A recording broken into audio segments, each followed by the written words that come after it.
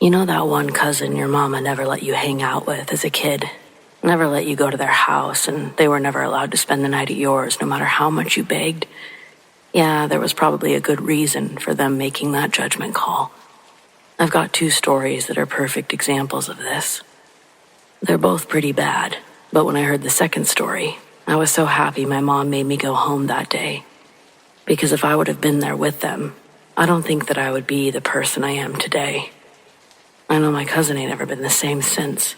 Her name is Serenity, but family calls her Ren because 4 syllables is way too many for a first name, and her mom should have known better, thought about that before naming her that. The first of many bad judgment calls as a parent for her. Ren was free to walk the streets since she was able to walk. This bitch was in diapers at the mini-mart buying chips with money she'd stolen out of her mom's purse. This first story, we were 7 or 8 at a family barbecue. We're at my uncle's house. He lives in the mountains, and on his property he has a big tire swing made from an old tractor tire. Me and a few of the other cousins were swinging on it, pretending we were the Power Rangers. It had been a carefree day before Ren showed up. When we saw her walking up the hill towards us, the smirk that she had on her face was sinister. It was her signature devilish look that we'd come to recognize when Ren would pull one over on somebody, successfully stolen something, or had a devious plan that she wanted us to take part in. Usually, it involved swindling or stealing. This time, it was all 3 things. Down the hill, our collective families had been partying since noon. All of the kids were going to be sleeping in sleeping bags in my uncle's living room that night. We'd planned on watching movies, trading Pokemon on our Game Boys, but that never happened. Plans changed for 4 out of the 5 cousins when Ren presented the keys to her mom's minivan. She tells everyone the new plan is to sneak out, go for a joyride when the parents pass out. I'm the only cousin with enough brain cells to know that this is a bad idea. I said no before she even had the keys out of her pocket, but my other cousins aren't as bright as me. They went along with Ren's plan that night. I stayed in my sleeping bag, and I heard them giggling and whispering as they snuck out. A few minutes later, the minivan is in motion, and within moments of the engine turning on, Ren manages to immediately send the van over a hill in reverse with all of them inside. It made 3 barrel rolls and broke one of our cousins' legs. It injured everyone. All of them were in tears, and the broken leg was the worst of it, though. It took forever for the ambulance to get to the property. The leg looked like, well, it looked pretty fucked up. I remember the shin was bent all crazy. That night solidified me as the family's favorite cousin and number 1 on all of the relatives' wills without a doubt. The second story had by far worse consequences. I'm pretty sure that we were 14. It was Ren's birthday, and I was not allowed to stay for the sleepover, so my mom had picked me up. At around midnight, our house phone rings, and I hear my mom pick it up from her bedroom. It's my auntie calling from the emergency room, saying that Ren is in a coma. I'd get the first-hand story of what happened 3 days later, when Ren woke up. The plan that night was for them to sneak out, take a bus to the east side of Cleveland, and go ghost hunting in one of the abandoned buildings that Ren had been obsessing over for months. She talked about it every chance she got, swearing she'd seen something move in the broken-out windows whenever she rode past. Her parents, for whatever reason, actually agreed to let her do it, as long as she wasn't alone. So it was Ren and 3 other girls, a VHS camcorder, and an old Ouija board that someone's older brother had stolen from a garage sale. I guess the place inside was worse than they expected. No signs and no indication of what it used to be, just a rotting husk of a building, all graffitied and broken glass. They didn't get more than a few minutes of footage before the camcorder battery died, which they thought was weird because it had been fully charged when they left. But Ren was determined. If she couldn't film anything, then she'd just have to get their proof another way. They found an office tucked away in one of the back halls. The desk was still there, warped and peeling, but sturdy enough to set a board down. And that's when things got strange. The planchette started moving almost immediately. At first they thought that it was just someone messing around, but then it picked up speed. A name spelled itself out. Dante. That's what they said, anyway. Ren was the one controlling the session, the only one who seemed excited when the board started answering random questions. The others got nervous fast. They kept hearing something in the building, a sound like metal dragging against concrete, slow and steady, but never stopping. But every time they shined the flashlight down the hall, there was nothing there. Then the board spelled out another message. Help me, here forever. That was enough for one of the girls. She let go and backed away. Eventually the others followed, but Ren stayed. They told me that she just sat there, staring at the board like she was waiting for it to say more. Then out of nowhere, she slumped forward. She didn't collapse, didn't seize up, just folded over the desk, her hands limp at her sides, like someone had flipped a switch and shut her off. At first they thought that she was playing around, but when she didn't respond, didn't even flinch when they shook her, they panicked. She was breathing, warm to the touch, but completely unresponsive. They had to run 3 blocks before they found a payphone to call for help. The paramedics couldn't explain it. She had no head trauma, no drugs or alcohol in her system, nothing that should have put her in a coma. She stayed like that, though, for 3 days. When she woke up, she said she didn't remember anything. Not the board, not the name it spelled out, not what happened before she passed out, but I don't think that's true. Because after she came home, she stopped talking about ghosts. She stopped sneaking out, stopped trying to convince everyone that she wasn't scared of anything. And sometimes, when she thought no one was looking, I'd catch her staring off into nothing, her eyes locked on a shadow that wasn't there. If I further pressed her about it, she would shake her head and tell me never mind or that it was nothing. But I could tell. She still heard or saw whatever it was, and whatever it was, it didn't appear to be done with her. Ren was sort of in this odd, catatonic state for years. She has since, I guess, moved on, but she really doesn't like talking about this. Almost tries to pretend it didn't happen. And if you ever bring up a Ouija board, well, she really gets upset. Definitely doesn't want to be in the presence of one. So yeah, something happened that night, and I'm just glad I wasn't there.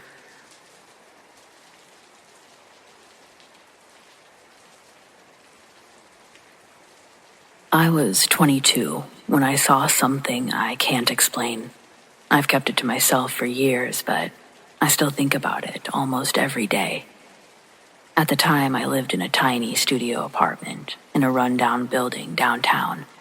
The place had paper-thin walls, flickering fluorescent lights in the hallways, and a weird draft that I could never quite pinpoint. It was late, past midnight, and I'd been up writing. I just started my first book and was making decent progress. But that night, the words weren't coming. I was tired, frustrated, and decided to take a break. I stepped outside into the narrow alleyway behind my building. It wasn't much of a view, just a brick wall and a few dumpsters, but it was quiet. I lit a cigarette and stared at the ground, trying to clear my mind. And that's when I heard something rustling in the shadows near the dumpsters. At first, I thought it was a raccoon or a stray cat. I leaned forward, squinting into the dark and muttering something like, "Hey, shoo." But whatever it was didn't run. Instead, the rustling stopped, and that's when I saw it. It was crouched low, its skin pale, almost translucent, like it hadn't seen sunlight in years. Its body was wiry and twisted, with limbs too long for its frame. I was blinking profusely, trying to figure out if I was really seeing this thing.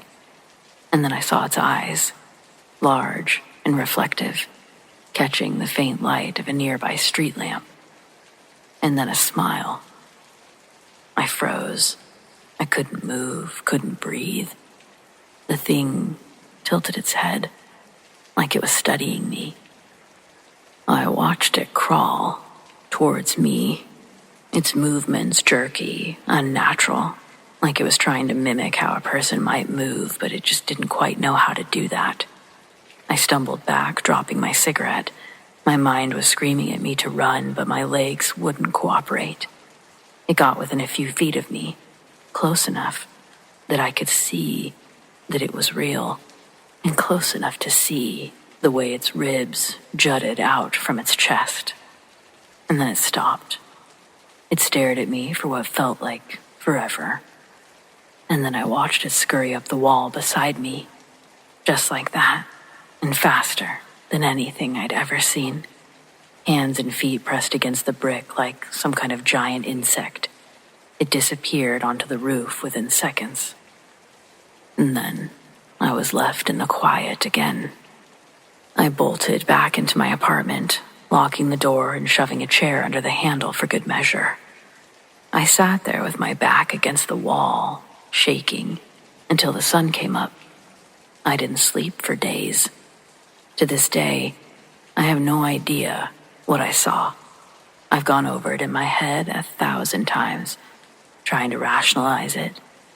A hallucination from too much caffeine, a dream I mistook for reality. But it felt real, the way it looked, the sounds it made, the way it moved, and I can't shake it. I moved out of that building a year later, but no amount of distance has ever made me feel fully safe from whatever it was.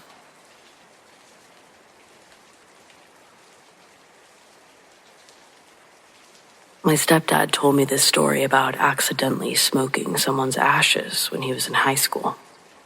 He told me for about a week he would have fucked up visions of an old man who'd stand at the end of his bed glaring down at him.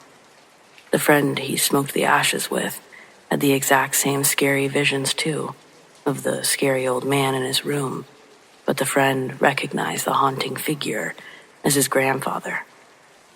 It was his remains that they had smoked, and it didn't seem like he appreciated it at all, because my dad and my dad's friend shared equally hellish weeks in their own way that they attributed to the haunting.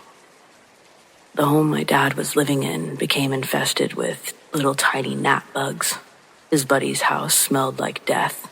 He couldn't leave the house without his clothes absolutely reeking of it. His gym clothes smelled better, so he'd change in the locker room right when he'd get to school.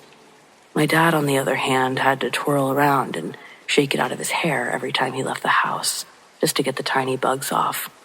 And even after all his efforts, they still managed to get into his car, and they'd fly around as he drove.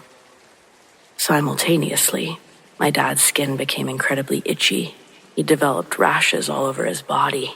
He didn't stop scratching them, and he still has scars from the damage that he inflicted on himself.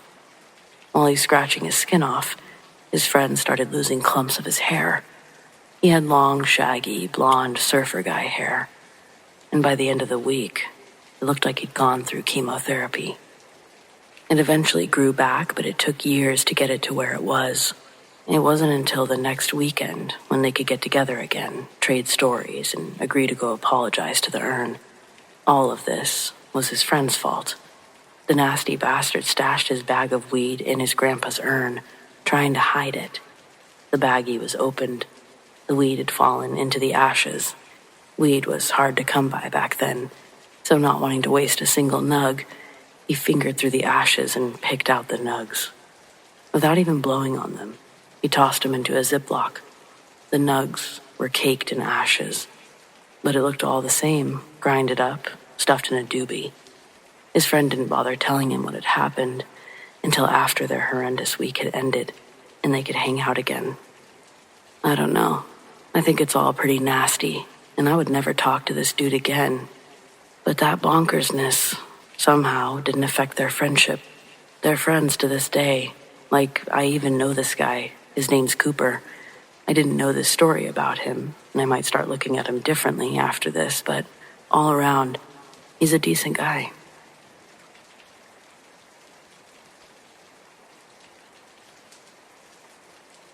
I want to preface this by saying that I know this story is going to upset people, but since it's my story, I think we can all agree that it upsets no one more than me.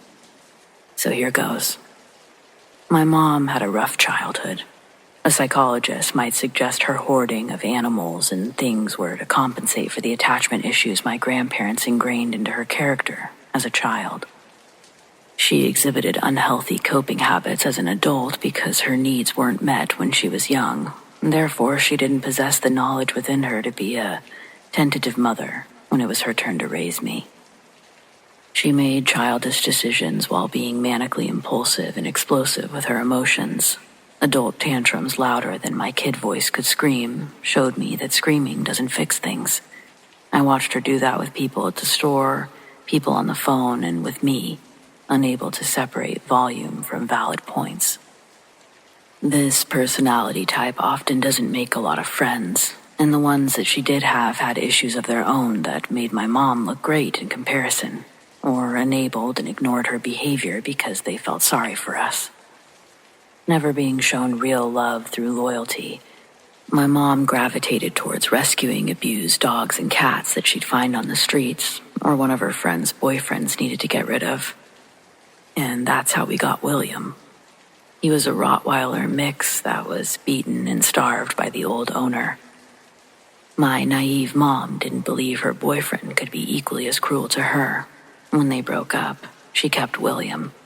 The guy actually just left William with us and never came back. I didn't like that dog. The hostile environment it was raised in made William naturally aggressive. We had a futon that he'd crawl under with my toys. The first time I'd gotten on my hands and knees to retrieve them, he waited under the futon while I got real low and stretched my arm in as far as I could. I had one of my toys in my hand when William attacked me. His teeth sunk into my forearm and almost broke it. His bites were so fast, it was a matter of seconds, but that was enough for William to get my arm real good. Enough that my mom reluctantly had to drive me to the hospital and get stitches. Before we got there, she told me to tell the doctors I was attacked by a neighborhood dog.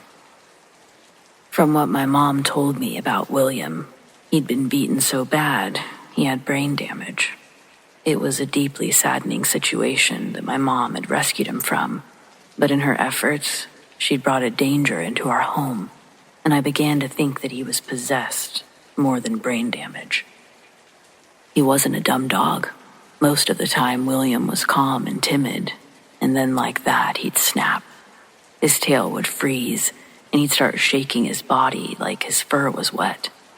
The shake would last close to 20 seconds, and then William would freeze, start rolling his head in slow, full circles. Most noticeably, the fur would stand different on his body. I only saw him do the shake thing once, but I knew to stay away from William when I saw all the hair look prickly and stuff. The change was subtle, but the things he did in this altered state felt more deliberate. In the morning before school one morning, I was getting ready to leave for the bus. My backpack was missing from where I'd put it. I start rushing around the house looking for my backpack. When I enter my bedroom, the lights are off. I trip over something large laying right inside the doorway of my room. I faceplant and feel my backpack under me. Then William gets a hold of my left leg, starts tugging my leg like a chew rope. The pain is sharp. The receptors in my brain are instantly alarming my body with jolts of pain as William takes bite after bite of my leg. I try pulling away. I even tried slapping his head, but he wouldn't let go. William didn't growl or bark. He didn't snarl. His attack was intentional. Like noise was for intimidation, and he knew I was way beyond afraid of him. My bedroom window faced the street opposite of my front door. I can hear the school bus going from left to right, getting ready to turn down the road in front of my house. William also hears the bus, his ears tilted back, and he drops my leg from his mouth, walks away like nothing happened. The bites weren't hospital level. My jeans were torn and I was bleeding, but only in spots and not profusely. My mom also wasn't home that morning. I knew my only chance to get an adult to look at my injuries would be to get to my bus stop. Grabbing my backpack with me as I got up, it hurt to put a lot of weight on that leg. Somehow, though, I managed to get myself all the way out the door, locking it behind me into my bus, just as it was about to close its doors. The bus driver looked at my pants and then looked at me. It wasn't his job, nor did he have the proper medical equipment available on the bus. We both knew this, and without a word to each other, I took my seat and the bus continued picking up the rest of the children. Once I got to school, I went straight into the nurse's office. This wasn't the first time I'd been attacked by this neighborhood dog. I knew they were getting suspicious of how repetitive these injuries were. They asked if I had a dog at home. I was only allowed to talk about the 3 small dogs we had. Those dogs my mom took everywhere with her. The bite marks on my leg were far too big for dogs those size to inflict. I was never allowed to speak of the dysfunctions inside my home, the physical altercations I'd witnessed between my mom and her boyfriends, her alcoholism. I was brainwashed into having a mindset that it was us against the world. She's all I got, and I was all she had. I had no power over the situation I was in, and I coped the best I could with what I thought was normal. My clothes were dirty, and classmates would bully me about the way I smelled. I couldn't smell myself, so I didn't know what to do. This sad memory I'm mentioning specifically because on the day I decided to teach myself how to use the washer and dryer, I knew from commercials that there were things that you had to put into the washer to make your stuff smell good. We didn't have any of those things in our house. A single box of some generic detergent laid sideways on the closed lid of the washer. It was empty. That empty box smelled how I wished my clothes did. I set the box on the ground and replaced it with a handful of dirty clothes that I'd collected. Stuffing as much as I could into the top loader, I forced the lid back down and pressed start on the washer. Our laundry room was a little room that enters from a door in the kitchen. It felt like the temperature dropped when I turned to leave the laundry room area, and when I did, William was sitting on the other side of the kitchen, blocking the only way out into the rest of the house. His teeth are showing, like he's snarling, but the kitchen's completely quiet. To my right, the kitchen sink turns on full blast. The noise and spray of the mist against my shoulder shocks me. I flinch for a second, and in that blink, William, sitting in the same position, same scary face, is now sitting a few feet closer in the kitchen, off the dining room carpet now, and fully onto the linoleum. An almost crippling wave of anxiety fills my chest. Then, the faucet handle started flipping up and down, turning the water back and forth from on to off, and then back on again. The droplets landing on me were gradually becoming hotter until it felt how bacon grease did when I'd cook it in the pan. Steam had also started to slowly fill the kitchen where we stood. Its diameter was probably 5 by 12. It was narrow. The floor plan only comfortably allowed one person in there to move freely. I had to divert my attention from William over to the faucet, and when I grabbed the metallic curved handle, it was hot. There was a force moving the faucet handle, though. I felt it move when my palm first grasped it, before pulling. It almost slipped up from my hands. It gave me the terror sensation like a nest of spiders had hatched in between my fingers. But instead, it was something that I couldn't see, pushing and pulling the handle around. When my hand grabbed it, the pressure lightened and increased like it had bumped something and tried again. Then it stopped and I pulled down. It had to be fractions of a second that this all happened. Grab handle, gross feeling. push handle off. I stepped back from the sink and quickly looked down again to see that William had moved a few tiles closer. I'd memorized exactly where he was, and it was only 2 tiles closer at most, but I didn't know how. I didn't know why he was doing this to me. I was cornered with no way out. The house phone, it was behind William, at the end of the kitchen counter. We both stood in the kitchen having a staring contest. As the steam dissipated, it rapidly cooled down again, and the mist that was once burning my skin had turned into an extra layer of cold for me to contend with. William opened his mouth like he was going to yawn, but he didn't close back down. He sat completely still, with his mouth wide open. Warm tears quickly added to the uncomfortable chill I was experiencing. William was easily my size or larger. He definitely outweighed me and outstrengthened me. The light switch to the kitchen is just outside the kitchen on the wall that is shared with the dining room. It makes a snap noise when you move the single panel switch. When the light starts flickering above, I can hear the snapping sound, just like the faucet. It starts turning on and off and on, and the next time that it turned off, the snapping sound stopped and the light stayed off. I don't think I've ever been so scared in my life. It was like I was watching what I was seeing from the backseat of a car.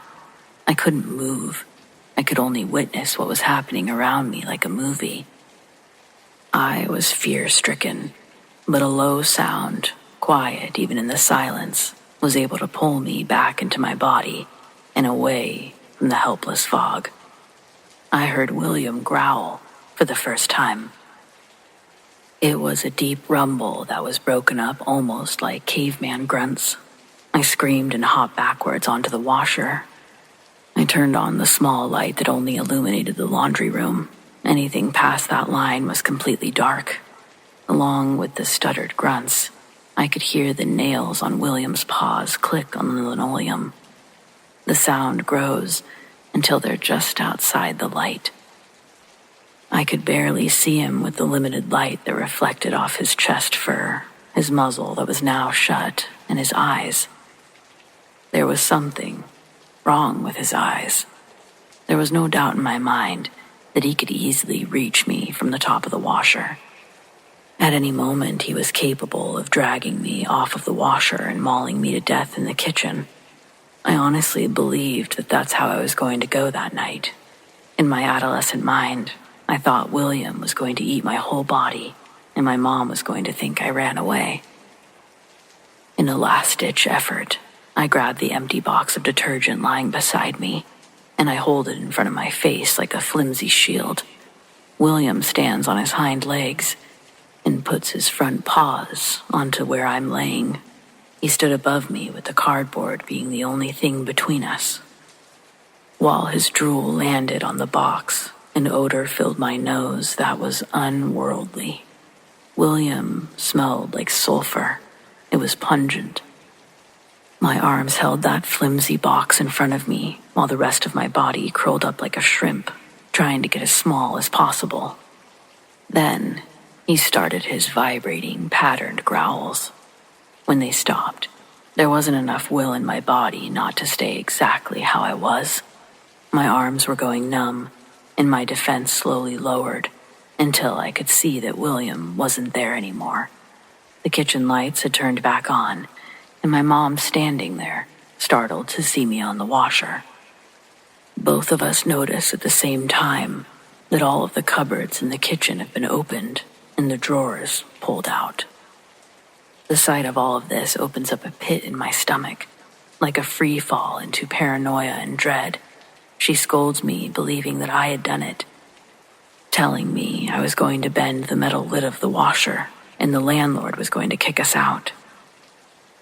Trying to tell her about William was only met with transferring the blame to me. I needed to stop messing with that dog. He was abused. I should take him for more walks after school. Now get off the fucking washer and close all this shit up. By then, my clothes were done. I threw them into the dryer afterwards with no idea what setting to turn the dial to. Any setting I would have chosen probably couldn't have dried my shirts and jeans with just one cycle. I found that out when I woke up in the morning. Not only did they not smell like the box I held in front of my face all night, they smelled mildewy. They were damp, and I was cold that day. The night's previous efforts were for nothing, less because my clothes were wet. I went to school that day filled with hate, and I took it out on the first bitch that asked for it. Standing in line waiting to enter my student number, I hear the group behind me snickering. I turn around. I found the girl laughing the loudest. I'd never been in a fight before that moment, but standing in the cafeteria that day, I consciously chose violence. It was clear the other girls hadn't been in a fight either. My punch wasn't lethal. It barely grazed her cheek, but it was enough to give her a little bruise. And I guess more importantly, instead of fighting me back, the girl's eyes just filled with tears.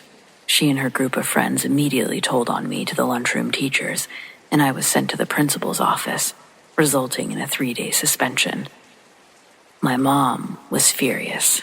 Her denial of the environment we lived in was fueled by projections of her qualities as a mom. When we got home, she told me that my new job at home will be to take William out for more walks. She only remembered her side of the conversation. I was forced to walk William. My mom was at home when I was at school, and she made sure that we got out of her hair while she got ready for work that afternoon. The house we lived in was part of an affordable housing program offered by a nonprofit. Our neighbors were degenerates and bums. The park down the street from my house would usually be a no-go by myself, as the South End was typically filled with a homeless community. If a bike went missing in our neighborhood, guarantee you would have found it at the park, next to someone's tent. But no one was ever brave enough to go get theirs back. It was rare that I took William for a walk, and though his incidents rarely happened outside, there were a few notable ones that are worth mentioning. The last one nearly took my life. My mom had unknowingly once grabbed William by his collar and yanked him outside really quick, saying that she thought he was going to throw up on the carpet. She must have seen him do the shaking out of our back window. His hair was straight as needles, and I watched William return to the back door. He had a squirrel, and he drowned it in his water bowl. His eyes pitch black. It was sadistic. He kept the squirrel gently but firmly compressed between his teeth until it was dead. Then he lifted its body out of the water and tossed it to the doormat. I was disgusted. Later, I got a shoebox and buried the squirrel in our flower bed. And then there's the last time that William would do something like this. I took him to the park under the secret hopes that one of those bums did approach me just to see if William would attack them. I thought, if one of these creeps does walk up to me, they deserve it because no adult should be approaching a child like that. None of them did, though. Everyone who saw us stayed away from William. We walked right through the south exit gates of the park without any interactions. On the other side of the park's gate, there is a 10-yard stretch consisting of a large grass patch and a sidewalk before reaching a busy highway. I tried to stay closest to the park's fence on the grassy area, planning to walk the border around towards home. Up to this point, the walk had been completely uneventful, and I'm almost able to enjoy an afternoon sun, one that I'd normally be stuck inside a classroom for. A sudden explosion of energy takes my feet off the ground, and the next thing I know, I'm being dragged towards the busy highway. The leash squeezes my ribs, making it hard to breathe. I'm being pulled so hard that the dirt gets in my mouth every time I try to open it to gasp for air. William is pulling the leash too tightly for me to unloop it. His paws dig into the ground as he uses all of his might to drag us closer to the speeding cars. 2 lanes heading east, 2 lanes heading west. The cars in the lane closest to us can see me being dragged in their direction, and they start honking, trying to switch lanes or pull over. Naturally, the lane closest to the sidewalk begins to slow down, just as William drags us from the grass to the sidewalk and onto the road. The cars in the next lane can't see us. As William clears the first lane of stopped cars, a woman driving a Ford Explorer is rushing to work. She's drinking a cup of hot coffee and glances down to find the cup holder inside her car. The light ahead is green, and there's no way that it was her fault. But in the time it takes for her to find the cup holder and set her coffee into it, William leaps into her lane, dragging me with him. Just as the car hurtles towards us, I feel a sharp tug at my waist. The leash snaps. My body flies sideways, slamming hard onto the sidewalk. I gasp as air fills my lungs for the first time in what feels like minutes. Through blurry eyes, I see William darting across the lanes of speeding traffic. Cars honk and swerve, but William avoids every near miss. He disappeared into the distance, running full tilt until he's out of sight. He never returned. I was laying there shaking, covered in dirt, too stunned to move. A driver who stopped to get out of his car rushes over to me. What happens next I can only remember in bits and pieces. I know the man lifts me by my underarms and carries me further down the sidewalk, setting me on a bus stop bench. An ambulance arrives, causing a traffic jam, and paramedics ask me questions, most of which I can't even answer. Someone retrieves the snapped leash still wrapped around my hips and carefully untangles it. When it catches on the ambulance door, they cut it off of me. I'm not physically injured, but I'm mentally shattered. I cried the entire ambulance ride to the hospital. Instead of going to the ER, they cleaned me up and take me to another part of the building, where I sit in an office filled with a few children's toys. A woman sits across from me, asks me questions. Her voice is soft and kind. I answer honestly, and for the first time, an adult shows interest in what's happening at my house. I feel a guilty weight lift as I realize I can finally tell someone about William and my home life. I wait in the woman's office for what feels like hours. Then I'm surprised when I see my uncle pick me up. When I climb into his truck, my backpack is sitting on the seat, along with a gym bag filled with my clothes. My uncle tells me that I'll be living with him and my aunt for a while, until Mom can get the house cleaned up a bit. He explains it kindly to a child. At their house, they wash my clothes. I sleep on a big couch in the living room. When it becomes clear that my stay is more permanent, my uncle moves his office to the garage and gives me that room as my new bedroom. I've had years of counseling to close the chapters of my childhood, and I'm grateful for the strength and character it's instilled in me. My mom, however, was never able to get a handle on her hoarding or her drinking, and when I was 19, my uncle received a call that authorities had found her deceased in her home after neighbors complained about a smell.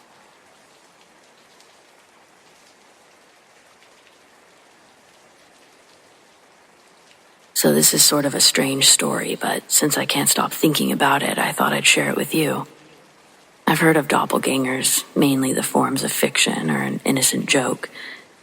Though in my 43 years on this earth, I've never had someone tell me that I so much as look like someone or resemble someone.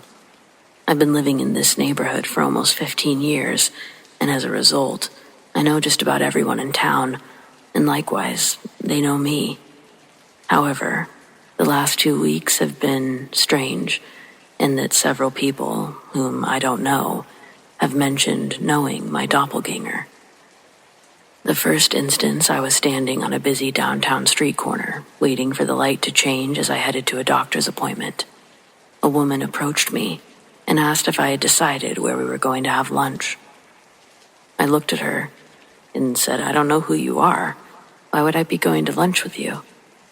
She told me to stop joking around, that we would have to find somewhere to have lunch quickly, as she had to get back to work.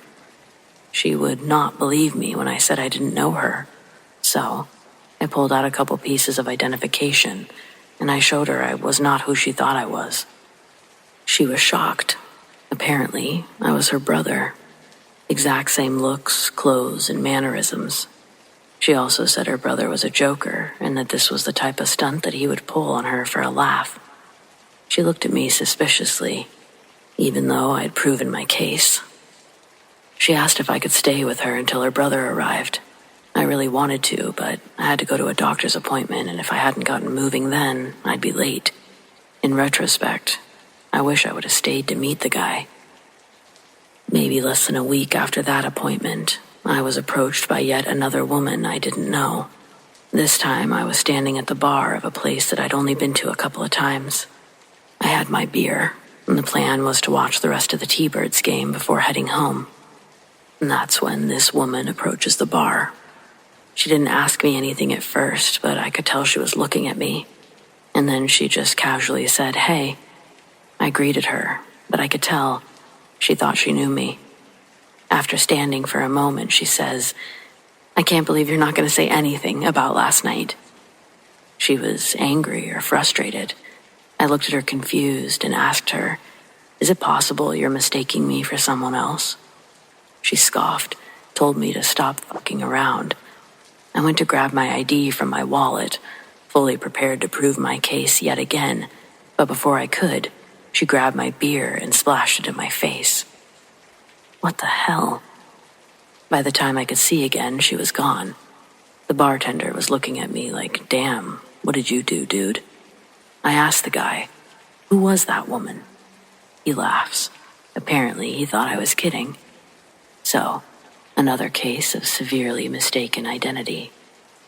Leaving the bar that night, I was honestly a little on edge. It was fine when I was innocently mistaken as someone's brother, but now this doppelganger is really pissing people off, and I'm somehow getting the brunt of it all. That was the last experience I had that jolted me, but evidently, this man, my look-alike, lives in the town I work in. I noticed as many people have started to greet me as him, so I know that his name is Dean. "Hey, Dean." What the hell does one say to that? I've gotten to the point where I just ignore them, which maybe that's not a good look for Dean, but as far as I'm concerned, this was my face first, my town. Like, where did this guy come from? Why do I feel like somehow I'm being erased? To this day, I've never met him, and honestly, I don't really know if I want to.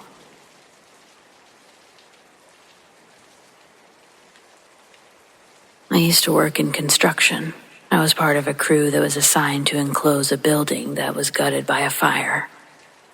The building was an old train depot that housed offices and a microbrewery and several restaurants. Our job was to shore up the walls, install the second floor, relocate the elevator, beef up the foundation, and build a roof system. One day, my fellow worker named Dan and I were assigned to relocate the elevator to the center of the building, and also cut out the flooring and floor joist and frame up the opening. After successfully completing that task, we were cleaning up around the area, and I dropped my tape measurer into that hole in the floor. I would have to go down into the basement to retrieve it. There were 2 ways I could go. I decided to go down the closest way and proceeded to that staircase. It was the back one, a narrow, dark staircase that ended up in a small room without a light. That room opened into a larger room with one light bulb that wasn't bright enough to light up the entire room. As I entered the room, I could see my tape measure lying on the floor. I proceeded to walk over and grab it. And that's when I saw what I thought was Dan, standing just out of the light. I couldn't see his face, just the clothes and feet. It dawned on me that the clothes were different and that he got down there really fast. I asked him how he got down there so quick as I passed him. When he didn't respond back, I turned to look at him, and he disappeared. I grabbed my tape and ran up and out of that space as quickly as I could. I knew at that point that I had just seen a ghost. I told the crew about it and they laughed at me, started calling me the Ghostbuster, or Buster for short. That story made it to a TV station that was 100 miles away, and they interviewed me. I was also interviewed by a documentary movie director, someone that wanted to put my story into a project he was working on. Come to find out, the original owner back in the 1800s had a daughter that fell in love with a local man, one that was not of her standing. The father, not wanting his daughter to marry outside of their class, had shot the man and killed him after an argument.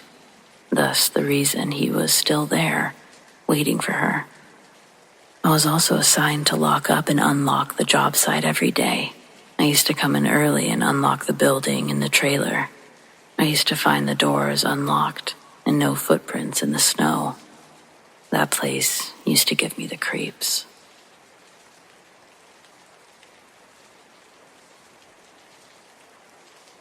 Can objects be haunted? Yeah, I think so. For me, it was a small table I bought at a thrift store. I didn't really need it, but I'd never seen anything that looked like it before. I decided to continue shopping, and if I came back and it was still there, then I figured it was a sign for me to buy it. It was still there. I took it home, happily set it on the floor, and all was well, for a while.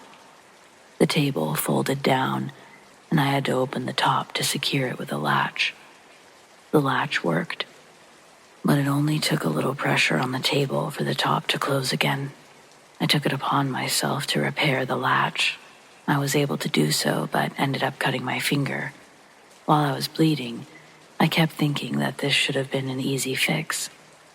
And then I shrugged it off and started putting things on the table. I had placed the table so that when I came downstairs, it was one of the first things that I'd see. I noticed that each time I looked at it, I began feeling uneasy. Something was not right.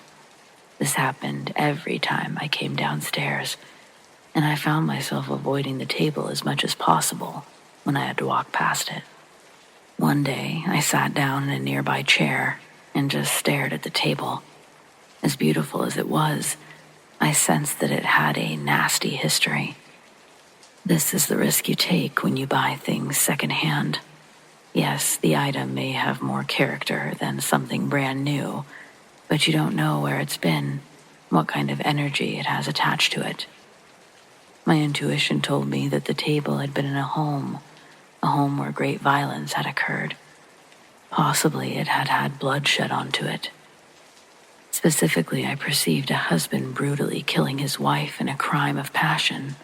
The table itself, of course, was an innocent piece of wood, but it had endured horrific pain and rage from its former owners. I wondered what amount of white sage or Palo Santo it was going to take to purify this table or satisfy its lust for blood, as it had already drawn some of mine. It wasn't worth it, I decided, and I ended up getting rid of it. And what do you know? All was right again.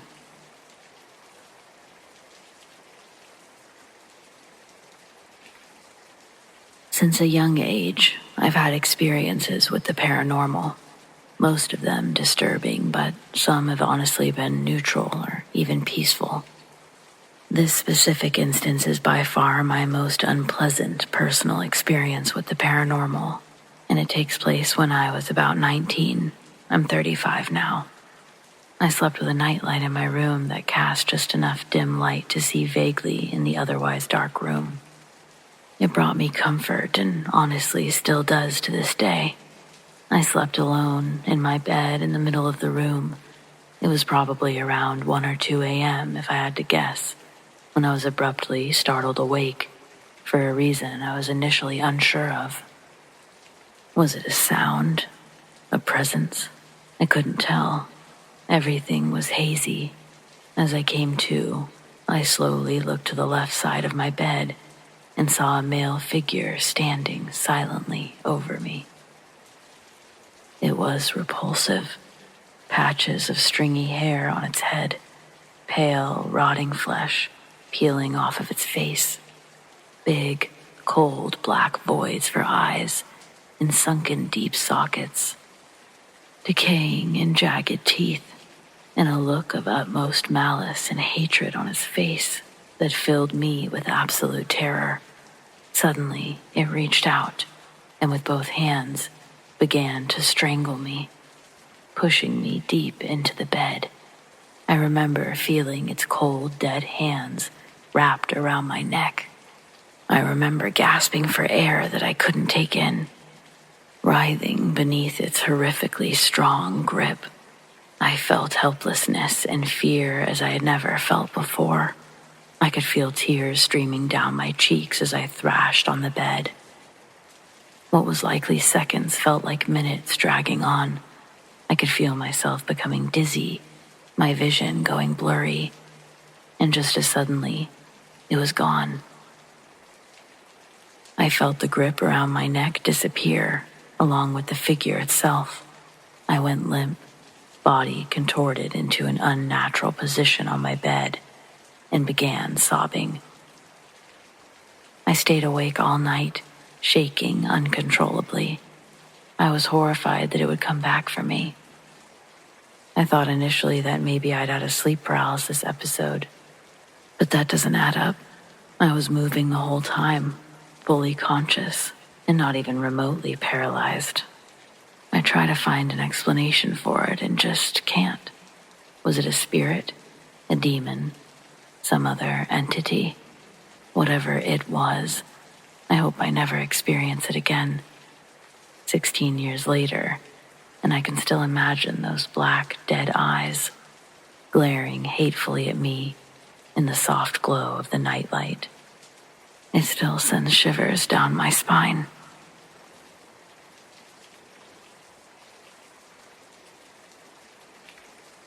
I went to high school in northern Kentucky for a couple of years. Me being bored with little friends, didn't really know what else to do other than take my bike out and go explore the mountainous roads near home.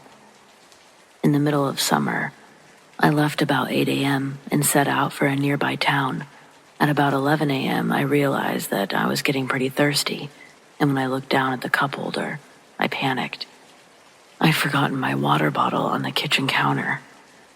These are the foothills of the Appalachians. There's gotta be a stream somewhere, right? I dropped the bike near the side of the road and covered it with leaves, started walking towards what I hoped was a stream at the bottom of the hill. There were streams everywhere, so I hoped there would be some water. When I got to the bottom, sure enough, there was a stream. Or at least there was when it rained, because it was all dried up. I had a splitting headache. I could hardly think clearly. I didn't know what to do, so I prayed. To this day, I've only prayed for 4 things in my entire life, and this was the first one. I just prayed for water, or guidance to a house, or a store, or someone to possibly drive by, something to drink. Halfway back up the hill, a man in a suit walked out from a tree, like, no shit, right there in front of me, and said, "You look thirsty. Would you like some water?" And he held out a bottled water. I didn't notice that he was wearing a suit at the time. I didn't care that it was so random. I just took it and drank it. He gave me directions to a house about 10 minutes away, told me that they'd give me a lift home. I thanked him I don't know how many times and started walking up the hill, thinking that he was right behind me. Only he wasn't, and I didn't notice until I got to the top and sat down in the shade, cooling off. I sat there thinking for a few minutes about how random that was. And wait, was that guy wearing a suit? Yes, he was. What the fuck? After 10 minutes of me trying to figure it out rationally, I just gave up and continued on to the house that he'd given me directions to. Maybe they knew him. I found the house, and they gave me some Gatorade and a lift home with my bike in the back of their truck. Along the way, we made some small talk. I told them about the man in the suit. They looked at each other, and it got awkward. Well, they can think I'm crazy or not. I don't care as long as I can get home. The air conditioning felt great, and I just looked out the window the last bit before I got to my parents' house. The wife spoke up and asked me, what did the man look like? I told her what I'd noticed, his hair, the tattoo on his hand. She started to break down crying, told me to shut up, not in a mean way, just impassionately to shut up.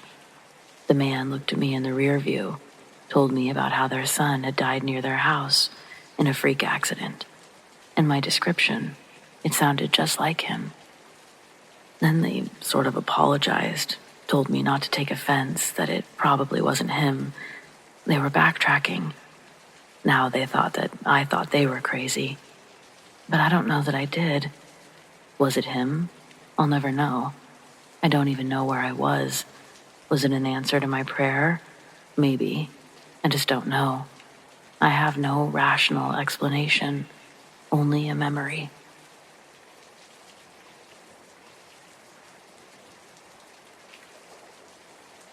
In April of 2014, I purchased my first home and did what new home buyers tend to do.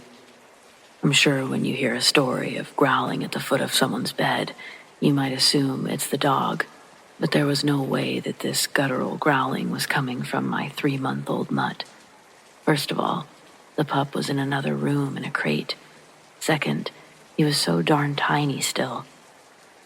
And there's just no doubt that this growling was mere feet away from me where I lay awake, and it wasn't small. Of course, I could have just awoken from a dream and had not yet recognized that I was sleeping.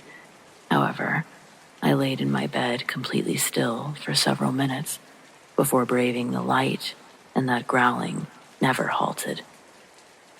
When the lights went on, the growling immediately stopped. Spooked, I decided tonight was a good night as any to reconsider my policy of where the puppy sleeps at night. After I moved my pup to his new sleeping spot and comforted myself, the lights went back off. A few minutes later, I heard dog sounds coming from the foot of the bed, but not so much growling, more like a grunt of appeasement. I didn't hear that particular growling from a few nights ago, so the new rule in this house was dog sleeps in the bed. My house had had 2 previous owners, and I know that at least the most recent of them had large dogs. The house was in foreclosure, so I don't have a lot of details about the owners beyond what the neighbors have mentioned in casual conversation. That house continued to be a bit odd. The growling, sure, it stopped, but things ending up in different places. The sound of doors shutting, but nothing was actually closed. Just odd. While I've had many experiences in my life, the home I live in now, it hasn't seen so much activity. At the town, Ogden, it's well known for paranormal activity. A final thought. That puppy had always refused to go into the basement of that house. He insisted at always being by my side, but would never journey to the basement with me. I've never heard that sound again or felt that negative, impeding feeling from a spirit. I like to think it's probably because I always have my dogs with me. In a weird way, I think that they really are protectors, even from the things we can't see.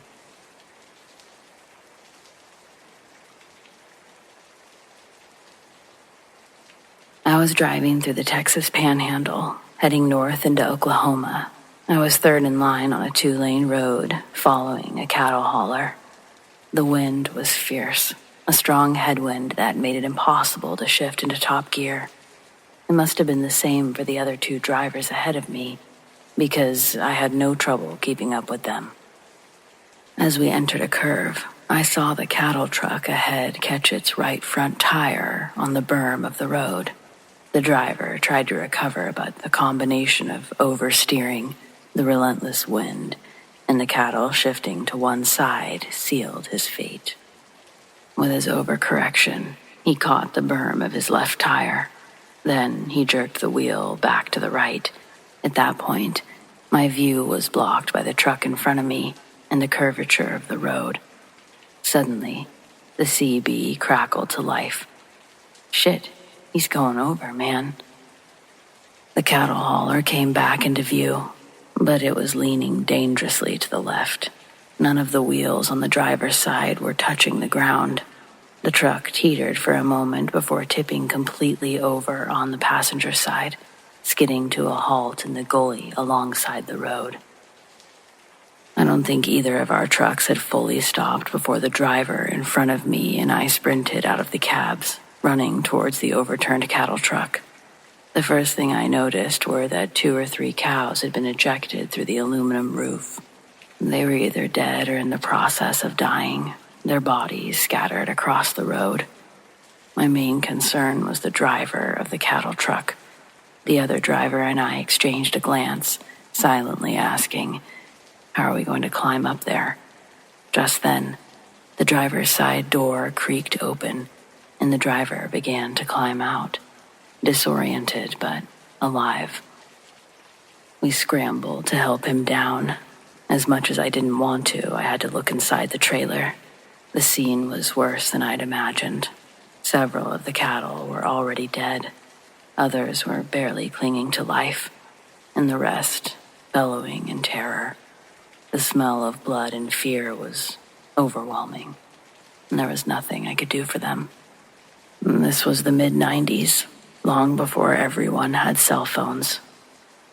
The driver of the second truck offered to run for help while I stayed behind with the cattle truck driver, who was on the verge of shock. I helped him to my truck, where we waited for what felt like an eternity, though in reality, help arrived in record time. A deputy soon showed up and took my statement. He was polite but firm when he asked me to leave. Before I left, I asked him what would happen to the surviving cattle. He patted his gun, and the realization hit me hard. I wish I hadn't asked. As I climbed back into my truck, I couldn't shake the feeling that I had just witnessed something that I'd carry with me for a long time.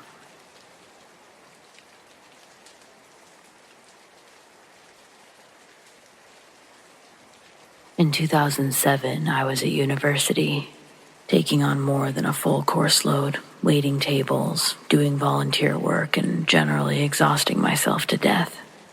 It was a Friday in March. I'd pulled an all-nighter the night before, and after finishing my afternoon classes, I decided to lie down for a quick rest before my shift at work. As I was lying there with my eyes closed, this vision flashed up behind my eyelids of a person hanging, and then someone lifting them up. It startled me to the point that I sat up out of bed, giving up on the idea of sleeping and deciding to get ready for work. A couple of hours later, I was waiting tables when a man came into the restaurant to see me. I'd never seen this man before, and when he walked into the front door of the restaurant, there was no indication that he was there for me, yet somehow, instinctively, this uncomfortable feeling started twisting around in my gut. As he spoke to my manager, a feeling of dread passed over me. How did I know they were talking about me? I couldn't hear them. They weren't looking at me.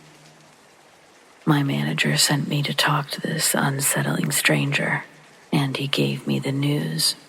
My younger brother was dead. Before the man even explained how he died, I knew he had hanged himself. It had happened at the approximate time that I had that vision. I've never been able to fully make sense of it, but along with the other experiences in my life, I think it lends itself to the suggestion that we, as humans, as living beings, as part of the universe, are far more deeply connected than we observe in normal circumstances.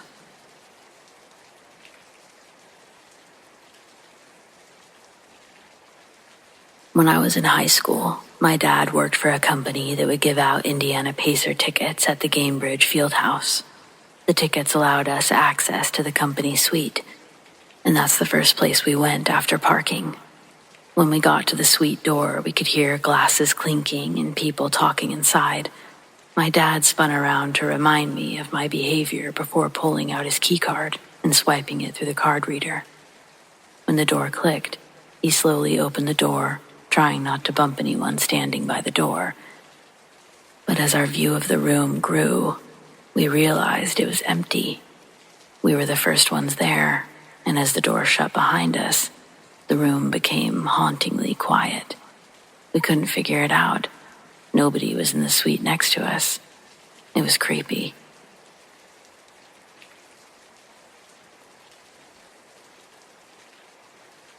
Have I ever gone missing with lost time? I have.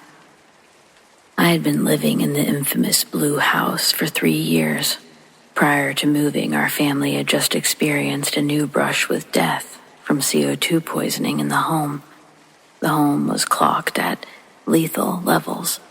The fire investigator never could find the cause, meaning there was no official leak. To this day, it's still listed as a paranormal event with the city police and fire department. So we decided it was time to move out after that event. We'd moved everything over to a new home, and I was at the Blue House cleaning it for the new owner. There was a knock at the door. I went to look, but no one was there. As I was walking away from the door, I suddenly felt like the wind was knocked out of me. I rushed towards my bedroom where my purse was to get my rescue inhaler, but I never made it. That's the last thing I remember. When I woke up, I was falling from a standing position, slamming into the wall of the living room at the Blue House. I was colder than I'd ever been in my entire life. I was very disoriented with the furnishings all gone. I didn't know where I was. I went into the bathroom and looked into the mirror. I was so cold my teeth were chattering and my lips were blue. I ran a hot bath, climbed in as quickly as I could. My cell phone had been in my bra and had fallen to the ground when I'd gotten undressed. I retrieved it, called my boyfriend while still in the tub. He answered, and I started crying. "I'm confused. I just woke up and I'm so cold." He said, "Where the hell have you been? You've been missing for over 5 hours. Everyone's so worried." While I was missing for those 5 hours, my boyfriend had checked the Blue House several times, and I was not there. It's unknown to this day where I went or what I did in those 5 hours. I'm unsure if I ever really want to know.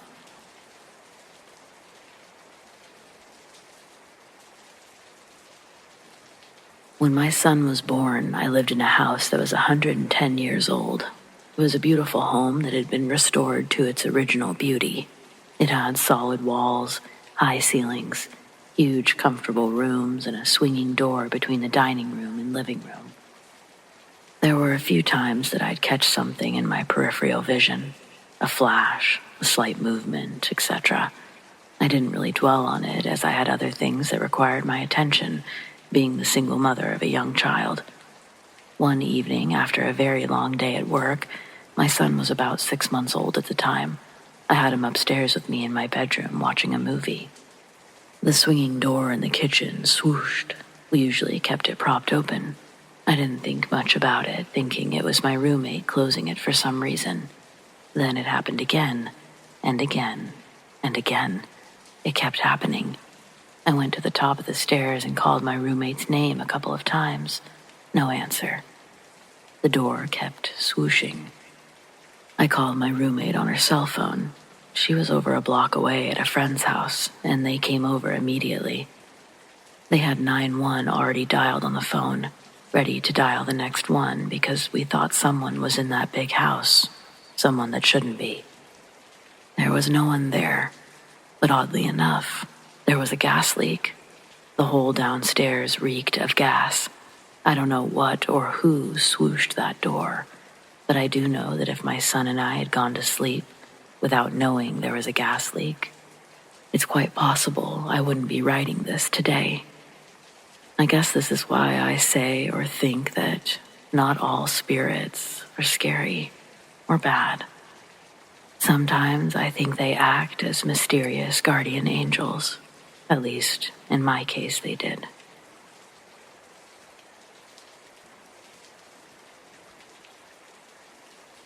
I'm sure plenty of people go their whole lives without having a gun pointed at them.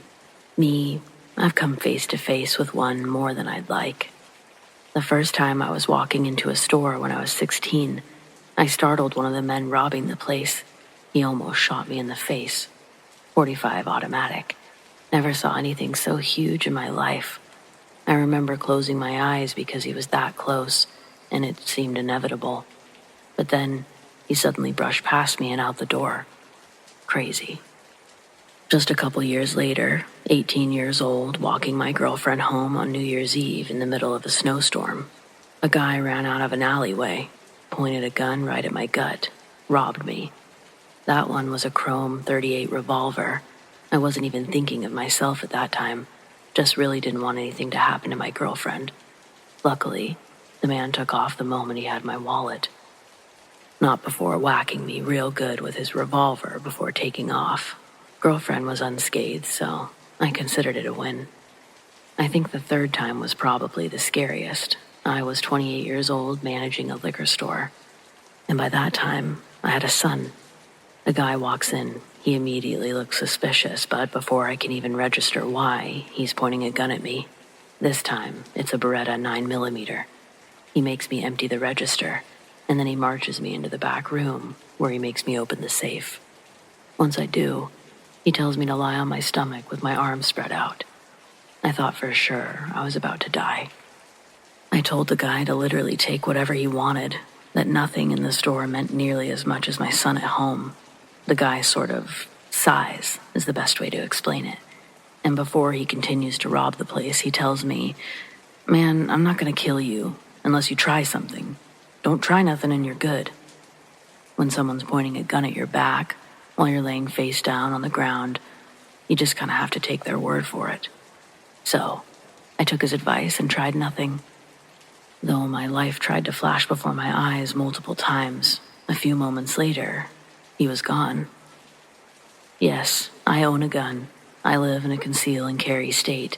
However, in this situation, it wouldn't have done me any good. The man got a jump on me, and I had to be smart about my next move. I've learned that people carry and use guns for a couple of reasons: to be intimidating to others and to protect themselves. This guy wasn't in a position to need to protect himself. He wanted to intimidate me. Had I found a way to get my gun, I think things would have honestly ended differently.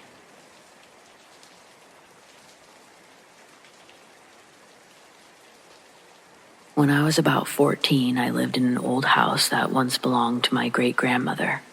Right next door was an even older house that was once home to my great-grandmother's mother, Mama Roberts. Mama Roberts was dead, and I always suspected that she may have died in the house, because there was a creepy feel whenever you were in that house. We mostly used the house for storage, but there was also a ping pong table, and my friends would come over and we'd play ping pong in the house. One day, my friends and I were playing ping pong and it started to get late. So we turned off the lights in the house, my friends went home, and I went back to my house. After an hour or so, my parents called me and told me that the light was on in the house, right where we were playing ping pong. I was sure that I'd turned off the light, but I stepped outside. I saw that dark, scary house with the light on in the room where we had been. The thought of going into that house in the dark gave me goosebumps all over. I was very scared, but almost for no reason.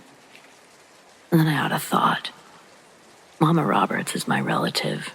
She wouldn't hurt me. Her spirit may even be able to help me if she had the chance. So I shouted out to the house and said, "Mama Roberts, I left the light on. Can you turn the light off?" That instant, the light went off. It still creeps me out, and that was 22 years ago.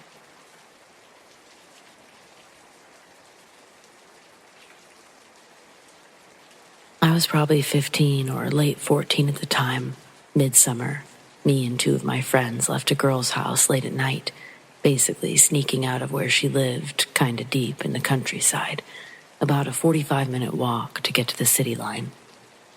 We left about 2 in the morning. Me and my two friends, we stepped out of her country subdivision road onto the main paved road. We took a left onto the main road. We took a right, You could basically see just roads and woods each direction, with some mailboxes. But on the right side, opposite our direction, at the top or end of our view of the road, we could see just a white light or reflector image. Our mind was on not being caught by the cops or anything past curfew. We walked left, the opposite direction. While walking, cars occasionally drove by, so to be safe, we would hide in the woods or the tree line every time a car would pass, just in case it was a cop. Every time we would watch a car go by our opposite traveling direction, basically we would look back and the white object was getting closer, quite fast. You could only see it in headlights. Once the headlights were gone, it was basically gone too. We continued walking, all seeing it, just confused, but didn't care to wait. We got to about the town line, and this thing was probably only 200 to 500 feet behind us. Again, we could only see it in passing headlights. None of the cars seemed to notice. When the creature was close enough, it was translucent, white skin with big black holes for eyes, limbs long and limp, looking pretty skinny. Skinny, but still could have been anywhere between 6 to 8 feet tall. We get into the start of town with house subdivision streets, basically townhomes.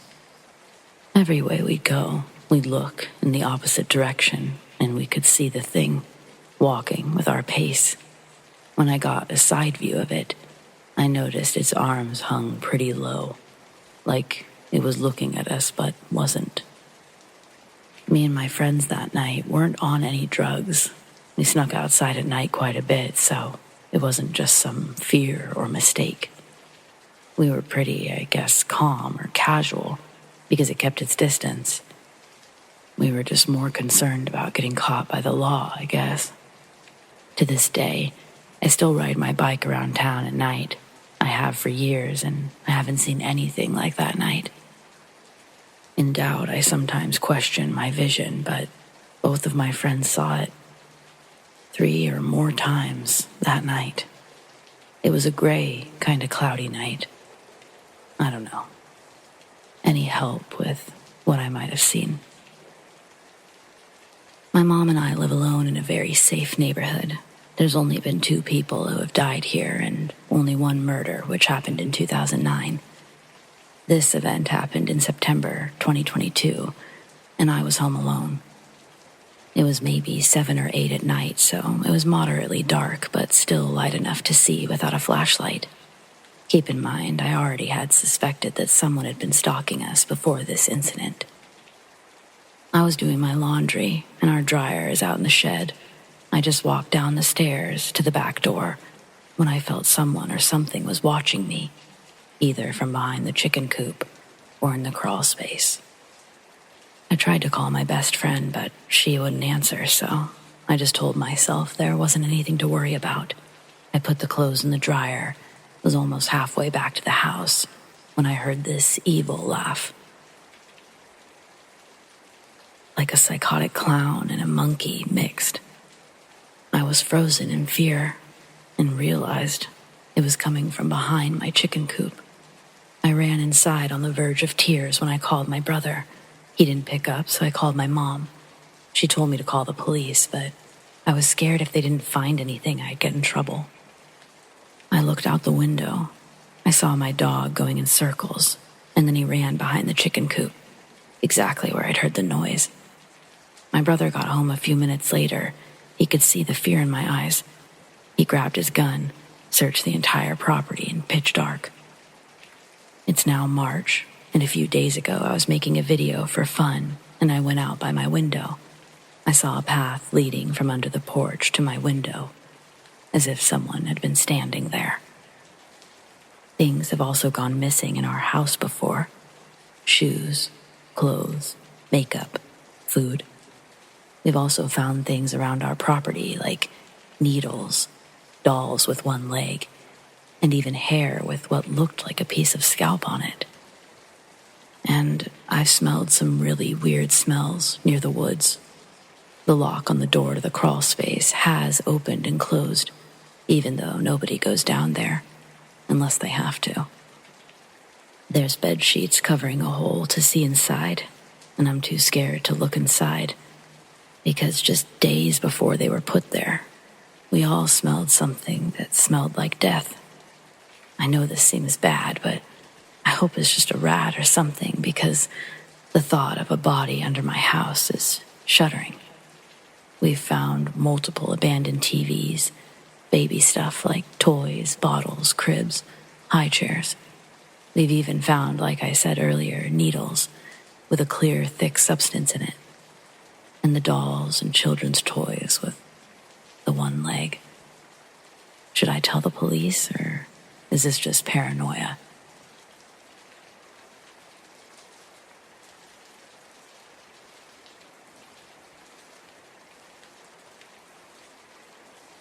I live with my grandma. My bedroom is in the basement. She can't walk up and down the stairs anymore, so she never comes down there. Last night, I had the most vivid dream I've had in my life. Everything in my dream was exactly the same as it was in real life at the time.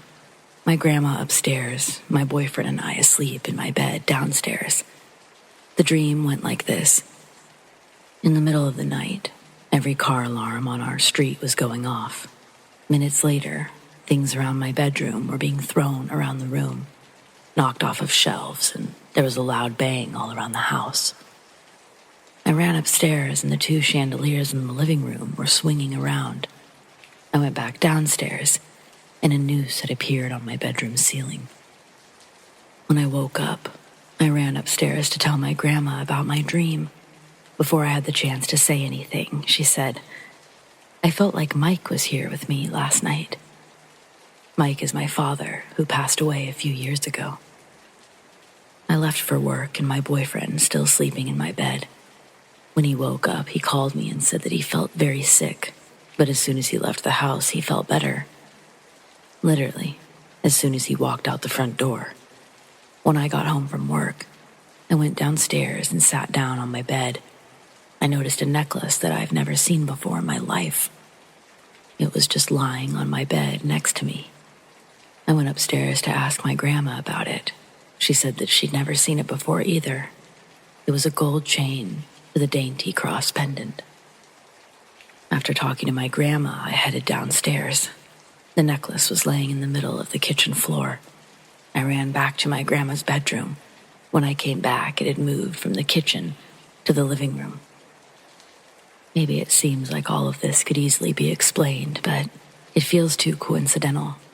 And I don't understand where this necklace came from, or how it's moving around with neither of us touching it.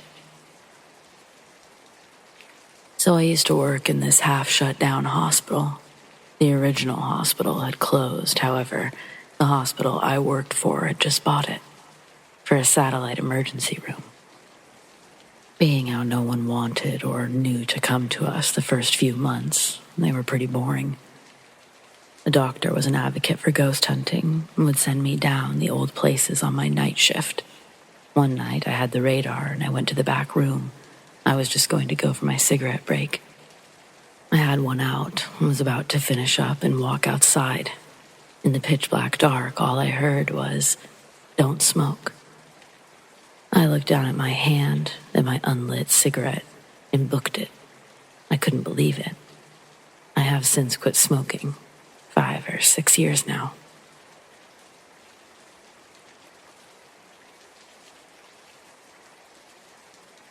I had an unexplainable experience occur about 5 years ago. I was a junior in high school. After the school day was over, my best bud at the time and I went over to his dad's house.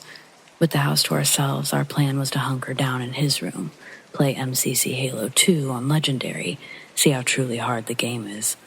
It's hard.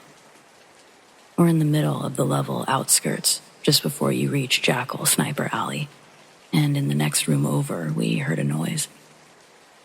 The adjacent room was the parallel laundry room, which had a closed door to the garage. The garage door's handle squeaks. Our ears catch the noise. We pause the game just as the door creaks all the way open. We're staring out the bedroom door into the hallway. We can see the doorway of the laundry room, but not into the room itself. We were expecting to see who was coming in from the garage, assuming it was his dad. Instead, the garage door slams shut, so hard we could feel it connect with the wall. We are stunned. We started freaking out because no one else should be home right now, so I immediately assumed there's an intruder. We gather some random items to use as weapons and literally breach the garage like friggin' Rainbow Six Siege. We stacked up and opened the door as I yelled, "Whoever the fuck is in here better come out right fucking now." Silence. Stale silence and utter darkness. We flip the lights on and begin a search of the garage. I tell my buddy to check if the side door to the backyard is locked. It is. While he looks around outside, I make note that there's no windows in this garage. No feasible escape that wouldn't leave a trace for us to find. All there was my bud's dad's old rusty truck and a bunch of empty cabinets. Yes, I searched the cabinets. No one was in the garage except us. I've told multiple people this story, and over the years, not a single explanation I haven't already accounted for and disproved. The obvious question is wind? No. I've had wind open and close doors before, and you know when it's the wind. Besides, we would have heard the garage rattling if the wind was hard enough to open and slam the door. I would like to note that there is a possibility that someone actually did break in and manually open the garage door to slide out under it, but that's also unlikely. Not only would we have heard it move, but it would have made much more sense to just hit the garage hanger button. There's also the possibility that in the midst of panic, my bud mistook the side door for being locked when it actually wasn't. No matter which way you cut it, I have a freaky ghost home intruder story.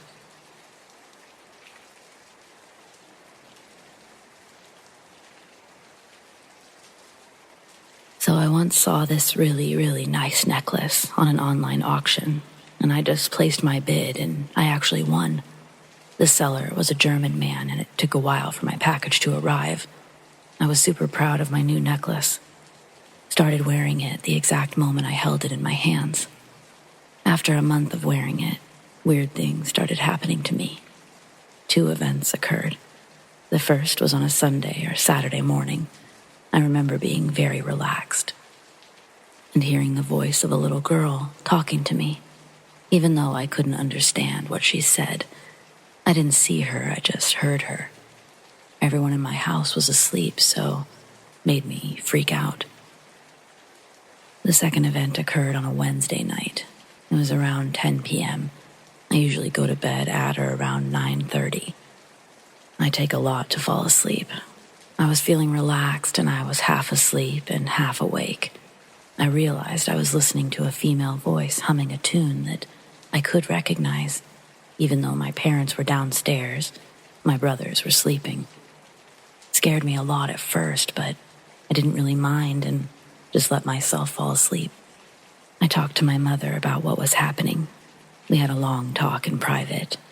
I often see weird things, and weird things often happen to me, but this time I told someone about it. My mom was trying to understand for what reason this would happen to me. She thought it was maybe something in my room. And in the exact moment when she said that, I thought about my necklace. It was a necklace from the years 1920 and 1930. So yeah, I just poured some holy water on it. Just had a few events after that. But they were probably more my imagination running wild. I still have the necklace now, and I wear it every day. I feel like the memories of the girl who had this necklace before me are still inside the necklace. And I don't really mind. Actually, I'm happy that a part of her is still in there. I just really can't explain why. So, yep, one of the creepiest experiences of mine.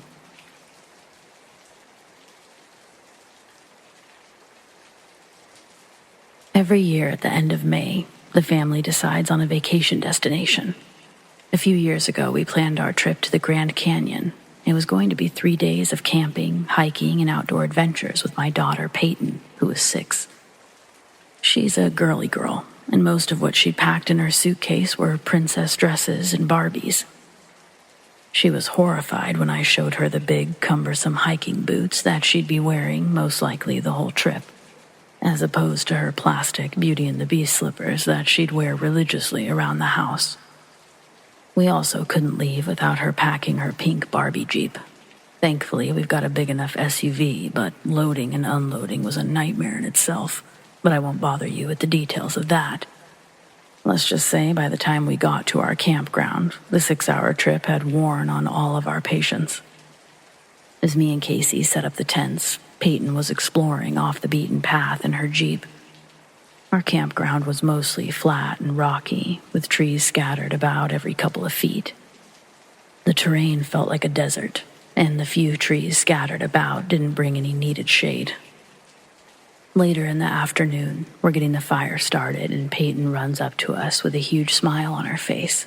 In a burst of giddy excitement, she tells us that she's seen a beautiful blue fairy dancing by the trees. Her nose scrunches up, and she says she's going to try to catch it. Casey and I share a laugh at our dusty princess and her fun imagination. Peyton's grown up in the city. Our confined location means that we have to get creative with our resources to have a good time. Out camping, she was free to run wild. I got out her butterfly net from our gear bag, and I told her not to go too far. With determination in her heart, she grabs the net, hops back into her Jeep, and speeds off, kicking up rocks and dirt with her plastic tires. Honestly, it was a real cinematic moment. With the terrain being so level, she could get a couple 100 yards away with her still being within eyesight. Around that range, she stops her Jeep and begins searching for the elusive fairy she'd just seen. Net in hand, we watch her begin to stalk around the trees. We think she's going to be occupied with that hunt for a while. So Casey and I throw a few more logs on the fire and prepare some dinner. We bought a little grated cooking top that we could put directly over the fire and started cooking up some burger patties. We're sitting in our lawn chairs. I'm having a beer and the food is about to be done on the fire. And Casey's keeping us cool by spritzing the air with an iced water spray bottle. In the distance, she sees the Barbie Jeep making its way towards us. She tells me Peyton's coming back. Then Casey says, it looks like she caught something too. I look and I see Peyton. She has the pedal to the metal, with the butterfly net held above her head in a victorious pose. I'm running the grill, so Casey's the one who meets Peyton first when she arrives. I listen in on her story. She says, I saved the fairy from a giant spider. The fairy was flying away from me and tried hiding in a hole, but the big spider was in there. They both popped out of the hole. It looked like the spider was winning, so I kicked it to save the fairy. Then I got her with the net. Oh, my fearless little girl. The story is enough to make me leave the burgers and walk over to her and Casey and see the fairy that she saved. Even before digging into the net, I could see something hopping around. The sound of its fluttering wings reminded me of a moth, but louder. Peyton says, Look, Daddy, and opens the white mesh netting. It was unwise of me to then enthusiastically lean my head over the open net, because in retrospect, I knew a fairy wasn't going to be in that net. I don't know why I did it. As my grinning face eclipsed the hole of the butterfly net, it blocked the escape of the flying creature. Like seeing a rock hit your windshield, it moved too fast for my eyes to process, and it hit me in the face before I could move out of its way. When I throw my head back, my hands instinctively swipe at what's on my face, but before I can make contact with it, Peyton's fairy stings me on the left side of the cheek with a stinger large enough for me to feel its penetration.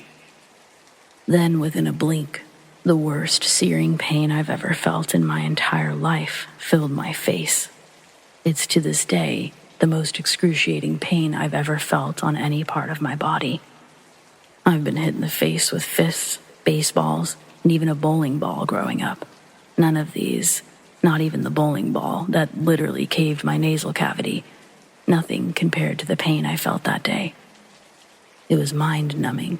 All I could do was fall backwards and scream. It felt like someone heated a railroad spike until it was red hot, then started hammering it into my cheek. I can feel the venom working its way through my bloodstream. It radiates down my spine, and I can feel each of my muscles begin to constrict. My ears were ringing. I'd screamed the air out of my lungs, and in between me taking another breath, I could hear Peyton and Casey also screaming their lungs out and running around me. I can't move my neck. It's as if I'm paralyzed down to my shoulders. All I can do is kick my legs. It swells the whole left side of my face, and the stabbing pain continues to hit me full force. Minutes feel like hours, but as the torment slowly begins to recede, the ringing in my ears subsides, and I can hear Casey on the phone with emergency services. They're getting ready to send a helicopter out to airlift me to the hospital. But I waved at her not to do that. My left eye was swollen shut, and the pain was still throbbing, but I knew I wasn't dying. Casey would have to drive us all the way out of the canyon, but we didn't need an airlift. For a moment, though, I sure thought that I was dying.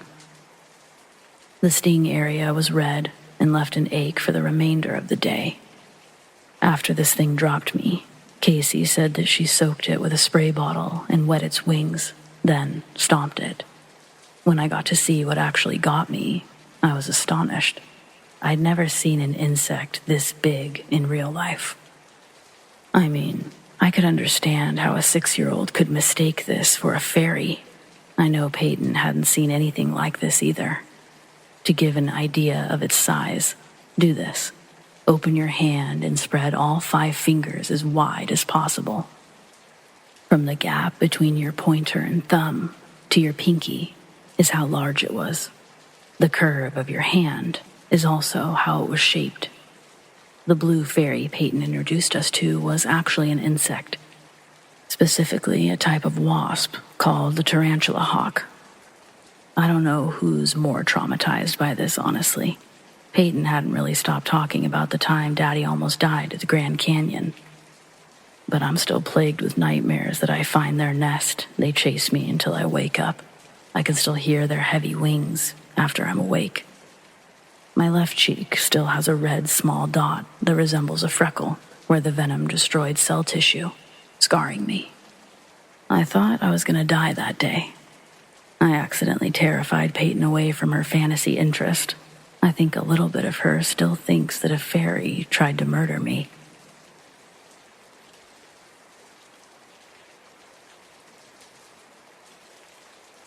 I work at a country gas station on a busy highway. Our customers are the people who commute to and from the city for work. Every morning they come in wanting their coffee and biscuits before filling their tanks, and most of them stop for a snack and energy drink in the evening. We get truckers and the random passerbys throughout the day, but those morning and evening rushes are what keep the lights on. Most of the time, it's about the most routine, boring job you can have, unless there's a tornado. I'm in Louisiana. It rains a lot here, and we're known to throw epic hurricane parties. But tornadoes are a pretty rare occurrence for us.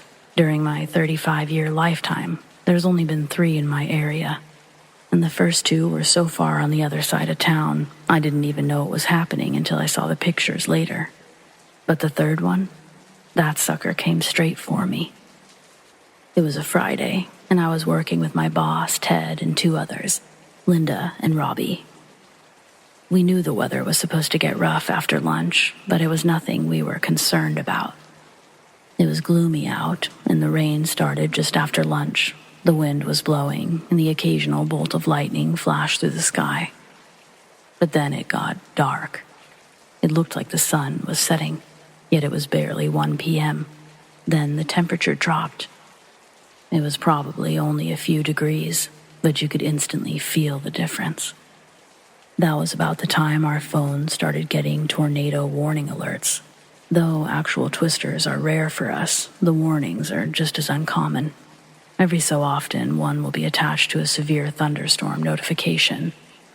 But we're so used to them being false alarms that we don't take them very seriously. But when we looked outside, we all knew this was different. The sky turned downright sinister. I don't think I've ever seen the clouds so close to truly being black. The rain turned to hail. The wind was blowing so hard, it ripped the door from Ted's hand. Robbie stepped outside and lost his hat, as in literally lost it. It blew off of his head and kept on going. When he started to chase after it, Ted grabbed his arm and pulled him back inside. We could actually see the tornado forming in the distance. It dropped down before our very eyes, and it was coming straight for us. Because it was so far down the highway, Linda wanted to jump in her car and try to outrun it, but Ted knew there wasn't enough time to outrun this thing. Ted hollers for all of us to file inside, into the walk-in cooler. At first, Robbie, Linda, and I tried to reason that leaving was the best way. But before we could finish our argument, the tornado was even closer. We definitely didn't have time. As we barricaded ourselves within the cold walk-in, we braced ourselves as a loud rumble got closer and closer to where we were. The rumble was soon accompanied by sounds of thrashing metal, the crashing and cracking of wood, and all of the goods from the store being thrown around, and who knows what else. I've never been in an earthquake, but the way we shook inside that walk-in, it felt like the earth was moving beneath us. Only it wasn't the earth that was moving. It was us. The walk-in was practically being lifted and dropped back down. Small movements, not enough to move us physically up and down, just enough to knock things off the shelves. I could hear Linda whimpering each time it happened. For all of 5 minutes, it just sounded like total destruction was taking place, and in that time, the power completely went out. I think that was the scariest part. I wasn't even paying attention to the racket outside anymore. There was enough going on inside to keep me distracted. With the power out, we could no longer see each other or the items falling off the shelves and onto us. I know at one point I stood up and I cradled my head with my arms, trying to block anything from hitting my head or face. But I could feel coagulated gravy under my feet. It must have been one of the various things to fly off the shelves, and it now covered the ground, making it slippery and impossible to keep balanced. At one point, a heavy plastic container of what I can only assume held potatoes came tumbling down, the corner of the bin smashing one of my fingers, but luckily, not my head. I heard Robbie shriek in pain, but I couldn't see a damn thing. I called out asking if everyone was all right. Ted, Linda, they each gave me a response to indicate that they were conscious. So I told them to cover their heads, hoping they already were, but couldn't be sure. My eyes were tightly shut for what felt like forever, but soon, and I mean, it couldn't have been more than 10 minutes after it all started, everything was scary quiet. There was no wind, no rain, no sound of flying debris. There was only the sound of our own breathing, which by this time was pretty heavy. We stayed in that walk-in until it got too hot to handle. Ted was the first one out. It took all of us to get the door opened, but eventually we broke through the debris on the other side, and as soon as he walked through to the other side, he gasped. The rest of us shuffled out quickly behind him, and involuntarily did just the same. Truly, we couldn't believe what we saw. Nothing. The entire store, which housed the walk-in cooler, was gone. Not just the roof, not just the walls, but everything had been completely gutted. The goods on the shelves, the register, the coolers, all of it was thrown into various piles of unrecognizable junk. Our cars had been completely flipped around, no longer in their designated spots behind the building that no longer stood. We aren't even sure to this day where the little motorbike ended up. The only thing still standing, practically untouched, was the walk-in. By God's good graces, and probably Ted's good thinking, we survived against all odds. Eventually, Linda remembered she'd taken a bag into the cooler, filled with our cell phones. I grabbed my cell phone from the bag and called emergency services, while she poured over the damage with Ted and Robbie. As I waited to get through, I remember thinking it was odd we hadn't heard a single siren throughout the ordeal or since it ended.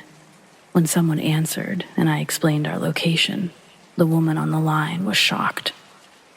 It was clear that they had assumed there were no survivors in the area, especially no one from the store, which was no longer standing. It wasn't immediate, but soon enough we heard the sound of something that's usually not so sweet, the sound of sirens. The store was a total loss, and there'd be a lot of rebuilding to do, but at least we were alive.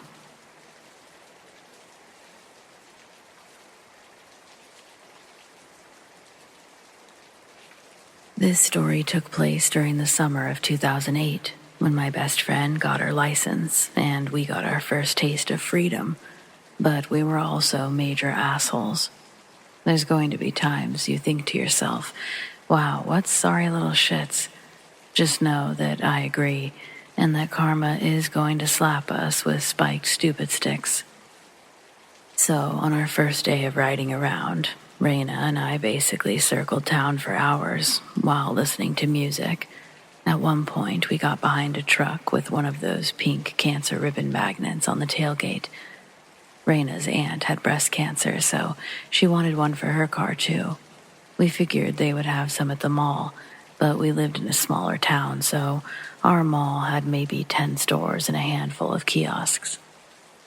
As we walked back to the car, I saw a cancer ribbon on a van parked a few spots down. So I said, "Oh look, they have the magnets here after all." Then I took it and stuck it on the back of Raina's truck. We were both utterly delighted. See, I told you we were little shits, and it gets so much worse. We had this weird little rush over stealing what was probably a $2 magnet and decided that we should try to collect all the different colors. For the rest of the day, we drove through various parking lots in search of these things. We got a few colors, but not the impressive rainbow display that we had imagined. When it started getting late, we decided to swing through Walmart one more time, and we were excited to find a camouflage ribbon. Incredibly pleased that our last stop was a success, I grabbed the new magnet off the black Ford truck. We looked around as we drove away, and no one seemed to be aware of our existence. We had never seen a camouflage ribbon before, but we live in the South. These people put camouflage on everything. By that age, I had seen at least 3 camo-themed weddings and knew more than a dozen guys that would answer camo when asked their favorite color. Most of the older kids at school had camo wraps around their trucks for Christ's sake. We never considered that they would be associated with the military. Anyway, with the new addition to our collection, we returned to Raina's house where we lined our trophies across her truck. Now, Raina lived pretty far outside of town. When you finally turned onto her long, winding road, the last 5 miles turned to a dirt one lane. If more than a single car came through at a time, one of you was pulling over. It was also a dead end, so we never really saw anyone except for a few neighbors. When Raina's parents saw the magnets, we said we bought a bundle pack, and that was that. I spent the night and we woke up the next morning, ready for another round of magnet hunting. Oh, and in case you're wondering, no, we didn't have anything better to do.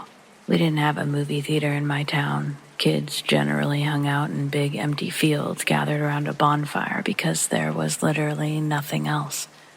After breakfast, we got ready to leave, but when we got to her car, all the magnets were gone. Stolen. Instead, an envelope was taped to the trunk in their place. Obviously, this was a depressing number of years ago, so I don't remember everything the letter contained word for word, but I promise this is pretty damn close. Yesterday, I exited Walmart to witness your vehicle stopped behind my truck. I was then shocked and frankly disgusted to witness the theft of the camouflage ribbon. You drove right past me, laughing, without realizing you'd been caught. You also failed to realize I followed you home. I saw your father in the front yard and almost stopped to retrieve my magnet right there. But then I saw the neat little row of ribbons across your truck, and I became even more enraged. I could not trust that your father would instill upon you the respect you so clearly lack. You see, those ribbons hold a very important significance to those who display them. Most signify cancer awareness, but mine, for example, was given to me when my wife was killed by an IED. The ribbons are a symbol, a sign of respect, a simple way to know we are not alone and to show others they are not alone. But you tried to take that away from me. Why?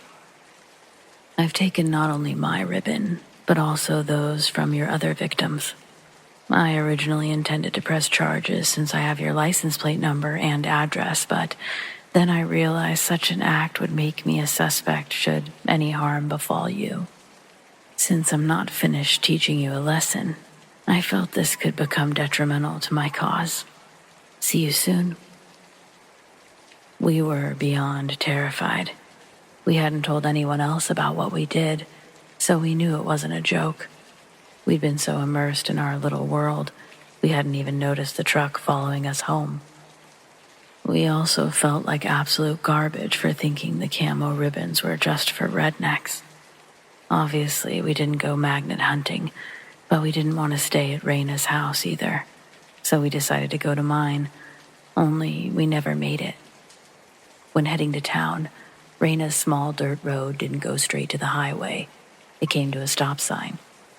And directly across from you was nothing but forest and a huge dead-end sign with a double arrow pointing left and right. Left took us to the highway, and right took us into an extremely dangerous neighborhood where the meth heads were known to do their cooking. We turned left, and a black truck suddenly pulled out from one of the meth head driveways and zoomed up behind us, riding our ass. It was the black truck. We immediately started crying. To this day, it's still the most terrifying moment of my life. He would get within inches of our bumper and then back off and do it again. He did it all the way to the stop sign, which led to a 65-mile-per-hour highway. Raina was so frightened that she didn't stop. She blew straight across the road to the other side without so much as looking. The other car that was barreling towards us laid on its horn and swerved to miss us. It couldn't have been by more than an inch. I looked back to see the truck sitting at the stop sign, safe and sound. The car that had narrowly avoided us was now stopped on the shoulder, but we were too afraid to turn around. I wouldn't let Raina drive to my house after that. I couldn't handle the thought of this guy finding out where I lived. I made her drive to the police station instead, and we spilled our sorry little guts, all while crying hysterically. Obviously, our parents were called and they were furious, but we didn't even care at that point. We just wanted to go home. The police seemed unsure how much of our story was accurate and how much of it was exaggerated, but we showed them the note, and that was real enough that each of us were followed home by a squad car, just to be safe. For the longest time, nothing else happened. But a few months later, we were in Raina's living room with the curtains open, and the truck drove to the end of the road and left again. It was the last time we ever saw it, but it made us wonder for the longest time, just how often did it drive by, and exactly when did it finally stop?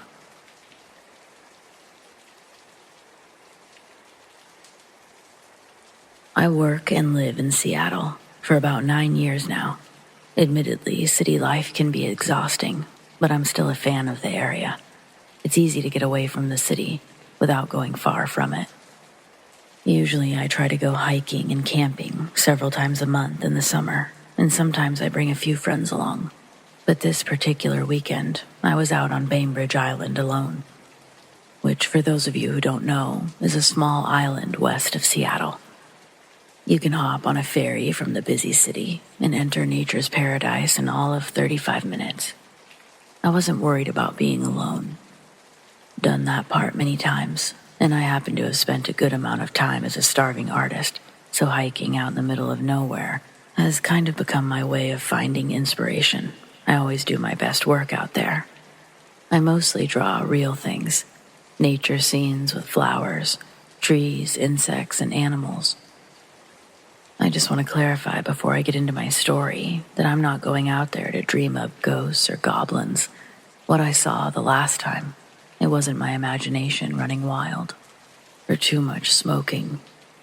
Truthfully, I'd never put much thought into the paranormal, or if I believed in any of it. And I put even less thought into aliens. But here, lately, that's all I think about. At first, I lumped them into the same category. Like if I believed in aliens, I had to believe in all the other stuff too. But that's just not true. There's nothing supernatural at all about the concept that there might be other forms of life out there. The universe is literally endless. The number of solar systems in existence is higher than we can reasonably fathom. It seems impossible that we could believe we're alone in such a vast space. Well, I don't really think we are. Not anymore, anyway. It had been a long day, and I'd just settled into my sleeping bag. I wanted to draw a little before going to bed, but a few minutes later, I saw a strange light from the corner of my eye. When I glanced upwards, something that looked like a huge, pale green star was moving across the sky at a high rate of speed. But it had to be something man-made, because the light was blinking.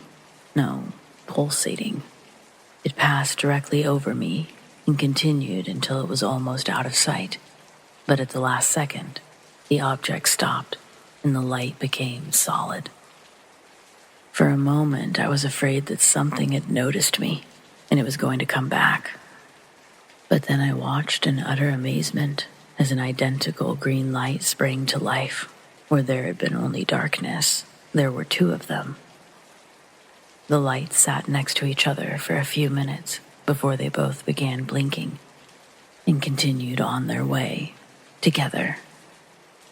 I just don't know what could have moved through the sky like that. It was so smooth, so fast, and the way that second one popped up out of nowhere. I can't look up at the sky anymore without wondering if there's more of them up there. I've spent a lot of time reading about other people's experiences with UFOs. And at first, it seemed like no one else in Seattle or Washington were talking about these glowing green orbs. But then I dug deeper. And people have been reporting on orbs for a long time. Maybe they aren't always green, but one that caught my attention was someone in Seattle. They reported seeing something on June 24th, the evening I was out there, and it kind of gave me chills. Quote, pair of iridescent ovals with tendrils and halos travel rapidly at high altitude on southern course across Seattle. Unquote. So I just started searching Bainbridge Island orbs and Seattle orbs, and I got over 286 hits. Things like, quote, 2 glowing reddish, almost see-through orbs flying over the island last night. They stopped in synchronicity mid-flight. Then they continued with immeasurable speed. End quote. Quote, 2 high-flying bright orbs flew over us tonight. Anyone else see those? End quote. And then I found something I'd missed in my initial search for green. Quote, very pretty, bright, lime green, spherical objects moving very fast, in tandem. Sea Bridge Ferry Terminal, halfway across Puget Sound. Look to my right, facing south, to determine ferry's location en route. I observed 2 lights in the night sky, 50 degrees above horizon. 2 lights in formation, stationary. They mirrored the movements of one another, slowly bobbing back and forth, up and down. Became still for only seconds. Then, one sphere shot off onto the direction of the island, while the other remained still for a few seconds before proceeding to do the same. Both spheres appeared and disappeared within seconds. End quote. Could be related, could be absolutely unrelated. Either way, I haven't been able to stop researching, basically. But I don't love everything I read, meaning I don't know how I feel about the different alien races like the Greys, the tall whites, or any of those. But I don't think the concept of other species is all that far-fetched of an idea, and that's kind of unsettling. Even if what I saw wasn't a UFO, I still think there's a good chance that some people have had genuine encounters. I wouldn't be surprised if the world's governments really were covering up their existence. If these races already have the technology to freely travel through space and study other planets, just think about what their weapons can do. They probably have resources we haven't even dreamed of yet. Really gives you something to think about, doesn't it?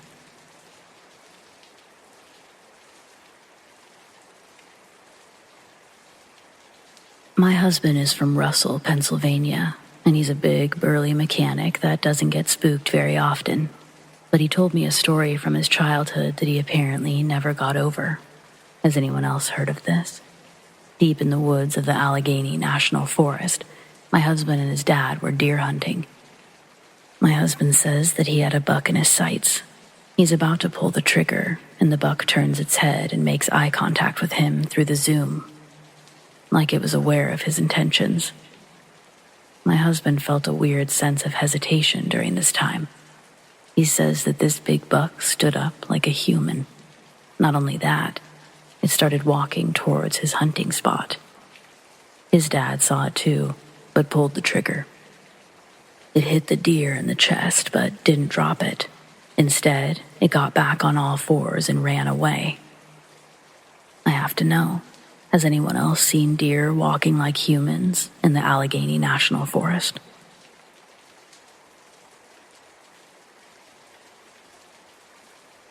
Growing up, I was raised by a single mother in a very rural area. We only had one other person living on our road, a middle-aged woman named Juniper, but I called her Auntie June. When Mom had to work nights or weekends, I'd just walk across the field and stay next door. When I was really little, Mom used to always explain June's odd behaviors by saying she was eccentric or quirky, but sometime right after my 8th birthday, I overheard her talking with my granddad. He didn't like that she let me spend so much time with that witch. He wanted to take care of me instead, before June had me worshiping the devil. Mom said that he was being ridiculous, and they argued for a few minutes, but Granddad didn't get his way. He was a grouchy, boring old man who made me sit quietly in my room all day because children weren't meant to be seen or heard, as far as he was concerned. They were only there to learn responsibility until they could become contributing members of society.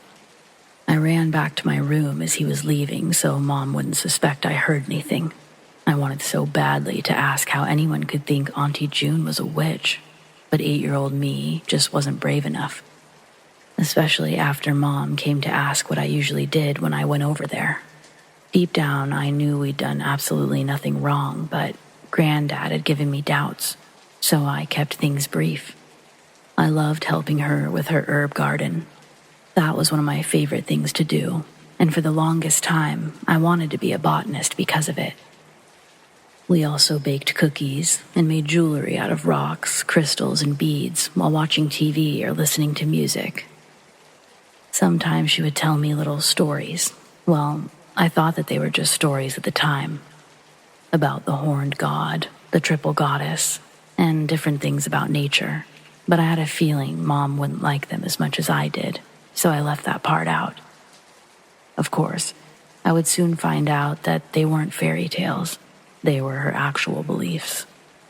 A few nights later, Mom had to work a night shift, which meant I would finally get to ask Auntie June why Granddad thought she was a witch. There was truly nothing I wouldn't have been comfortable talking to this woman about. I ran all the way to her house, burst through the door, and there she was. Before she could even say hello, I said, Auntie, why does my pappy think you're a witch?" Ah, childhood. Fuck that shit. June had been washing dishes and I startled her. The plate she was rinsing slid from her hands back into the sink, and she turned towards me, wide-eyed and tight-lipped. My stomach dropped. I thought that I'd made the nicest woman in the world angry with me. But then she began laughing hysterically. She said people like to call her a witch because ignorant folks tend to slap that title onto any alternative religion. They're the same ones who treat paganism and Wicca like dirty words. I asked if people felt that way because those religions worship the devil, and she laughed even harder. She said it couldn't be explained so easily, that the original structure of the practice had grown and evolved, to the point where many different sects now existed, and they all had varying beliefs. I was completely fascinated with all of it. I wanted to learn everything there was to know, but June said that she wasn't sure if my mom would be comfortable with her teaching me those kinds of things. I can't remember what it was, but something she said made me ask if the stories she told me were about her religion. She said that they were a mixture of stories from several belief systems, and only a few had been from her own. Of course, that made my mind run wild, trying to guess which stories, but there were just too many to choose from. I asked her if any of them really worshiped the devil, and she said that some did, but failed to elaborate further. I tried once more to ask which religion she practiced, but she said it was too complicated to put a single name to it without further explanation. Finally, I made one last attempt to clarify. But you don't worship the devil, right? She only rolled her eyes and said, "What do you think, child? Do you judge a person by what they believe or by their character?" I took it as one of those things adults said, like it's what's on the inside that counts. Before I could think it through any further, she changed the subject and we baked a batch of brownies, but I was still thinking hard over our conversation. The more I thought about it, I realized she said people called her a witch because that title went with any alternative religion. It only sounded that way because of how she said it. June didn't believe in lying. She was very serious about owning one's truth no matter what, but she wasn't opposed to phrasing things just so. Anyway, the night grew late and we settled into our respective recliners to watch Looney Tunes until we fell asleep. At least that's what we usually did. That night I made myself stay awake, and once I heard the familiar sound of her snoring, I went snooping. It occurred to me that every time any devil or occult stuff was on TV, there was always some kind of scary, evil-looking shrine. I figured if I went through every room in her house and didn't find a shrine, she couldn't be a devil worshiper. Well, I poked through every closet, and I even looked under the beds, but I didn't find anything that seemed suspicious. The next morning, my mom came to wake me up. I felt silly about the whole thing. Within a few days, I forgot about the incident entirely, and life continued as it always had, but only for 2 more years. My mom met a guy not too long after all of this happened, and they got married the following year. When I was 10, we had to move to Utah for my stepdad's new job, and I'll never forget the day I told June. I expected her to be sad, or maybe even cry a little like I had, but I didn't expect complete and total fury. She was outraged. She marched right past me and over to my house like I didn't exist anymore. She didn't even knock. She just barged right through our back door and began telling off my mom. My stepdad had to practically push her out of the house, and she still wouldn't leave our property until he threatened to call the police. I hadn't been far behind her. When I got close enough to hear the yelling, I became even more frightened and hid inside one of our storage sheds. From its window, I could watch the kitchen door and wait for it to be over. Only after I was positive that she was out of sight did I make a mad dash for the house. I ran inside crying. I didn't understand why Auntie June had suddenly become so cruel. And for the longest time, I never would. All that happened almost 20 years ago, but recently, my mom called me in tears. She was damn near hysterical. She has a few friends who still live in our old hometown, and they had just informed her that June decided to take her own life. That hit me hard. Despite the strange way it ended, she'd always been a very large part of my childhood, and I still cherished my memories of our time together. As an adult, I simply reasoned that she'd become overly attached to me and couldn't stand the thought of being alone again. If anything, it was just sad. But it turns out that wasn't the shocking part of the story. The shocking part was why she did it. Apparently, I hadn't searched her house thoroughly enough because she had a fairly large shrine dedicated to Lucifer, hidden behind an access panel in her closet. The police found it during the rescue of a young girl that she had kidnapped, and June chose to die rather than face prison. I still never found out exactly what she called her religion, but thanks to her journals, I did learn why she got so upset about my moving away. It seems she was focusing her efforts on a very specific ritual, one that, if done correctly, would grant her the youth and beauty of her sacrifice. People were comparing her to Elizabeth Báthory, that crazy medieval woman who used to bathe in the blood of her servants. If you haven't heard of her, that's a wild-ass story too. I highly recommend Googling her name. But as for myself, I was clearly meant to be her first victim. For the greatest chance of success, the ritual called for the blood of someone you shared a bond with. She was grooming me. When I left, she had to start over from scratch with a new girl, but she didn't have access to any. She ended up getting a janitorial job at one of the schools and made a new friend there. Eventually, she either lost patience or felt the bond was strong enough, and she was ready to proceed. She was spotted leaving school in the middle of the day with a 13-year-old in her car. Obviously, something was wrong with that picture, no matter what their reasons were, so the police were called. The unit sent to June's home reported their location, and backup arrived shortly after. When no one answered the door, they forced their way inside and found June standing over the unconscious child with a ceremonial dagger in one hand and a silver goblet in the other. She stabbed herself through the heart with no hesitation. The girl went on to make a full recovery. She had been drugged, but no physical damage was done. If I feel this traumatized from my experience, I can't begin to imagine what that poor kid is living with. So yeah, that's my story about the time I idolized a bad witch.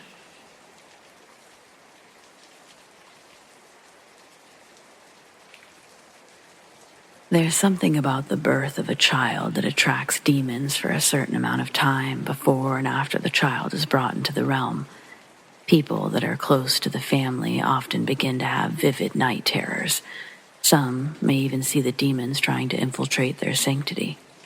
Before my sister Harriet even knew she was pregnant, her and her boyfriend were nearing the end of their abusive 3-year relationship. Chris was a psycho that everyone in the family hated. He was a bully and would leave Harriet with a broken cheekbone before moving out to Vegas with his friend. Her hospital visit is where doctors would tell her that she was pregnant. Harriet obtained her ex's phone number from his sister. When Harriet broke the news to Chris, he hung up on her, and they never spoke again. The further along she got in her pregnancy, the more negative energy would attract to Harriet and the people closest to her.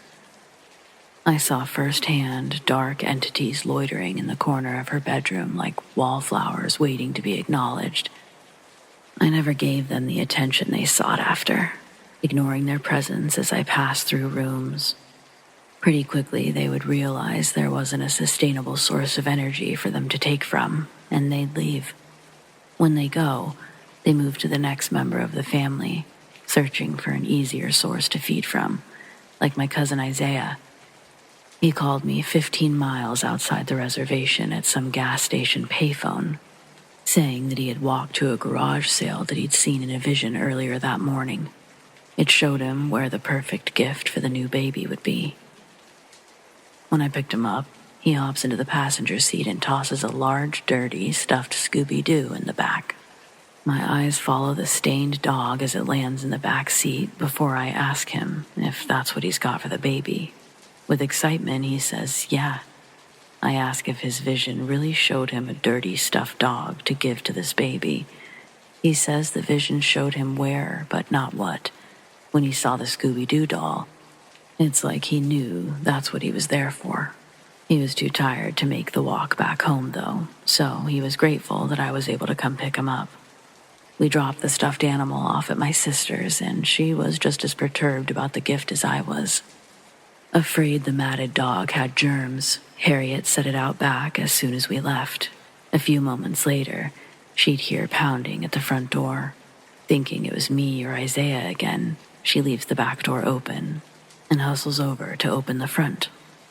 But by the time Harriet gets there, nobody's on the other side. When she turns around, the stuffed Scooby-Doo is sitting at her feet. She kicked it away in fright, sending the dog under her dining room table before running to the back bedroom and locking herself in. I'd receive a call just after dropping off Isaiah. Harriet was calling his house phone.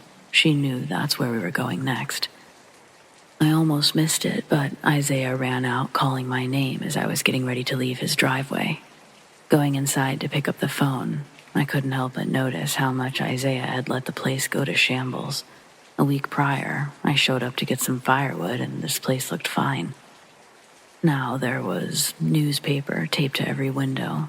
Looking up, I was astonished to see the ceiling covered in reflective aluminum foil. When I answered, Harriet told me what happened. She feared someone was in the house, and she asked me to stop by again on my way home. She said her back door was still wide open. I told her I'd be there, then hung up. Before leaving Isaiah's, I asked why he'd done all of this to his home. He told me he heard an Art Bell episode with someone saying aluminum disrupts the alien tracking transmissions, or ATTs. Isaiah firmly believes he was abducted when he was a toddler. He says if you've been contacted, they'll continue to contact you until your purpose has been fulfilled with them, whatever that purpose may be. I believe in extra-worldly beings, but not to the extent of Isaiah. We live right next to Lake Michigan and Lake Superior, and he's always said the aliens were living somewhere out there, under the water. I thought Isaiah was losing it. Almost not wanting to be an enabler of his delusions, I told him Harriet needed me to swing by her place, but we'd continue the conversation later that night.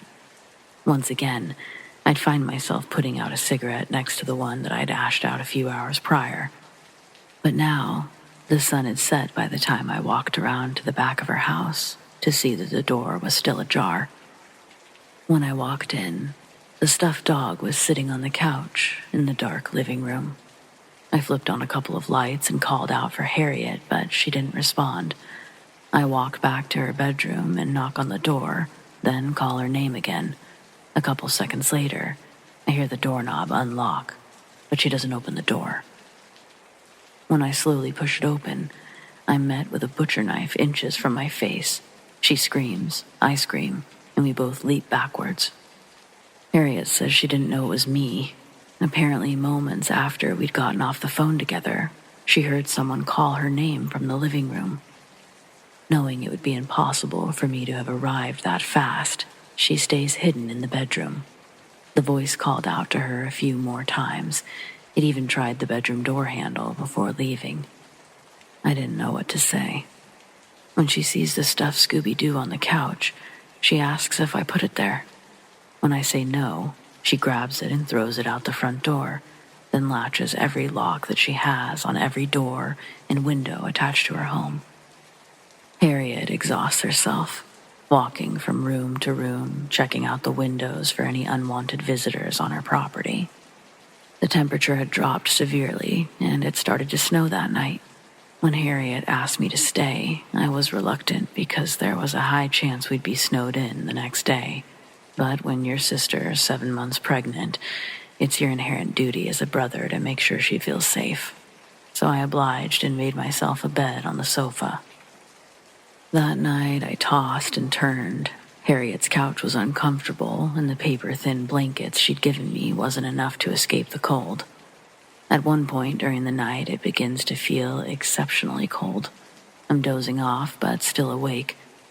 I open my eyes, and you can see snow falling on the front porch. This jolts me awake, realizing what I'm looking at is shown through the door frame of an open front door. Standing just inside the doorway, partially hidden within the darkness of the living room, I see it. A demon stood silently in the living room, between the small amount of light casted from the window and the open door. When it clicked in my head as to what I was looking at, I tried to act like I didn't notice it crouched down in the corner. Exercising every bit of willpower I could muster up, I forced my eyes closed and focused on slowing my heart rate. To this day, I don't fully know if that was a dream or not, but when I woke up the next morning, the front door was shut and locked. I'd soon open it again to find over 6 inches of fresh snow had landed overnight. Harriet was still asleep, and I was going to attempt to dig my truck out of her driveway before bothering to wake her up and say goodbye. Borrowing a small shovel from her patio garden, I begin to shovel the snow away from my back tires. A couple stabs in, the shovel makes contact with the gravel, so I move to the back right tire. My first stab into the snow, I hit something hard, but it's not the ground. I don't know what it is, so I start to dig around the object. Soon, I discovered it was a boot I'd previously hit with my shovel. I grab the boot to pull it from the snow, but when I lift it, the weight immediately indicates the boot's attached to something. I dug under my truck more, uncovering a man.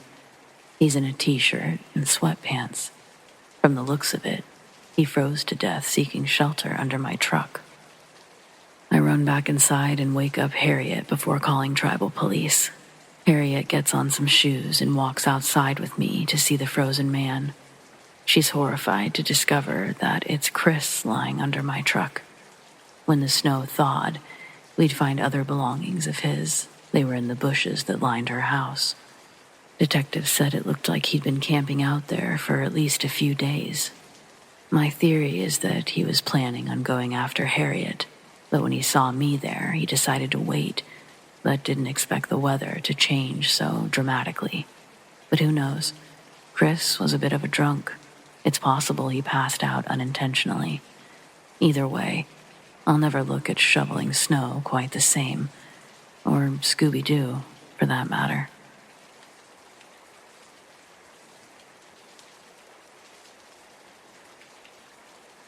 The bus was running later than usual last night. The bus stop's only a few blocks from my apartment. When I get off, I'm about to cross Park Road. I see another person standing on the other side of the crosswalk. The roads are clear. I've already started walking across towards the person. A few seconds later, the green pedestrian symbol turns on, but they still stand still.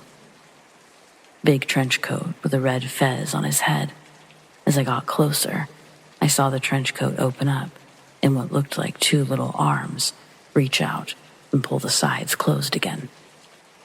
I stopped right there in the middle of the crosswalk and just stared at this guy for a second, hoping to make sense out of what I'd just seen.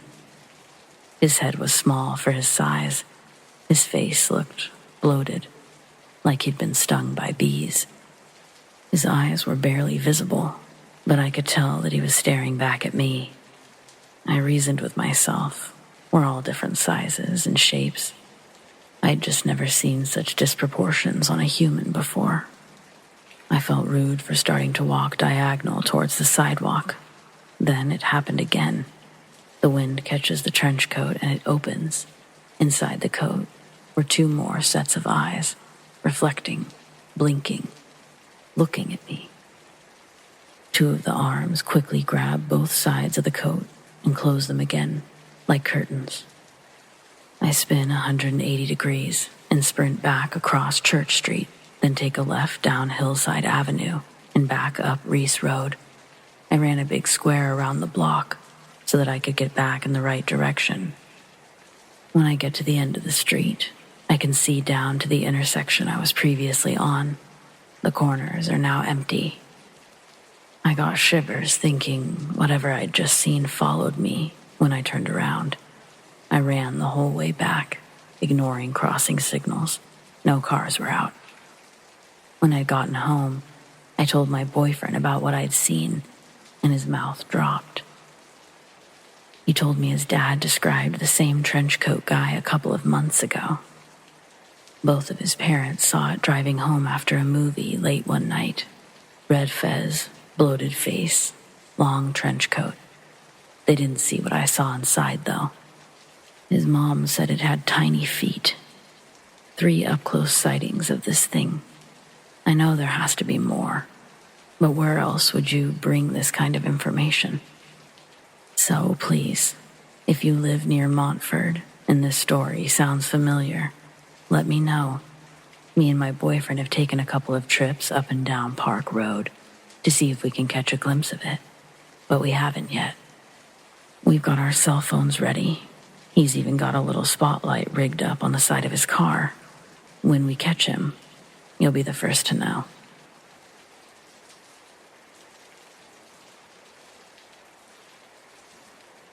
My first cat, Gilly, had a toy mouse. It was her favorite toy, special from all the other toys.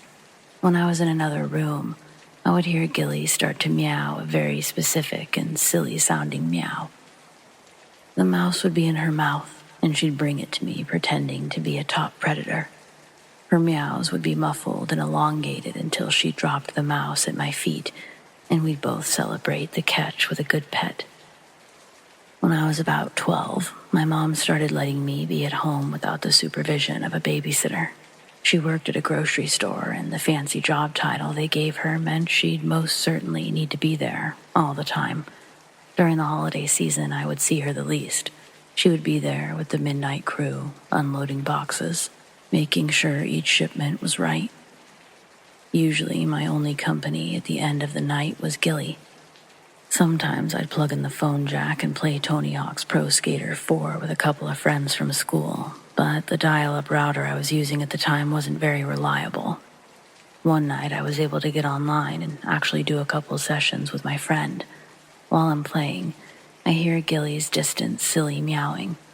My bedroom door was shut, and when she gets to my room, she starts scratching from the other side. I'm sitting at the end of my bed. My back is facing the door.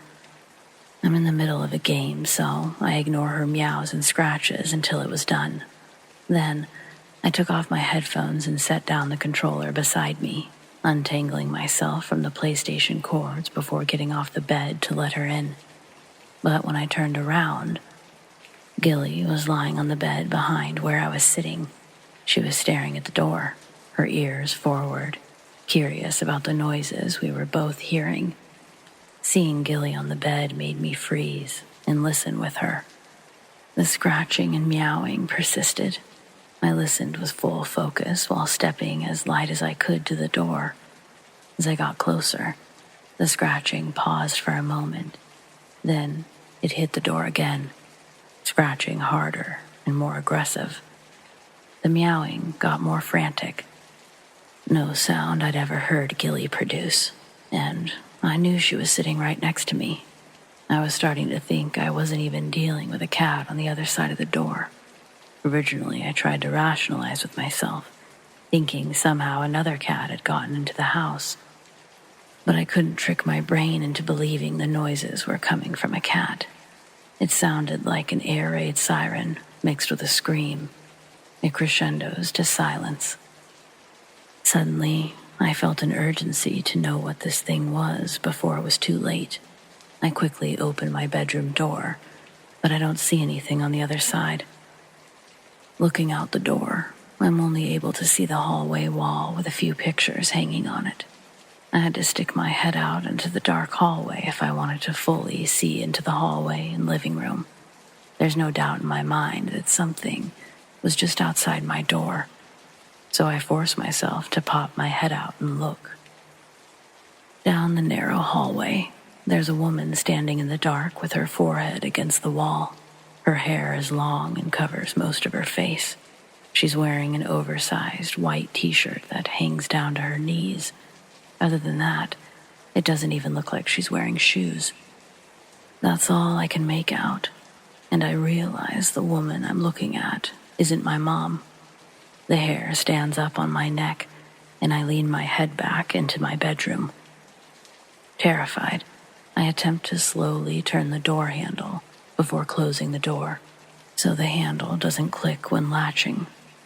But as I'm doing my best to carefully close it without a sound, I hear footsteps running toward my room. This makes me scream and slam the door so hard Gilly would hide under the bed for the rest of the night, scared. I would hide scared all night on top of the bed, under my covers. When I slammed the door, the footsteps vanished mid-step. The house was quiet the rest of the night. My heart almost stopped when my mom came home. I remember trying to explain it to her, but not really being able to describe what I heard and saw and have it all make sense. The conversation dwindled down to either I don't give my mom things to worry about or she's getting my cousin to start babysitting me again. Thankfully, that was the only time something of that nature happened. But it leaves me all the more lost. It's now just a memory I'll always feel a little crazy for having, not to mention retelling.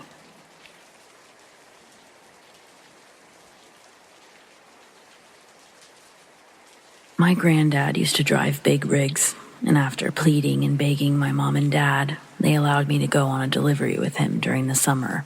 It was my 8th grade year. The next fall, I'd be a freshman in high school, and this was my first time out of state.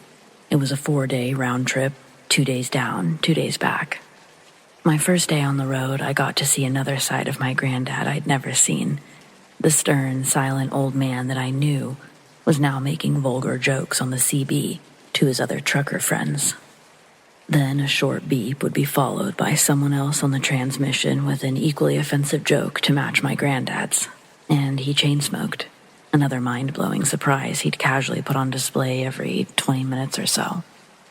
We talked about girls and the fears I had about going into my freshman year, and I was given advice that I'll carry with me forever.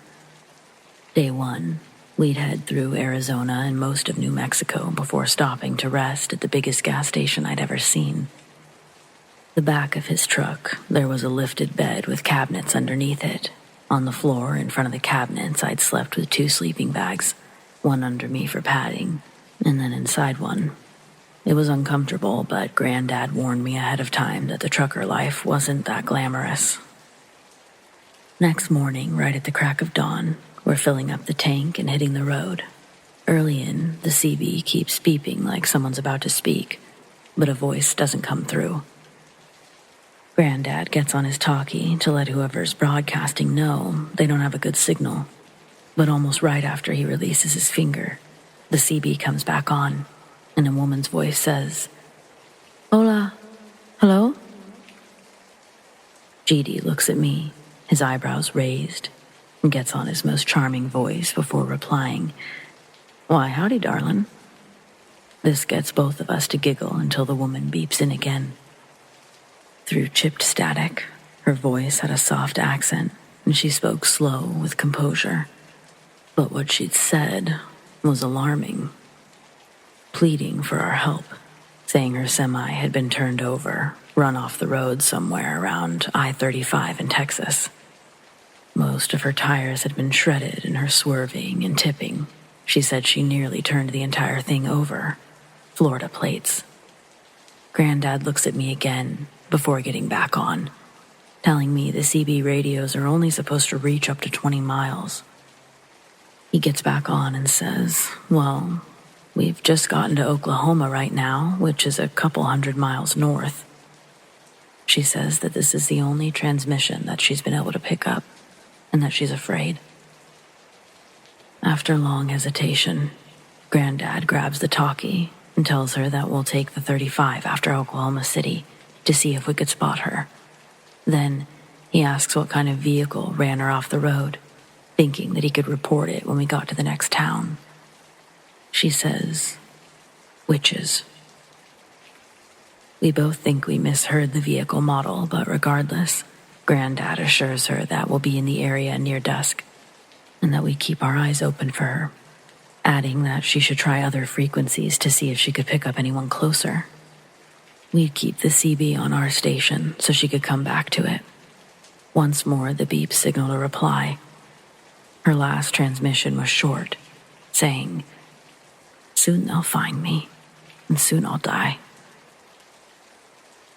Sitting there, next to Granddad, we were 2 generations, so far apart in age, but sharing the exact same feeling of fear and discomfort during that moment. I'm pretty sure to fear is the first encoding your brain learns when you grow. Scary is scary, and the calmness of her voice when she was telling us these things was hair-raising goosebump status. So, probably goes without saying, day 2 wasn't filled with the laughter of the previous day. We'd drive in silence for hours, with Granddad periodically sliding through the frequencies, trying to catch a blip of that girl's voice. It was the epitome of hitting a microscopic bullseye that's potentially also moving around like you are. We both knew there wasn't going to be resolution, not until we at least tried to look for her. We'd be adding another day to our trip, but Granddad yet again impressed me with his old guy swag by lying to my parents, calling from the gas station saying we'd won tickets to a Dallas Cowboys game. He said we'd be returning later. He'd also buy me a blue Cowboys hat and a relatively expensive adult-sized Emmitt Smith jersey from the truck stop, just to throw the whole lie together. I still have the jersey, but a dog would eat the hat that same summer. When we get to Oklahoma City, Granddad's obviously distracted in thought as he scribbled signatures on clipboards of paperwork he was handed. When the second container was loaded onto my granddad's trailer, I thought it was a mistake, but Granddad tells me that we're scheduled to drop this one off in Albuquerque on our way back. I think he had a realization right then that this wild goose chase was going to lose him money, but we both agreed it was more important to at least try. So instead of turning back west, we went south. It would be well past dusk by the time we crossed the border to Texas. Granddad said that we'd turn west near Waco. I think our collective hopelessness for a happy ending, it led us in a delusional search. We'd passed the Waco exit and multiple others while telling ourselves her semi could be right around the bend. Finally, as we drove through Austin, Granddad knew San Antonio was our last chance to turn off. It was around 2 a.m. by this point, and Granddad had already verbally given up hope near Temple. But as we're leaving Austin, the CB starts to beep again. It was only 2 or 3 times, but it was enough to get Granddad less slumped over in his seat. Then we saw it. In the middle of a long stretch between Austin and San Antonio, our headlights landed on a semi, surrounded by a number of emergency vehicles. Granddad taps the brakes. We begin to slow down, coasting our approach towards the officers working to redirect traffic. Pulling around the mess, I can see the semi's front end. The lights reflecting off the license plate show me clearly. Florida plates. I couldn't tell you how almost excited I was to see that license plate, and I could tell my granddad was in complete astonishment that we'd found this thing. You could see that all of the tires were, as the woman said, shredded. We continue coasting, and we're horrified to see the driver's side door has been completely ripped off. There's no sign of the woman.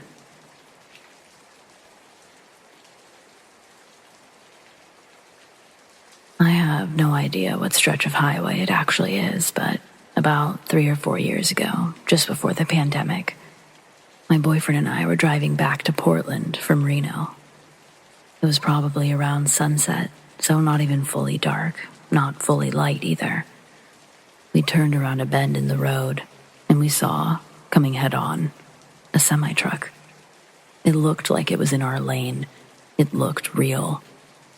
Completely caught off guard and terrified, my boyfriend swerves into the other lane, which would be otherwise oncoming traffic, to avoid this semi-truck.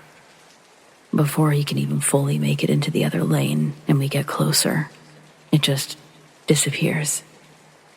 There was no sound, no wind. Everything other than us now being on the other side of the road was normal. My boyfriend quickly corrected himself to get to the right side of the road. I turn my head. He looks in the rear view. Nothing. No truck. No anyone.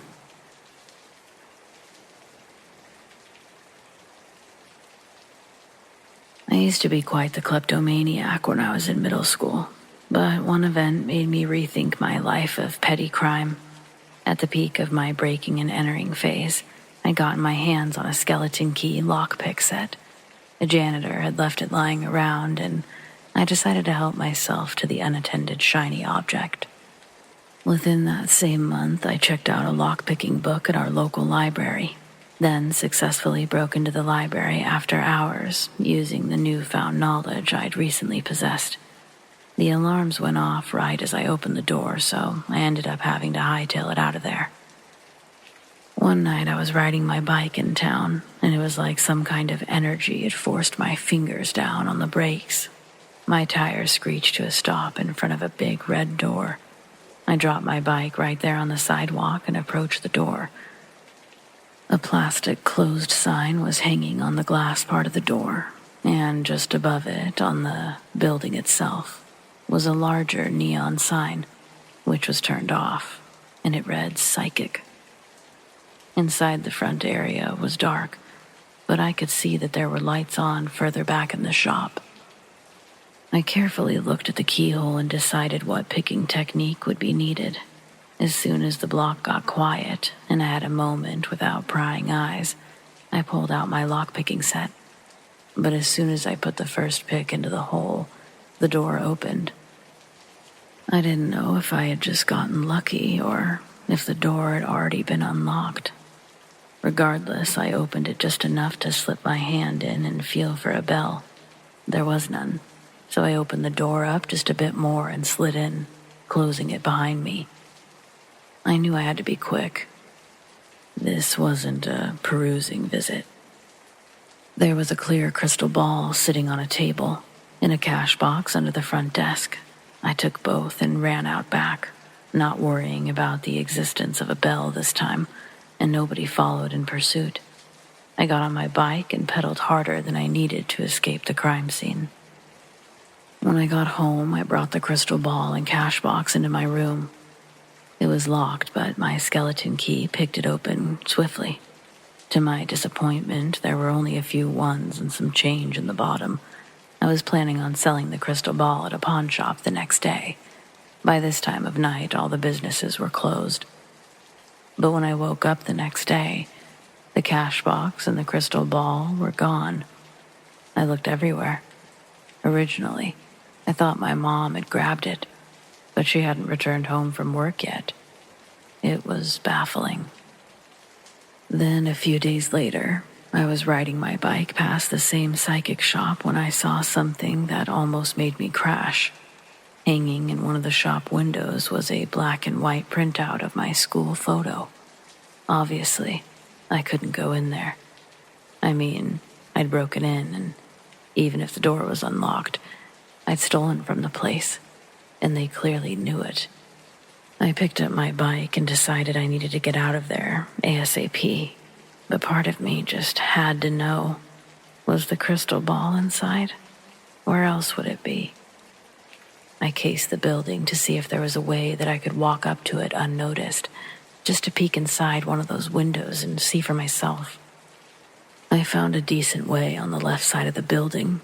There was a wall of trees lining each side of the lawn, and they stopped where the building started.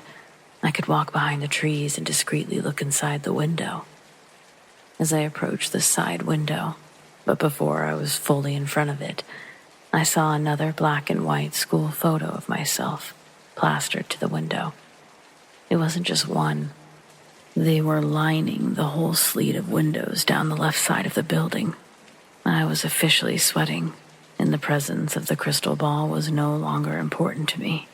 I was sure that it was there, and I was sure I needed to leave. It was literally that moment that I decided to take a more honest path in life. I destroyed and tossed the skeleton key, silently vowing to never steal again. I couldn't avoid the shop forever. Taking a different street added a whole heck of a lot of unnecessary time to my route. But the next time I rode past, my photos were taken down. The shop isn't there anymore, and though I'm grateful for the experience in the long run, the entire thing, including the building, but mainly the experience, still creeps me out.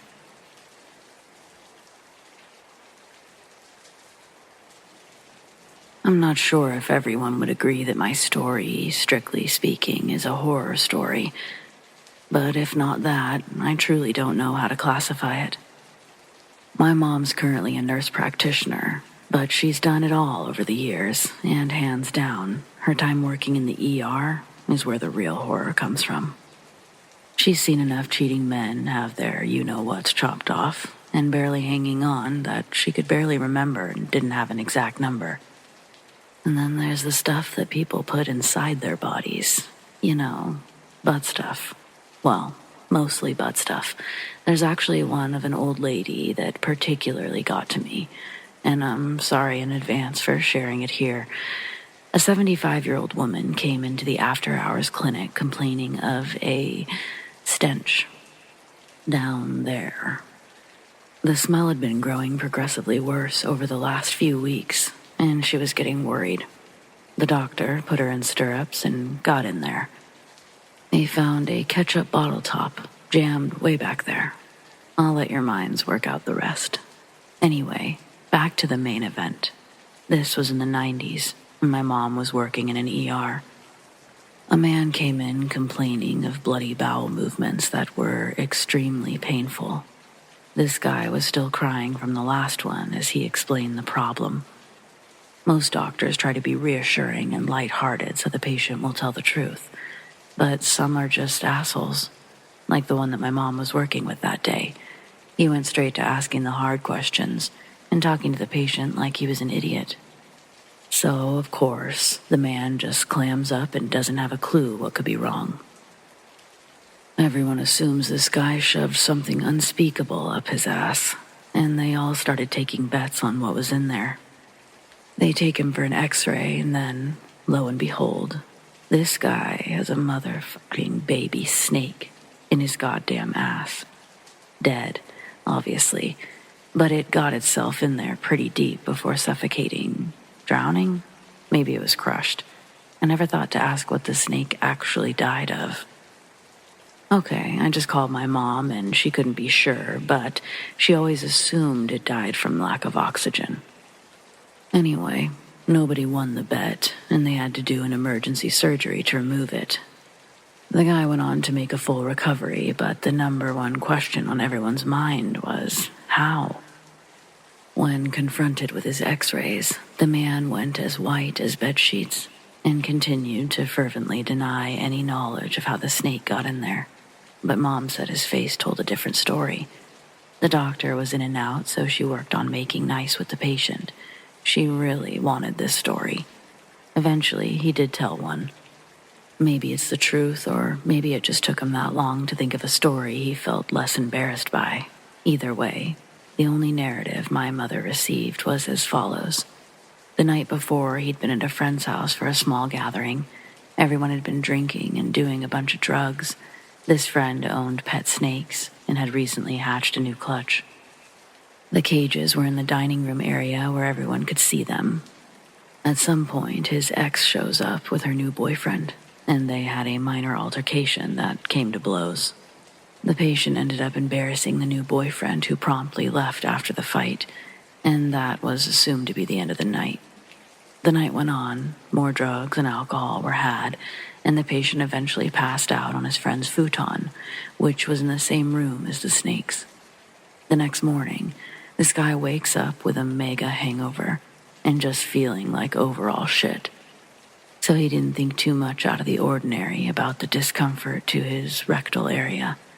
But as he went to leave, he saw the ex's new boyfriend was back and learned that he had returned shortly after the patient had passed out. He also felt that his friends were acting strangely, and as he got in his truck, he noticed they were watching him through the window, but then they quickly scattered when caught. His ass and lower back felt a bit sore as he sat down, but he attributed that to a hard night of partying and just went home. It was there he experienced his first painful bowel movement and became concerned.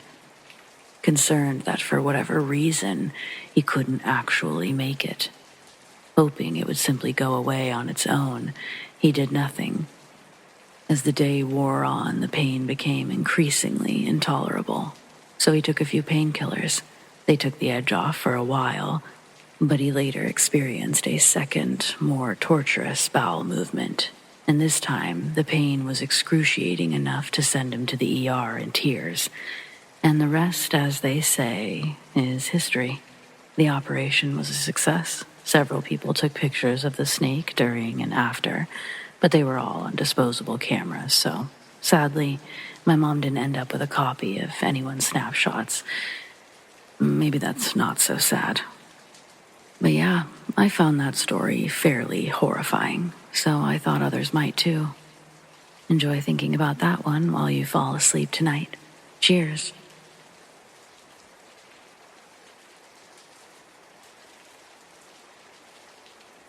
Apparently, I was set to be the star of a children's show that didn't even get a pilot. It was called Blow Your Horn and filmed in a little public access studio downtown. My mom had entered a contest by sending in my baby picture for an audition for the lead role of Dinah. Basically, the pilot was an educational premise where 2 adult railroad workers would engage in quirky activities while trying to take care of an infant in the Old West.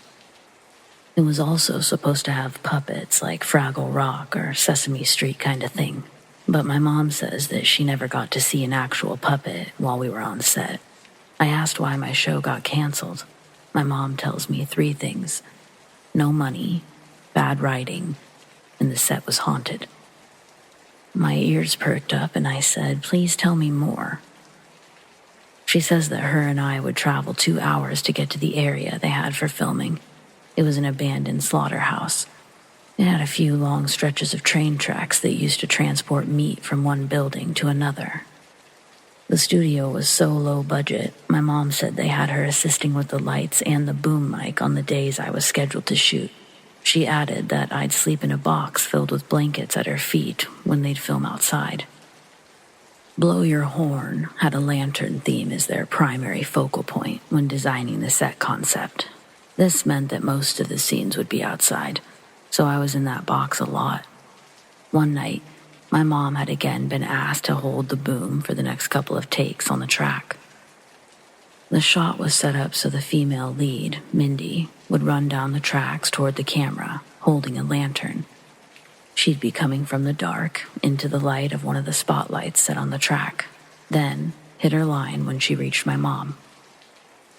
After being reassured that this wouldn't take all night, one of the actors gave her an uncomfortable smile, then handed my mom the box. Its innards pre-filled with blankets. Then, we were off to the tracks. When we get there, my mom stays in the warm car with me until they're all set up and ready. After about 20 minutes, the director taps on the window, letting my mom know they're ready to roll film. With baby box in hand, my mom walks over a dark, icy 50-yard landscape to reach the tracks. She replaces the box in her hands with a tall boom mic, then stands next to the spotlight. In the distance, there's a lantern glowing, indicating Mindy's ready to start her run, but the director hasn't returned to the camera. My mom notices the glow from Mindy's lantern had begun to kinda drift off the tracks, heading toward the nearby woods. She thinks that Mindy's getting restless waiting for the director. I'm also in the box getting fussy, down by her feet. It was only the 3 of them out there, so once again, my mom swaps from one heavy boom mic to a heavy cardboard baby box and starts wandering down the tracks in search of the director. She was 30 seconds behind him from the time of him knocking on the car window to her hopping out. My mom had no clue how he could have just disappeared. A few yards down the tracks, the team had set up 3 white, fully enclosed tarps with 2 large Velcro flaps for doors. Each time after calling out for any response, my mom sets my box down and pries the 2 white sheets from each other and quickly pops her head into the dark tent before moving to the next one. But all of them were empty. Aside from random equipment and boxes, my mom shut the 3rd tent and stood in the dark silence trying to listen for any sign of human life around her. Her eyes had no chance to get adjusted to the dark when she'd been positioned so close to the only spotlight out there. As she made her way back to it, the cables that connected the camera rig together got tangled between her legs. She falls with me in her hands, but manages to turn and land on her shoulder, keeping me steady in my shell. This sacrifice of a graceful fall would save me, but leave my mom with a large gash on her elbow, along with a torn shoulder muscle. We had no medical insurance at the time, and the rage she felt began to outweigh the pain. When she made it back to the spotlight, my mom saw the lantern glow walk back onto the track. She starts yelling at Mindy to come back and that she can't find the director. The lantern starts moving.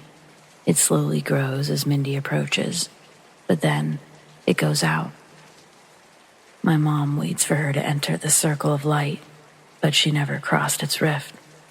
Again, my mom started calling out to her, and when nobody replied, the tracks were quiet and still. It was the lack of sound that was the scariest. In the back of her mind, she still held out the slight chance that Mindy's trying to make a joke. But the fabric of her coat sleeve had started seeping through with blood, and she'd had enough of the night.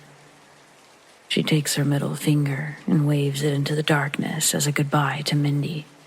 Then she'd make the icy, gravely climb back to her car. When she'd gotten to the main lot, the dome light of the director's car was on. He was sitting in the passenger side, his big blocky cell phone up to his ear while smoking a cigarette. The sight of this makes my mom fume. She walks over to his car and begins to yell at him. He unrolls the window, and cigarette smoke pours out of the gap. The director starts yelling back at my mom, while also yelling at the person on the phone. He says Mindy isn't showing up tonight, and told my mom to go home. She was in too much pain to continue the argument, so she just turned around and walked back to her car and drove us home. The next day, we get a message that Mindy had quit, and the director was scrapping the project.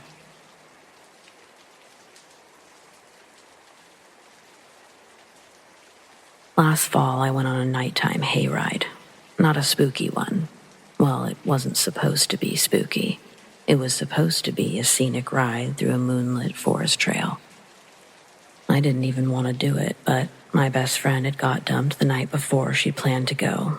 Tegan loves all the outdoorsy stuff. The stench of horses is basically her perfume. The ride started at 9, and the trail was a big loop that normally takes an hour to complete. But we were there through the following morning. All together with the driver and a young couple, we were a group of 5. Everything was completely normal for the first leg of the trip, but a few minutes before we arrived at the halfway marker, the guy across from me noted that the forest sounds had suddenly gone silent.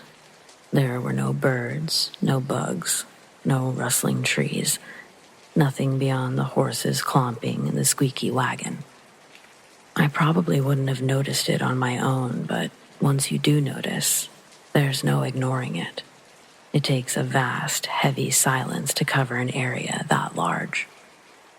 No one spoke again until we actually arrived at the halfway point. We were only stopping for a few minutes.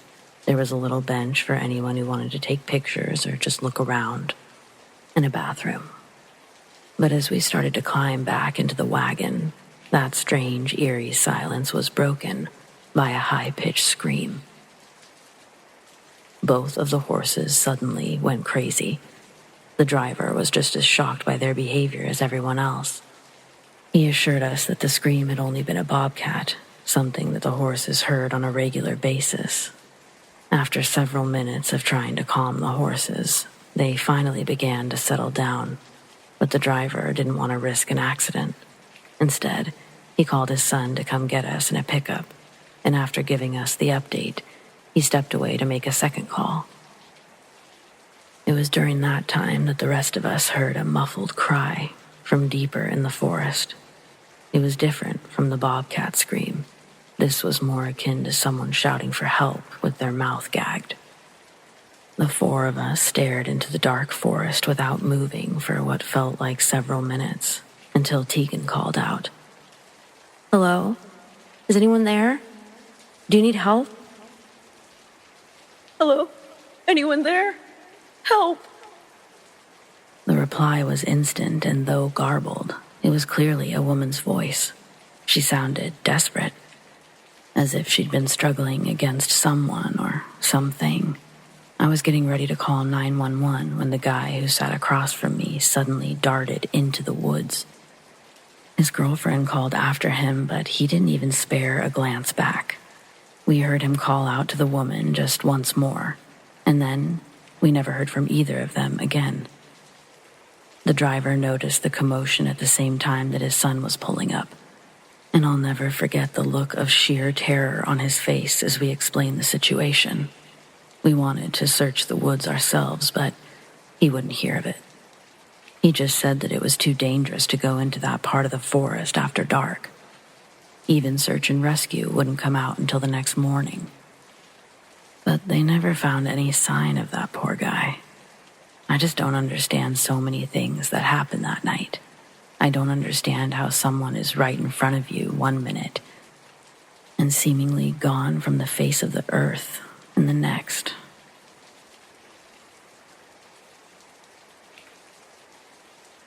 My Aunt Jo is the coolest person I know. She loves to collect anything strange and unusual, and her creepy dolls are the heart of that collection. Some are from her childhood, most are gifts accumulated over the years, and the rest came from eBay or secondhand shops. Those are the creepiest. Especially her favorite. It may have started out as an actual Miss Piggy doll, or it could have just been a random animatronic pig, but we call her Miss Piggy anyway. You know how dolls from the 70s have that weird, stiff-looking material? It's like that. Its pink skin is faded and stained. There's a large bald patch on its head, and what's left of its curly blonde hair is now brown and frizzed out. It's wearing green flower print overalls with a stained yellow shirt and sneakers. On the bottom of the right shoe, someone wrote, "Bye-bye," in a thick black Sharpie, and the left says, "Piggy Pie." Another weird thing is that the ink has never faded. Aunt Jo has had the doll for at least 20 years, but the words look like they could have been written yesterday. Dad teases that she just colors them in herself. But Mom remembers helping Aunt Jo unpack her storage shed when she finished college. She was the one who pulled Miss Piggy out of the box, and she swears the ink almost looked wet. It freaked them both out. My aunt just so happens to enjoy being freaked out. My mom, not so much. It genuinely bothers her to talk about this, and she refuses to be in the same room as the doll. So I truly believe she's telling the truth. Several people have had weird experiences with Miss Piggy. Most of them were small things, like her eyes would suddenly look in their direction, or one of her limbs would move. And months, sometimes years, might pass between occurrences. But the freakiest thing of all happened last October while I was staying with Aunt Jo. Dad had business in New York, and Mom had wanted to see the city, so they made a little getaway of it. Her house has been completely redone since this, but on my third night with Aunt Jo, we watched some random scary movies before bed. The couch we sat on was directly across from the TV, which sat in the middle of a huge entertainment center, with shelves on 3 sides and cabinets across the bottom. Miss Piggy sat on the shelves to the right, closest to the wall with the patio doors. The blinds were open so Joe could see when her cat was ready to come inside, but until he triggered the motion lights, the glass panes essentially acted as mirrors. At one point, some kind of projectile hit the floor. It sounded like a giant June bug flew into it at full speed.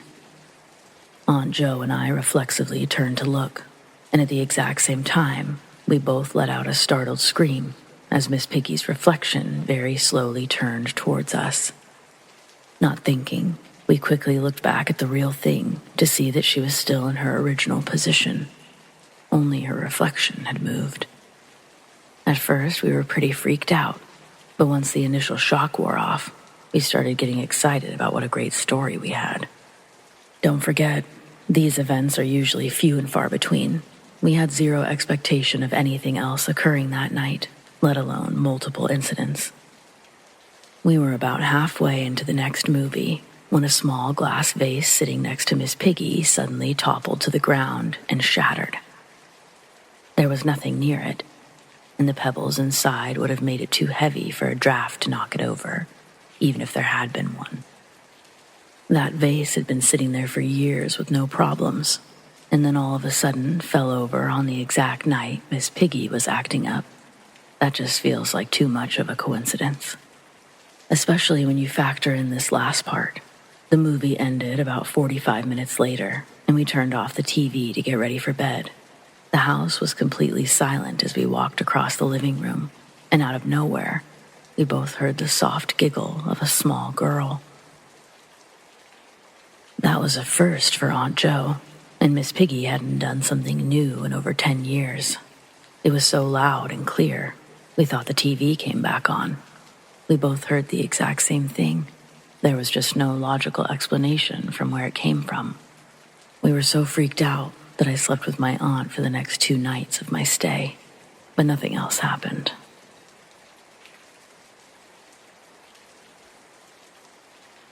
I went to the University of Utah and delivered pizza for the campus pizzeria.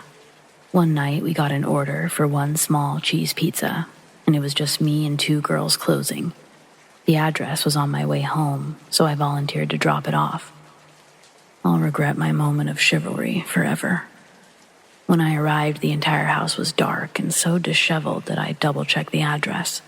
The lawn was overgrown with bike parts and trash littered about the lawn. My first knock opened the door, and I was hit by a putrid, unmistakable smell of death. I ran back to my car to call the police. Later in the news, I learned that a woman killed herself in that house 2 weeks earlier. I'm so glad I listened to that little voice in my head. I'm glad I listened to that little voice and just called the police.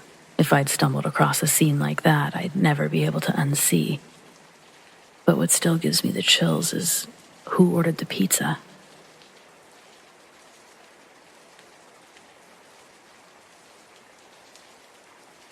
I'm an old man now, but I grew up in foster care during the 70s. I know that's still a rough life for a child to endure, but it used to be much worse. People get checks from the state for each foster kid they take in, so lowlifes would put on a good show for social workers and get approved. Then they would squeeze as many children as they possibly could into their homes, dress them in rags, and feed them gruel for breakfast, lunch, and dinner. Most of the time, kids are shoved into 1 or 2 rooms filled with prison-quality bunk beds. That's what my foster home was like. And several of the kids had been to other homes that were just as bad. It feels like there's no escape except surviving long enough to reach 18. Even if you get away from one hellhole, the majority go straight to another. I was only 6 when I arrived at the Smith home. They were extremely kind when the social worker dropped me off. They hugged me, gave me cookies and milk, and made me feel safe. Then my social worker left, and they took it all away. Mrs. Smith grabbed my wrist so tightly, her fingernails dug into my skin. She said that she was going to give me the house tour and teach me the rules. I was to pay attention closely, as nothing would be repeated, and the punishments would be the same on me as they were on all the others. The refrigerator and pantry had locks on them, and Mrs. Smith wore a key around her neck. We were never allowed any snacks or toys unless a social worker was there, and the nicely decorated children's rooms they had upstairs were just for show. We weren't even allowed to enter those. Me and my 7 foster siblings slept on the prison-style bunk beds in the basement. They were all crammed together, with 2 on the back wall and 1 on each side wall. Being the youngest and the newest, I got the one with the most holes and piss stains. The mattresses were bare, and we were each given 1 pillow and 1 blanket, which were also stained and filled with holes. The basement door was kept locked at night to prevent wandering, and we were given buckets in lieu of a bathroom, buckets we cleaned and emptied ourselves. Officially, we were homeschooled because the Smiths feared what we might say at a real school. Unofficially, the only thing we learned were household chores. The girls did a lot of cleaning and cooking, while the boys helped Mr. Smith with the outside stuff. I was so small that I spent most of my time raking leaves into burn piles and carrying the firewood inside. Billy was 15, and the oldest. He was the one who fought back the most, so he received the worst punishments. They wanted to make an example out of him, so the rest of us didn't follow his lead. He was regularly beaten, and in some cases, he was locked in an old tin doghouse overnight. During the summer, it was just hot and miserable, but during the winter, it was like sleeping in a freezer, especially once the snow came in earnest. One day, Mr. Smith pushed Billy too far. He wasn't in foster care because his parents didn't want him. He was there because they were killed in an accident, and he didn't have any other family. The only thing he had left from his parents was a plain hemp necklace with a few beads, and it belonged to his father. It was absolutely worthless beyond sentimental value, which is the only reason he'd managed to hang on to it for so long. Well, Mr. Smith became enraged that some chores still hadn't been finished. So he came up behind Billy, grabbed the necklace, and tore it off of him. The beads scattered everywhere. I had just come back for another load of firewood and witnessed the entire event. Mr. Smith just kept screaming like the necklace didn't exist, but Billy's face was turning blood red and contorting into a look of pure rage. Suddenly, in a blur of movement, he pounced onto the old man, and both went to the ground. Billy sat atop Mr. Smith and beat his face in. I could see the blood fly with each strike. I was hiding by that point, silently praying my brother managed to kill that bastard before anyone could stop him. But then I heard footsteps crunching in the snow. Slow at first, but then faster and faster, until I recognized the shrill sound of Mrs. Smith's scream.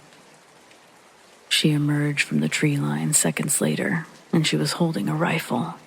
I wanted to yell for Billy to run away, but no sound would come out. I was completely paralyzed as I watched it all play out in slow motion. Mrs. Smith didn't even call out a warning. She just raised her weapon and fired, shooting Billy directly in the head. He instantly flew backwards with the ear-splitting bang, the top of his head now completely obliterated. The Smiths weren't the least bit fazed by any of it either. Mrs. Smith helped her husband to his feet, gave him a good telling off for being bested by a child, but then they just calmly threw Billy's body into a wheelbarrow, as if he were nothing more than a pile of soiled hay. Then Mr. Smith took him into the woods while his wife followed behind with 2 shovels. That's when I got the hell out of my hiding space. I knew they would kill me too, if they knew I witnessed the whole thing. When they later returned from burying our foster brother, they called the police and social worker to inform them Billy had run away. They got away with everything for another 3 years. That's when Margot came to live with us.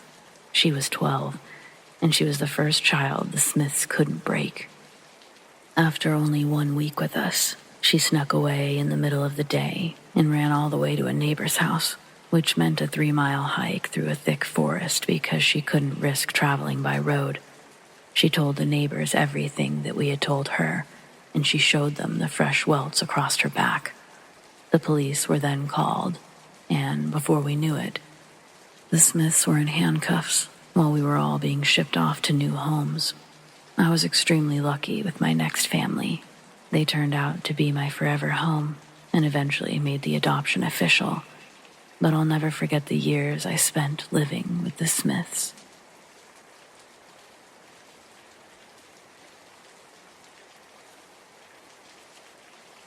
I guess most would consider it common sense to be careful about online hookups and that rule applies to everyone. But I'll be the first to admit that being a woman who dates other women, I'd never really had genuine safety concerns in the online dating department. Sure, some women have used heavily edited photos, but I don't exactly live in a place where the lesbian dating pool is thriving. And no woman has ever tried to rob or kidnap me. At least not until this last time. I met a hot ginger named Becca, and we hit it off on a level that I hadn't experienced. We did the whole chatting online and on the phone daily for almost a month before we finally made plans for a real date. I've never really been a serious relationship type of gal, so it actually was kind of a big deal that I wanted this to happen. I was so nervous that I disregarded about a dozen red flags along the way. We lived about 2 hours apart, so we chose a restaurant in the middle and planned to meet at 7:30. This meant we should have left our respective apartments by 6:30, yet she didn't even call me until 7:15. I'd already gotten us a booth by then. She explained her car wouldn't start, and when I asked why she waited so long to call, she launched into an explanation of how her brother was to fix it, but not having much luck. She sounded near tears, and I was fully consumed by the desire to make her feel better. Before I knew it, I was offering to come pick her up. I already hoped to end the night at her house, so why not skip a few steps? But then, it apparently would have saved me 30 minutes if she went home with her brother, and I drove to his house instead. I should have been extremely suspicious with all of the plan changes, but I reasoned that she was just nervous about me. Of course she wanted her brother around. I could have easily turned out to be some kind of psycho. I thought the GPS was taking me on some kind of weird shortcut when it wanted me to turn off the main highway onto some small country road, barely big enough to call a 2-lane highway. But Becca confirmed that was the only way there. She said I'd only need to follow it for 2 miles, and then his driveway would be the last one on the left before the old wooden bridge. It sounded simple enough, and I'd already gone so far. I called her back after going 3 miles without seeing a bridge, and she apologized some more. She's just awful with directions. She should have let her brother tell me. You know the drill. Well, to cut a pointless part of the story short, my dumbass drove another 30 minutes and called 3 more times before I saw the bridge. I had expected a normal house and driveway, but this looked like a 1-lane gravel road without streetlights. The road was pitch black before I got my headlights on it, so again, I called Becca. And this was the first time my spidey senses finally tingled. She assured me that it was just a long driveway and to keep going, but when we were about to hang up, she swore and complained their power had just gone out. In an attempt to comfort myself, I made a joke about being afraid of the dark and asked her to wait outside so I didn't have to go into the scary house. She hesitated a bit longer than I expected and said that she needed a few more minutes to get ready, that I should come in and have a drink while I waited. I didn't like that at all. And I was so nervous that I hadn't realized how ridiculous it was that she would need more time in her brother's dark house after she should have been ready before leaving her own home. I decided to drop all pretenses. I offered to turn on my brights so that she could get a good look inside the car and the trunk and whatever else she needed to feel safe. But things were playing out a little too weird for my own peace of mind. I genuinely expected her to laugh and agree, but she became noticeably irritated and said that she couldn't believe I didn't trust her, that she thought we were past such ridiculous paranoias. Basically, she was guilt-tripping me just to throw me off while I was already confused. I finally agreed to come inside, just so I could have some time to think before pulling up. But then she wouldn't let me off the phone. She started talking about all of the fun things we were going to do, and heavily implied that we would likely end up back at her place anyway. That's when alarm bells really began whistling. 1 second it sounded like she wanted to call off the whole night, and the next it sounded like she was waiting to jump into my arms the second I crossed the threshold. I got desperate then and didn't really care if she knew I was faking it. I just wanted to think, nothing more. After coming to a slow stop, I used an old peppermint wrapper to create a static noise in the phone. And when we played a few rounds of "Can you hear me?" tag, I went to hang up then. But at the last second, I muted her instead. She called out a few final hellos before breathing out a frustrated sigh and speaking to whoever was with her. "Don't worry, she's coming inside, but we gotta hurry. The next one's only..." That's when she hung up. But that's all I needed to hear. I wanted to turn around right there, but The ditches on either side of the driveway were so steep that I'd never get out. If I make a mistake, it was over. If it hadn't been such a long way, I might have tried to reverse out, but straight ahead was my only real option. I thought I was going to puke the whole time I was turning around, and I nearly did when Becca began calling the second I didn't stop. Obviously, I didn't answer. All I cared about was escaping. She called 4 times and sent a string of increasingly hostile messages before giving up. I was so paranoid of being followed or found through online breadcrumbs that I drove to the police station. But her profile was deleted by then. Still, I'm glad I went. It turns out a girl from a few counties over had gone missing under similar circumstances the previous month. The address they gave me was to a house that had been empty for years, hence the sudden loss of power. And there was enough evidence left behind to indicate that there had been more than just 2 people waiting inside. Needless to say, I'm done with online dating, at least for a while.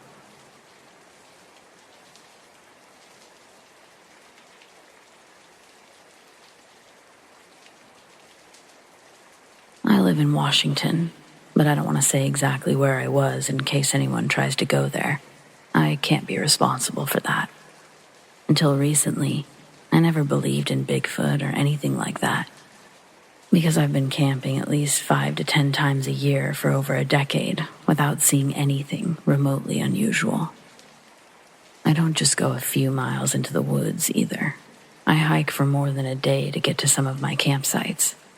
I was supposed to be on this last trip for 2 weeks, but I came back in less than 1. I got set up without any problems, but things started getting weird on day 3. I'd been fishing all afternoon and into the evening, and I started packing up my gear as it grew dark. The moment I bent over to close my tackle box, a large boulder hit the ground about 5 feet to my right. There were no cliffs or overhangs for it to fall from, so it had to have been thrown, but it weighed nearly 50 pounds. I couldn't see over the steep embankment, but I called out to make my presence known, and the only response I received came in the form of a second, larger boulder. I watched it sail through the air and land within a few feet of the first one. I thought someone must be playing with a homemade catapult and just be too far back to hear me, so I used my air horn. I was so startled by the whole thing that I didn't let go of it until my head was ringing. The silence afterward was loud in its own way, but no more boulders flew over the hill, and that's all that really mattered. Next, I went looking for the jackasses responsible, but I couldn't find any trace of other people being out there. It was too dark to continue searching, so I reluctantly returned to my camp, ate some dinner, and went to sleep. I figured whoever had been launching the rocks was scared away by the air horn and unlikely to return. But then I woke to the sound of 3 loud knocks. It sounded as if someone were hitting a tree with a wooden bat, hard. It hurt my hand just thinking about it. I heard it again, a few times later, and I went outside with my light. But I couldn't see anything. Just as I was about to give up, I heard it again. Only it was immediately followed by a second set, coming from a different direction. Whatever was out there had a friend. But I was all alone. I continued searching with my light, but never saw or heard anything until the next set of knocks sounded roughly 10 minutes later. The first round came from the north again, but the second round answered from directly behind me. I'd been surrounded. That's when I went from concerned to terrified. Then something in the forest growled so low and deep that it reverberated in my bones. Until that moment, I was certain it had to be humans messing with me. But I don't know anything that could make that sound. I don't even know an animal that could come close. A second growl, just as loud and menacing, answered the first. And the sound of broken branches told me it was moving closer. In an act of sheer desperation, I threw a whole book of matches onto the fire pit. I'd left it piled high with plenty of kindling for an easy start in the morning, and it flamed up instantly. Now, operating under the assumption I was dealing with some kind of creature, I sounded my air horn and threw every branch within reach into the fire. The footsteps stopped, and when I looked in the direction they came from, I saw a massive shadow standing in the densest part of the tree line. It was so big, I thought it was the outline of several trees tangled together, until I saw the shining red eyes, nearly 10 feet in the air. They didn't move or blink. They only stared at me, and their gaze felt heavy, like a weight on my soul. I don't mean to sound fanciful or anything, but whatever was looking at me through those eyes was pure evil. I could feel it. One more gut-churning growl sounded from behind me, and I turned towards it, simultaneously pressing the air horn as I did so, and when I turned back, the looming shape was gone. I didn't see or hear anything else that night, and I damn sure didn't go back to sleep. That morning, I checked the woods around my campsite and found footprints bigger than both of my feet combined. I'd never seen anything like that. I've always been a practical person, but I can't think of a single explanation other than Bigfoot. Regardless of what I encountered, I wasn't willing to risk a second meeting. I packed my things and hiked back to my Jeep without even stopping for food. Ultimately, I made it back with just 20 minutes to spare, and I've never been so grateful to leave the woods. I'm not saying I'll never go camping again, but I definitely need some time to reassess what I thought I knew about our world.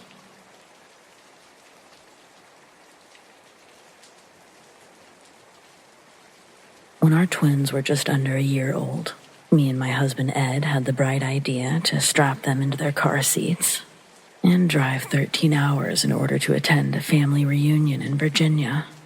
We left later than expected that afternoon. Within a couple of hours, the kids and I are asleep, and Ed drives through the night down I-64. Next time my eyes open, it's after midnight. We're outside of a travel center. Ed's gently shaking me awake. He's already gotten the car seats out with the kids still buckled in. They're still sleeping peacefully on the sidewalk in front. Ed says the travel center has a 24-hour diner attached to it, asks if I want to come in. Seeing as the hard part of unloading 2 car seats has already been taken care of, we go in. We walk through the travel center doors over to the diner on the opposite side of the facility. It's narrow and probably a claustrophobic nightmare when there's a crowd, but thankfully it's just us and the kids. Sitting down in a booth near the doors we entered from, my back is facing the front of the diner, which has 2 big windows looking out to another dark parking lot. I'm focused on reading the big laminated menu at our table.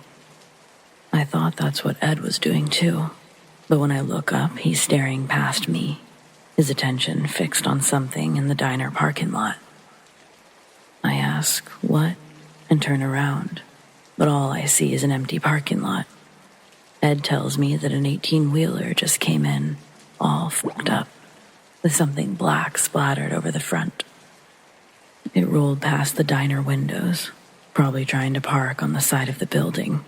Curious to make sense of what he'd just seen, Ed's about to get up from the table when a man runs into the diner. His disheveled, panic appearance makes Ed sit back down. We watch this man run up to the counter of the bar, start hitting the assistant's bell. When the hostess comes out from the back, her smile quickly falls when she sees the look on the man's face. He tells her that he needs to use the phone, that he's just hit something big on the interstate. He says it was massive, bigger than any animal he's ever seen. The man's clearly in a state of shock. His body shakes uncontrollably as he continues talking. He was heading southbound when his headlights caught these 2 creatures. It looked like they were fighting on the side of the road. It all happened in seconds, he says. One of the creatures pushes the other backwards into the street, right in front of the truck. He was going over 50, couldn't slow down in time. When the creature hit, it exploded like a water balloon. His description, not ours. It explodes, covering the front and side of his truck with a thick black liquid. He continues. When it split apart, large chunks of the creature went up while others went under. Even in its gelatinized state, it still possessed enough weight to severely bend the front grille of the truck, shattered the windshield a bit, and destroyed one of the axles. The whole diner is quiet, listening to this man. The cook has come out from the kitchen to join the hostess, and Ed's gotten back up out of the booth and walked over, taking a seat at the bar to hear the story. The phone is handed over, but no numbers are dialed. The man just holds onto the phone with a 1,000-yard stare, continuing to ramble. His emotions become more manic as he continues to recall what he'd seen. He says they fought like gorillas, but their limbs, they were bony, thin. The skin looked like crocodile scales. When the man starts to press the buttons on the phone, I see my husband and the cook walk out to the front of the diner. They're going to look at the truck. I stay behind, and while I wait, I hear the man make his call. Instead of calling emergency services, his first call is to work. He leaves a message explaining what he'd just told us. After he hangs up, the second call that he makes is to his wife, where he again tells the story, but then starts crying, telling her that he feels sick. The call ends with him saying, okay, then clicking the receiver once more and dialing emergency services. When Ed and the cook walk back in, Ed's bewildered. His mouth hangs open as we make eye contact on his way back to the table. He doesn't sit down, picking up the kids in the car seats. He tells me that we should leave. We hadn't ordered yet, and the hostess already had her hands full with the crying truck driver at the bar, so I grabbed our coats. We went out the back of the diner, back to our car. Exiting the travel center doors, Ed's walk turns into a jog as he gets to the car, and he quickly buckles up the kids. Right when the car doors shut, he's already in drive. If I hadn't been wearing a seatbelt, the inertia would have sent me into his lap when we pulled out of that parking lot. Back on the road, Ed tells me that when he and the cook went out to look at the truck, he didn't know how it could have driven to the diner with that amount of damage. Impossible, were his words. And he said whatever was on the truck smelled horrible, like sulfur and vomit. The smell gave Ed a headache. It was throbbing and persistent hours after we left. Adding to this whole thing, later that night, Ed points out 3 military helicopters in the distance, zooming opposite to us. Nothing on the news the next morning. When we check into our hotel, I'm still a little weirded out by the night, and Ed's still feeling ill. I find the diner's number in the phone book. I try to call to see if I can get any updates. Curious about what had happened to the trucker after we left. But the phone went straight to an automated answering machine. After a few times of trying that, I decided to call the travel center's number, but their lines were down too. Ed stays in bed all that day. I end up having to go alone to the reunion with the kids. Ed's family is wonderful, but it's always a little uncomfortable attending a family reunion that's not your family's. However, it does give you an excuse to leave early, and thank God I did. When me and the kids got back to our hotel room, I find Ed on the bathroom floor. He's soiled himself. The paramedics that treat him suspect he had a seizure, take tests on him in the ambulance on the way to the hospital. There, after extensive amounts of blood work and several tests, the doctors tell us they think he's got radiation poisoning. They prescribe some potassium iodide capsules. It takes over a month for Ed to start feeling better. To this day, we've never heard of anything close to what that man described, or what Ed saw smeared all over his truck. Such an open-ended memory stuck in the back of my head for all these years. Just no idea what it all means.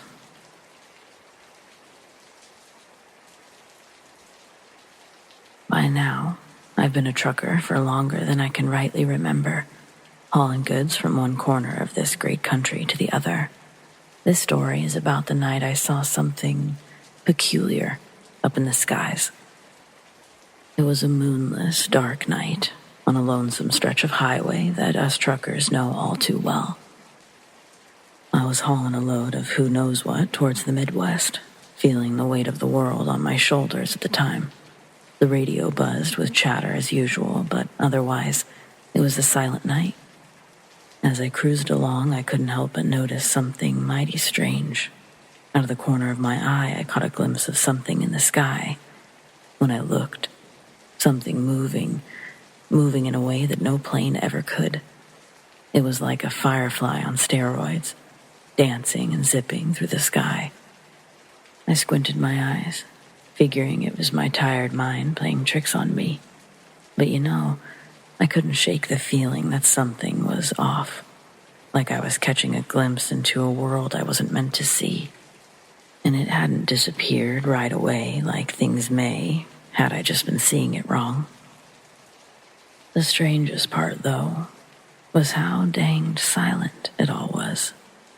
I turned down the radio, rolled my windows down. Sure didn't sound like a plane. I could hear my rig, but I heard nothing outside of that. No rumbling of engines, no screeching, nothing. Nothing but the sound of my own truck and my own breathing. Yet it danced in the sky. It was enough to give this full-grown man the heebie-jeebies. But then, all of a sudden, the thing touched down, like a mile or so ahead of me. I nearly choked on my coffee. It was like a burst of light, illuminating the darkness. For a moment, time stood still. My heart slammed against my chest as I watched it shoot back up into the sky with unnatural speed. I blinked once, twice, hoping my eyes hadn't betrayed me. But I could still see the residue of light from where it had just been, until that was gone too. There I was, alone, on the deserted highway, quivering in my seat. That eerie feeling of being watched crept up my spine, and I couldn't shake it. I swear I could almost hear something beckoning me to come closer to what I'd seen. I rolled up my windows, turned up the radio, and I sure as heck didn't stick around to find out anything else, tell you that much. I stomped on the gas, putting as much distance between me and that spot as my old rig could muster. The whole way to my destination, fear gnawing at me like a damn rat. Was it something otherworldly, or just a trick of the mind? Now, you can call me crazy or a liar, but there's something out there, something we can't rightfully explain. The world's a mysterious place, and sometimes it shows us just how small or insignificant we are. So the next time you find yourself on a desolate stretch of road, keep your eyes peeled and your wits about you. You never know what you'll run into out there.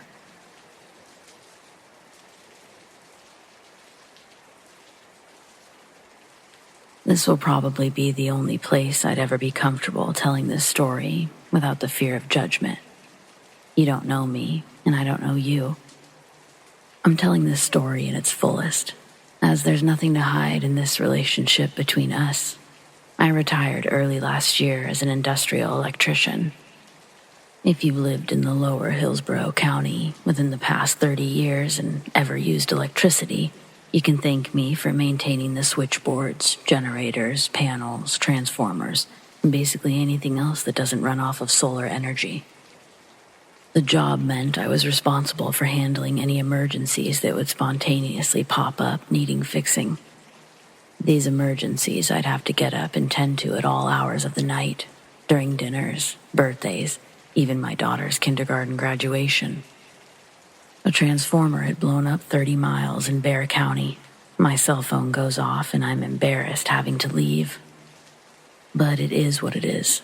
You gotta be on your toes and always thinking forward. I'm saying this because if I would have retold my story to my crew or higher-ups, I probably wouldn't be receiving a retirement check. We were out on a job on I-93, near the old Wyndham Rail Trail.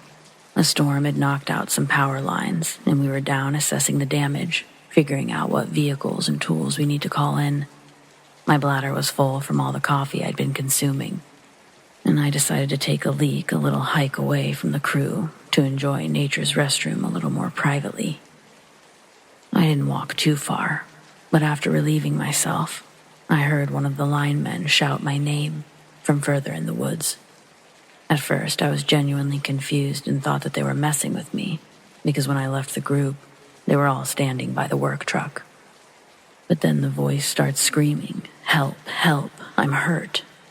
Nobody on the crew would ever joke like that, so I start running towards this voice, even though I'm sure everybody was present at the trucks when I'd walked away. A couple of paces forward, I realized my utility belt was back at the truck. It had everything from my radio to a flashlight, but the screams and the pleas I was hearing, they were loud enough for my immediate attention. So I kept on forward. Every so often I'd have to stop and recenter myself because it would sound like the calling was coming from a different direction. Minutes would go by before I'd stop again and figure out that I had no clue how far I'd gone or how to get back. I felt so stupid for getting myself lost and apparently running around in circles trying to locate this injured lineman. It was a humid night, and the sweat burned when it got in my eyes. When the cries for help started up again, it sounded like they were on my left. I didn't instantly take off in the direction this time. I was trying to catch my breath. A few seconds later, another scream echoes through the forest, but it's coming from a completely different direction. Then again, directly in front of me. This time, it sounded closer. Sticks and leaves began to crunch and break, each moving closer to me. I stand my ground. But then, 20 feet ahead, I can actually see the brush being pushed around. I look down, and I see two big red eyes, like a couple of hot coals blinking in the dark. The eyes were closer set, like human eyes. It was a clear night, and the bright moon made it easy to clearly see a woman on her hands and knees, hiding in the bushes. When she stands up, she's fully nude, and scars cover her skin. I take a step backwards, but for some reason still ask, "Are you okay?" It makes a strange noise that sounded like a nonsense word in a human's voice, like, "Yo, no." I took another step back, and it quickly crouched back behind the bushes. A sense of absolute dread consumed my body. I turned and ran as fast as I could in the opposite direction. Somehow, by the grace of God, after running for I don't know how long, I can see the work truck's headlights in the distance, and I follow them out. When I get back, everyone's upset that I'd taken so long. The truck engine was on because they thought I'd gotten lost. They were about to start searching for me. One of the men asks if I was taking a shit, and my brain is still on overload from what I'd just experienced, so that's my best excuse. I tell them, yeah, sorry. I couldn't find any good leaves for toilet paper. By the time we get back to our lot, my incident is long forgotten about. I think it's better that way. My wife really likes this channel and wanted me to send this story in.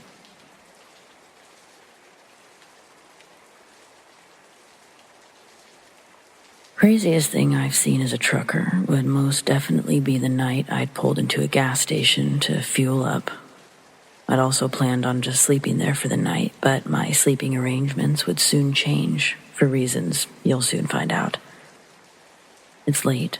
I pulled in, gas up before reparking in the nearest spot, next to a few other trucks. Then I get on my flip-flops, gather my towel, soap, a couple of bucks from the dash, and I head in to take a shower. By the time I'm out, the parking lot is filled with police cars, lights, sirens, police dogs barking.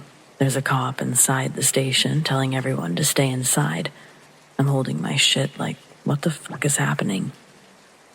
I'm pretty tall, and I can see directly out of the windows of the gas station. I notice that the majority of the action going on right now seems kind of close to where I'd parked. So I shuffle closer to the window. I'm able to see that it's the semi parked 2 spots down from mine that's getting all the attention. The truck has its driver's side door open, with a young man using it as a shield while he exchanges gunfire with the police, who are in turn also using their vehicles as shields and firing back.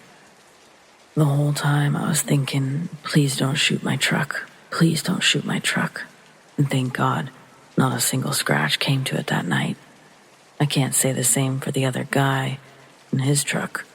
They lit them both up like a Christmas tree in that parking lot. I don't feel too bad, though. I watched as the cops released about 20 or so girls from his trailer while they continued to make us wait in the gas station. Ambulances showed up. The fire department was there for some reason, and it was wild to see. I went ahead and hit the road, ended up a few miles down at the next rest station. I had the luxury of parking away from the other semis. Another added bonus was no shootouts there.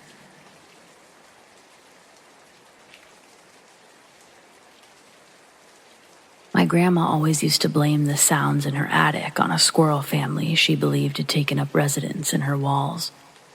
The guest room I slept in used to be my mom's old room, still decked out in 80s nostalgia, untouched since my mom's graduation. After she left for college, the room was closed up like a time capsule, only to be unearthed every time my grandma would have to babysit me. The decades of dust gathered in the corners of the room. It gave it a musky smell, reminiscent of a secondhand store. I remember there were a lot of scary things about her house that I didn't like when staying there. Outside my bedroom window, there was a large oak tree. The wind would make the branches scratch up against my window. They'd create dancing shadows at nighttime. The limbs of the tree would stretch into hunched creatures if I stared at the shadow too long. I also didn't believe the noises my grandma would blame on the squirrels were actually coming from squirrels. Especially as an adult and being forced to deal with a squirrel problem in my own home. I could separate the sound of skittering from what I used to hear as a child. The skitters in my grandma's house sounded more like soft footsteps and whispers above me. But every time I'd tell her things I'd hear during the night, she was adamant that the source was coming from squirrels. I felt like my concerns had been belittled. Neither of the guardians taking care of me bothered to make my situation better. I thought, maybe it's me. If I'm the only one who's feeling this, maybe I do need to toughen up a bit. I could tell both my grandma and mom were sick of hearing me complain about the bumps in the night.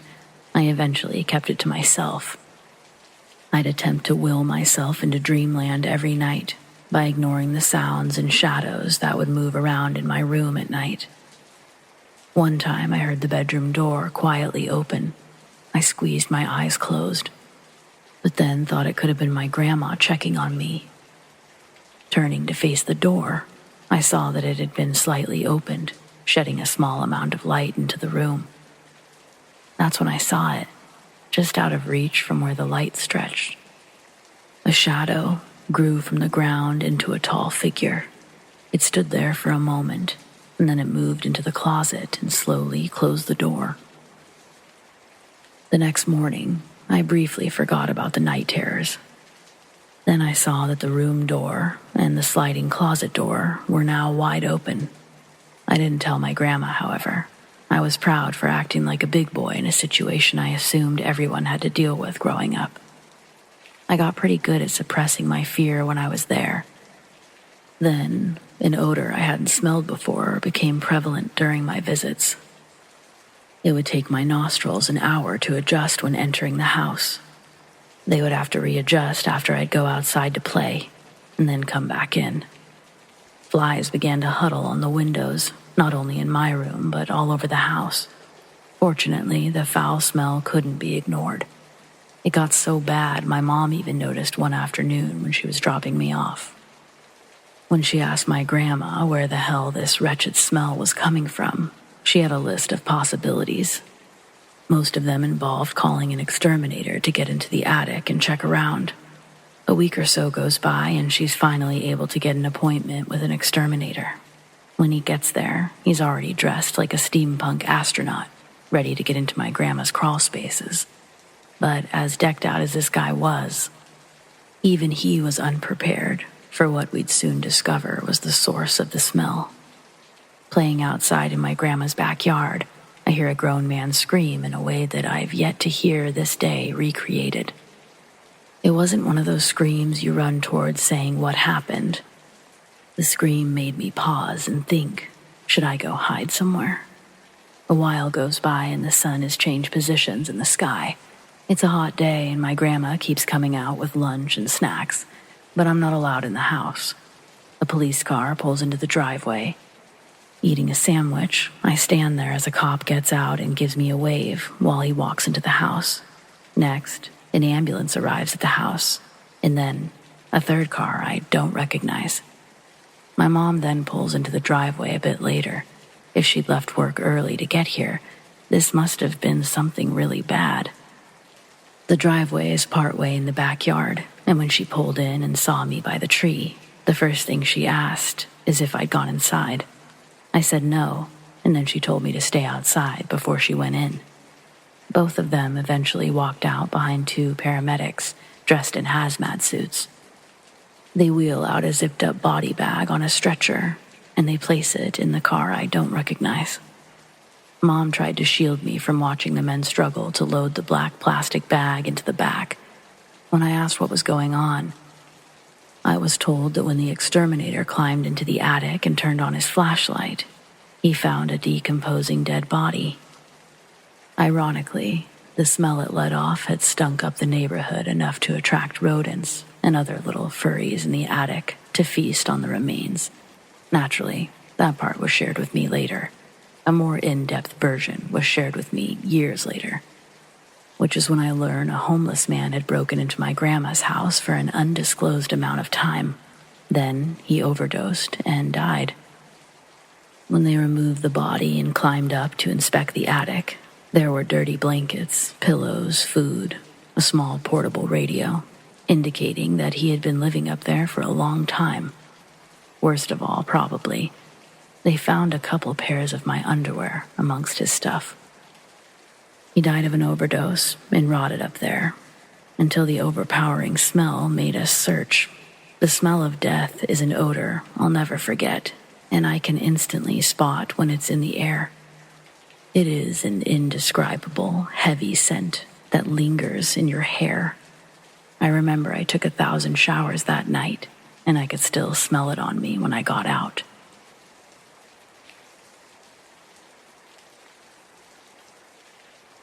My ex always had a very short fuse, while I'm more of a laid-back type of gal. I'm 28 now, but when I was 21, my boyfriend Jake and I were on our way to meet our weed dealer at a gas station on the other side of the city. He was at a friend's house and we didn't want to wait, so that was the best we could do. I had no clue what kind of area this place was in, and I didn't put any thought into it because it shouldn't have mattered. It was still daylight outside, and I was just going along for the ride. Over halfway there, Jake and I start arguing about some trivial thing that I can't even remember, and things were taken too far. Before I knew it, I was standing on the side of the road, watching my boyfriend's car speed away. Only when he was out of sight did I actually take a look at my surroundings and realize I might be in trouble. If I didn't want to walk along an extremely busy highway with barely a shoulder to stand on, I would have to walk down an embankment and into a frontage road which ran alongside a very unsavory neighborhood. After a big truck drove by a little too close for comfort, I walked down to the frontage road, hoping that Jake would turn around soon. I knew he'd come back for me. He always did. But I wasn't sure if it would be before or after he got the weed. Well, as it turns out, he opted for after. As I stood on the side of this frontage road, I looked down the street closest to me and saw the first house's door was covered in duct tape. There was hardly any of the door's actual surface left showing. It just felt like a bad sign, and maybe it was because the house next door had a group of 4 big men sitting on the porch, and they noticed me. One of them called for me to come over. Another asked if I needed a ride. I was terrified they would try to walk over, so I shouted, "No thanks," as I began moving away. After making it a few streets over, I looked back and didn't see them, but a white truck was coming, so I got over as far as I could to let it pass. Only it didn't pass. It stopped right next to me, and an older, toothless man began scolding me like I was a child. I looked pretty young, so he very likely thought that I was one. He spoke in a slurred but commanding tone. Whether he was drunk or just sounded that way due to a lack of teeth, I have no idea. He said it was too dangerous to walk around in that neighborhood and demanded I get into his truck. I didn't like that at all. Maybe he meant well, but in my experience, when a stranger uses fear and intimidation to scare you into action, when they won't let you think or respond, they have something bad in mind. I tried to say no thanks and walk away, but the man rode right alongside me and continued insisting I get in. That's when I looked back and saw those 4 men had followed me after all. They were standing together at the end of their street, just watching. I was in danger no matter what. If the toothless man drove off, the 4 men would be able to follow me. But if I got into that truck, there's no telling where I would end up. I knew that option was off the table no matter what. In a moment of sheer panic, I turned and darted back up the embankment towards the highway, the toothless man screaming at me all the while. Once I made it to the top, I looked back to see the white truck turning around. He went to the traffic light that would put him back on the same road as me. Meanwhile, those 4 men were now casually walking down the frontage road in my direction. I truly didn't know what to do. At that moment, it felt like the whole world was out to get me. I started walking towards the gas station while keeping as far away from the busy highway as possible, and occasionally checking on my would-be assailants. The group of men seemed like they were just following me for some kind of sick game, but they thought it was fun. They weren't in a hurry to catch up with me, but I wasn't willing to test my theory by letting them get too close. The man in the truck, on the other hand, was now on the highway, trying to weave through heavy traffic. I probably had less than a minute before he was right next to me again. That's when I saw Jake's car coming down the opposite side of the highway, and I did something incredibly impulsive and reckless. I ran straight into oncoming traffic and almost died crossing that busy highway. Horns were honked, brakes were slammed, and curses were screamed. But I miraculously made it to safety. The second I opened the car door, Jake was already screaming at me, and I just wasn't having it. For the first time in our relationship, I screamed right back. I told him the whole story of how he almost got me killed, and he said I was imagining it, and that if I'd gotten hit by a car, it would have been nobody's fault but my own. Fine. Granted, that part is debatable. I clearly shouldn't have taken that risk. I'm not saying I'm blameless. I'm saying that he's also partially at fault. After he took me home that night, I sent him a breakup text. I sure as hell wasn't going to do that while we were in the car.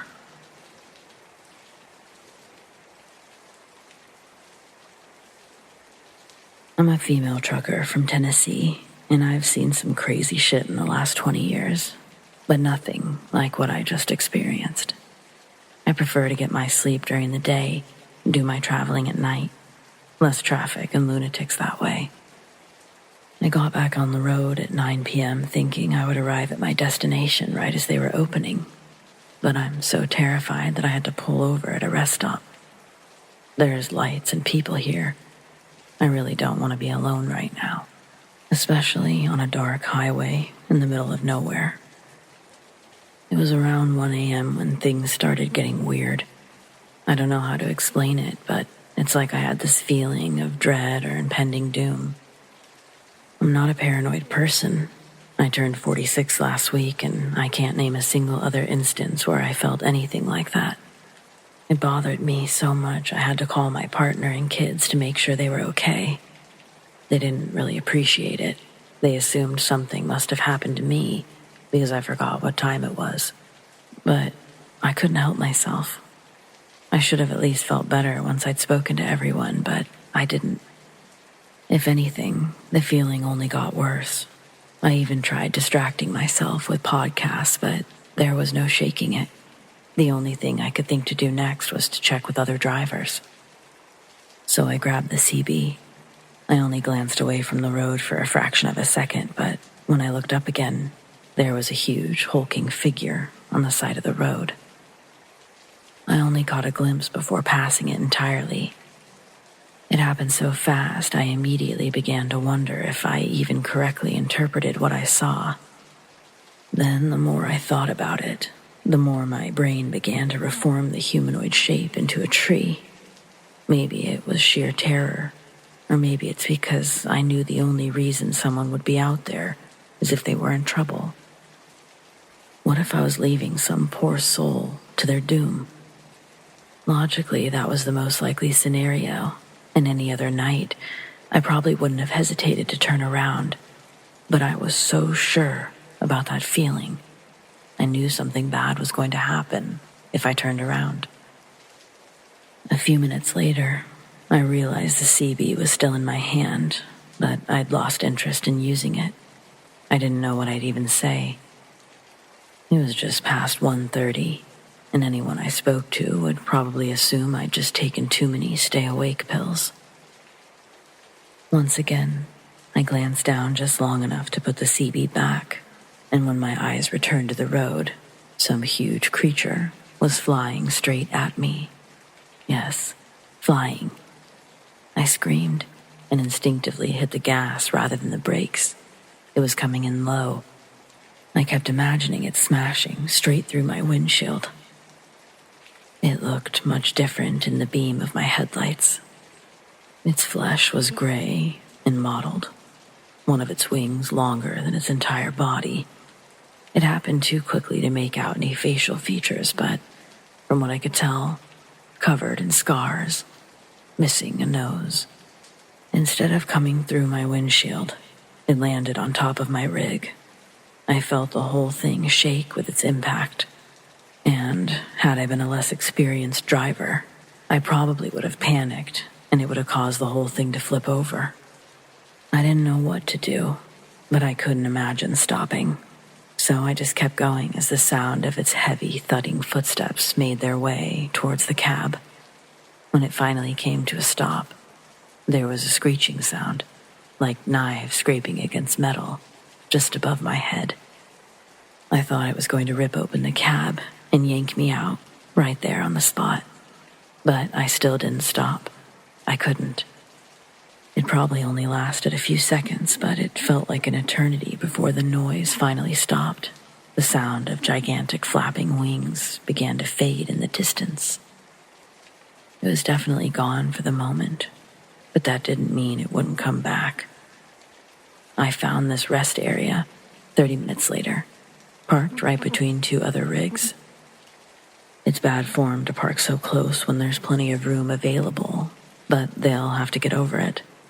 As soon as I drop off this load, I'm going to take off a few weeks. I need to reevaluate how I do things. I know this sounds like I've lost my mind. I wouldn't have believed this story if it happened to someone else, probably. So I don't blame anyone for not believing me. But on the off chance anyone else has ever seen something like this, please, please let me know.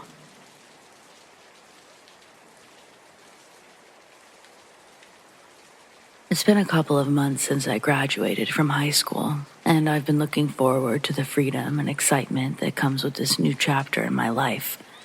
However, there's something unsettling that's been eating away at my newfound sense of liberation. The suspicion that I'm being stalked by someone from my past, and honestly, I have no idea why. It all started innocently enough. With a few chance encounters in public places, I brushed it off initially, chalking it up to mere coincidences. They looked like someone I hadn't seen for a long time. Maybe they moved back. Maybe it wasn't even them. But soon, these encounters became more frequent, and I couldn't ignore the deep sense of unease in the pit of my stomach. One particular incident stands out in my mind, the one that set off alarm bells and made me truly believe I was being stalked. I was walking through a busy downtown street, lost in my thoughts, when I noticed someone trailing a few steps too close behind me. I turned slightly and could confirm my suspicions. It was Hannah, a former classmate whom I hadn't spoken with in years due to her moving away sophomore year.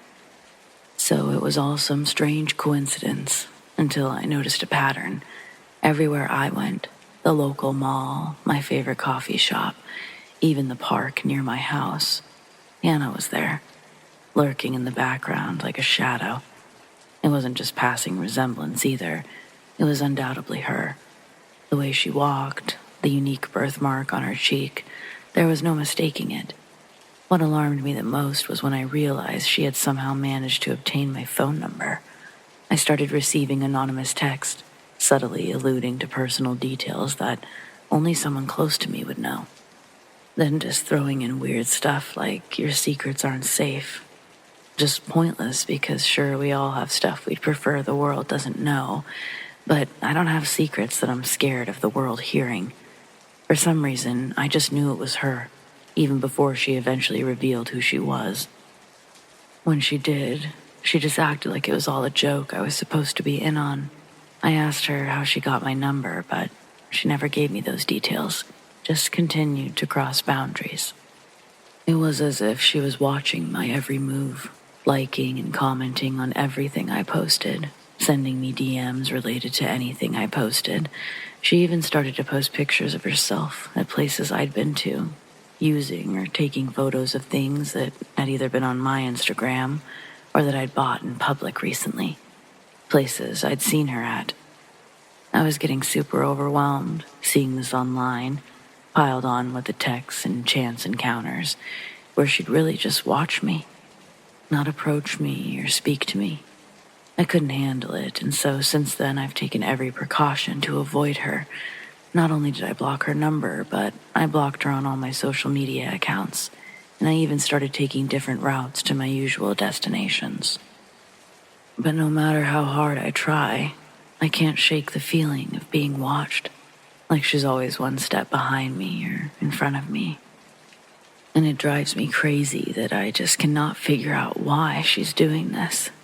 To cope with the unsettling situation, I confided in my best friend and family.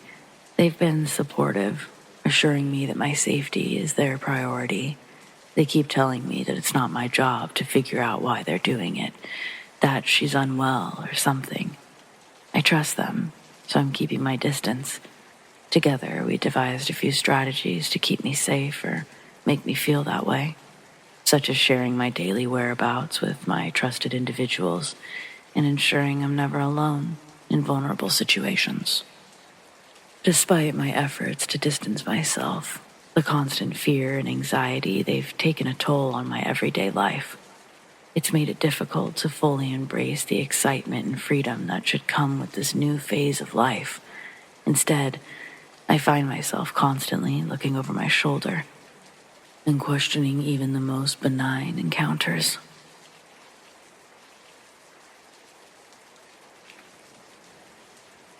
Last winter, I got snowed in at a friend's cabin in the mountains when a freak blizzard hit. I was only supposed to be there for the weekend while I finished the final edits on a novel. That in itself wasn't too big of a deal. I always over-prepared, so I had plenty of food and water. The only thing I lacked were weapons.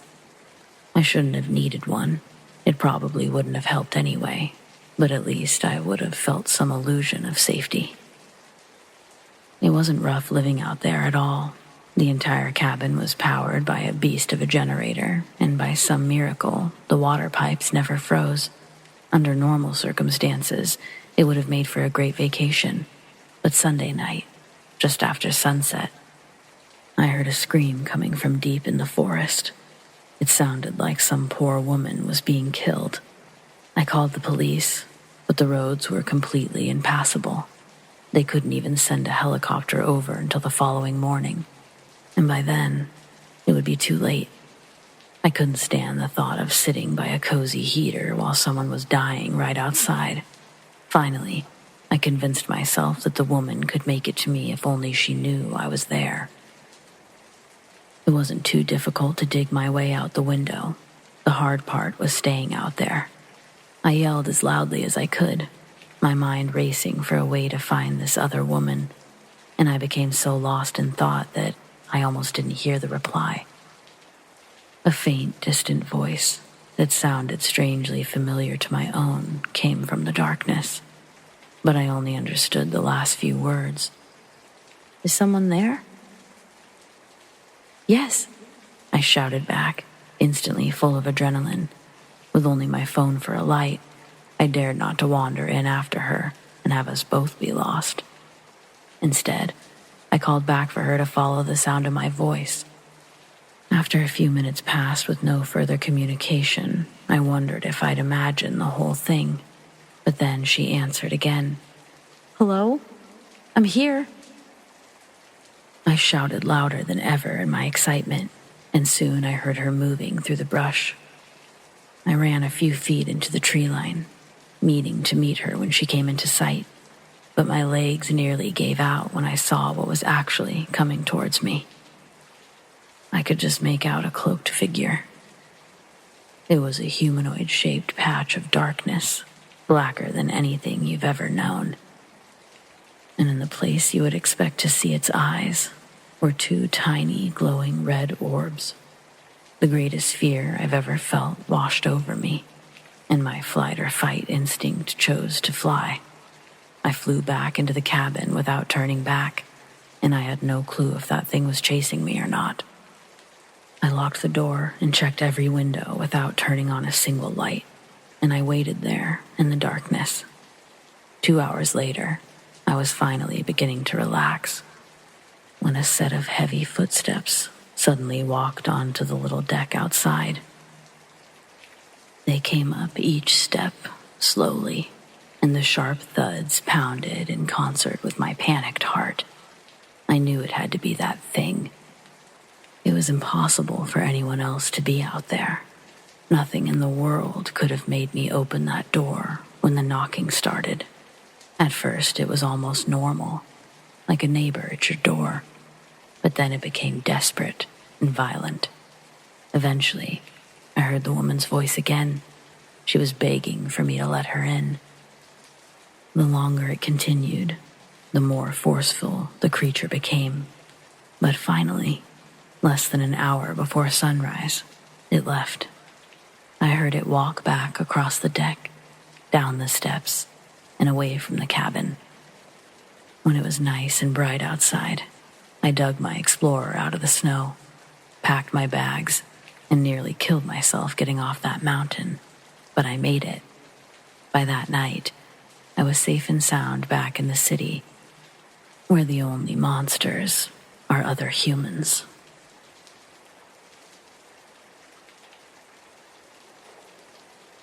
I live in a small town with only 2 movie theaters.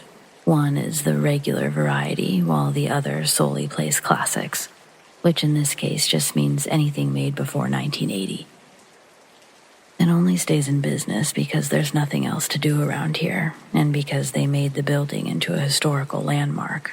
I'm not sure what it was originally, but it became a theater in 1951, and it's looked the exact same ever since. Been owned by the same family, too. Old movies aren't really my thing, so I've only been there a handful of times until recently. But I grew up hearing the ghost stories. I just never thought they were true. In the 1960s, a young woman came to a double feature and sat alone in the back row. That was a pretty uncommon sight, so people noticed her as the night wore on, especially after she continuously dismissed anyone who tried to talk to her.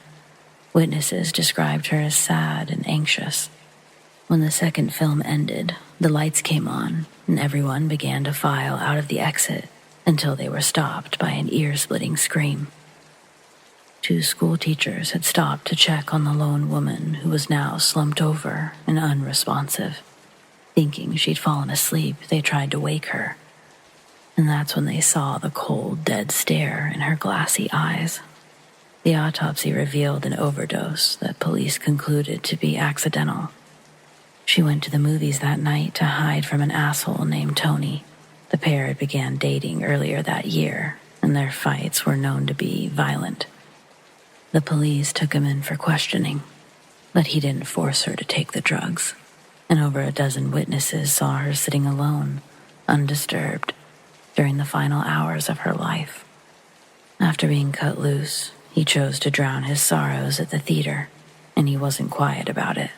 One night, a group of construction workers decided they'd heard enough, tried to kick him out. But Tony had a gun. He managed to kill one of the construction workers and a waitress before the others wrestled him to the ground. Ultimately, he took his own life in prison. But his victims are said to still haunt the theater today. I always thought the owners were faking the sightings to drum up business, but I can't explain what I saw last night. There were only a few other people in the late show, and we were all spread out, but about halfway through the movie, I saw movement in the corner of my eye.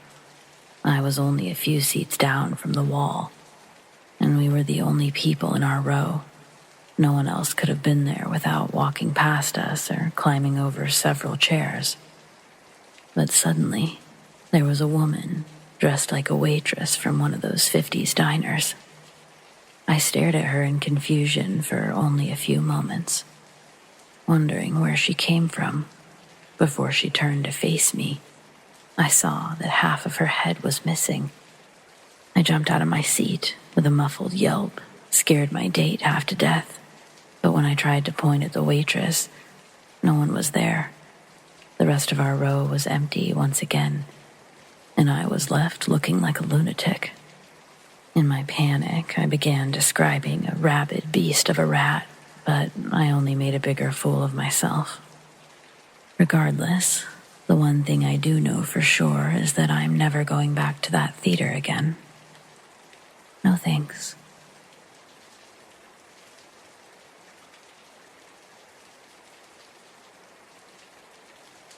I just want to say that by sharing this story, I'm not looking for judgment. I'm simply sharing the scariest thing that's ever happened to me. When I was 7 years old, my brothers were 3 and just a few months old. From what I remember, our parents were still together at this time, but our dad wasn't with us on this particular day, and not on this particular drive either. I know there was no discussion about where we were going. It wasn't a planned trip. I just remember my brother and I eating sandwiches at the kitchen table one moment, and the next moment, my mom told us to get in the car. She was holding my youngest brother as she walked out the door, and me and my other brother followed. I watched as she put my baby brother in his car seat. After, the rest of us piled into the car. I remember looking over at my brothers. My youngest, he wasn't even buckled into his car seat, and none of us had seatbelts on. I grabbed the lap belt and I put it on my younger brother, and I told him to try to buckle the car seat for the baby. When our mom got back into the car, she asked us if we were ready to take a drive. When I asked where we were going, she just kept talking but not answering me, saying stuff about a fair and cotton candy. My younger brother knew those words very well. We went to the fair not that long before this. I remembered. I asked, where was this fair? I thought the fair was over. Again, she didn't say anything in response, just kept talking. We'd made our way towards the waterfront, and as we were at the top of the big hill that takes you there, my mom said something like, "Whee!" and threw her hands up over the steering wheel. At first, we all laughed and said, "Whee!" too. But she didn't slow down. We started getting to the bottom of the hill, and she kept going. The thing is, there's a stoplight at the bottom of the hill, and you can only go left or right. Going straight would just put you in the center of a pole and on your way to the water. I didn't know whether to laugh or scream as I saw this happening. I screamed. That unleashed some chaos in the car. As soon as I started screaming, my younger brother followed, and then my mom sort of sat in silence, but didn't slow down. I hear the sound of other car horns. Suddenly, the car comes to a screeching halt. By this time, I'd closed my eyes, but I could hear my mom crying hysterically. My baby brother was too, and my younger brother was silent now. Since my eyes were closed, I didn't really know what happened. I just knew that we weren't moving anymore. I heard the door open, and when I opened my eyes, I saw my mom get out of the car, walking through traffic and just onward toward the water. I saw cars stopping, people following her. No one was walking over to us, though. I thought about getting out of the car, but I think I was in shock. All I could think about was how much I wanted to see my dad. Then I remembered my mom had a cell phone, but I didn't know if she brought it. I unbuckled and climbed to the front of the car. I looked around, felt around, but I couldn't find my mom's purse. As I was about to sit back, I heard 2 or 3 people yelling that there were kids in the car. And just as quickly, I saw and heard police cars, an ambulance. Our doors were being opened from each side of the car, and all I could hear was my baby brother screaming. I held my younger brother's hand, and we stepped out of the car and into the back of an ambulance. We were sitting there, and they wrapped us in blankets, asking us if we were okay. All I could get out was that I wanted my dad. I asked if they could please call my dad.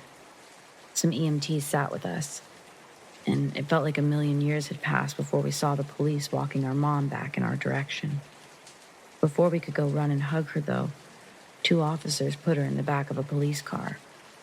Seeing this, I started crying, but I realized that I was upsetting my younger brother, so I silenced myself, asking over and over where my dad was and where they were taking my mom. The last thing I remember from that day is seeing my dad's car pull up, and the 3 of us getting in his car to drive home. Following this event, there was a period of time where my little brothers and I couldn't see our mom. We were told that she was on a business trip. Then we were told that she was visiting family we'd never met. Being as young as we were, we didn't question any of these details because we didn't even understand what Mom did for a living. Eventually, I learned that my mom had a literal mental breakdown. Concretely, it was more than just a freak out. She had postpartum psychosis. She'd spent months in a psychiatric facility, and eventually, she'd come home, and everything would truly be back to normal. I was like 17 the first time I talked to her about this, and it was still really hard for her to talk about. When I was even older, I found out that my dad wasn't really around much during that time, that he'd had other plans in life, and the timing for his current life wasn't ideal. We've basically discussed the whole ordeal, and I've gotten what I need from her to move on in life. Luckily, I'm the only child that remembers, and of course, I forgive her. But that doesn't change the fact that it's single-handedly the scariest thing I've ever experienced.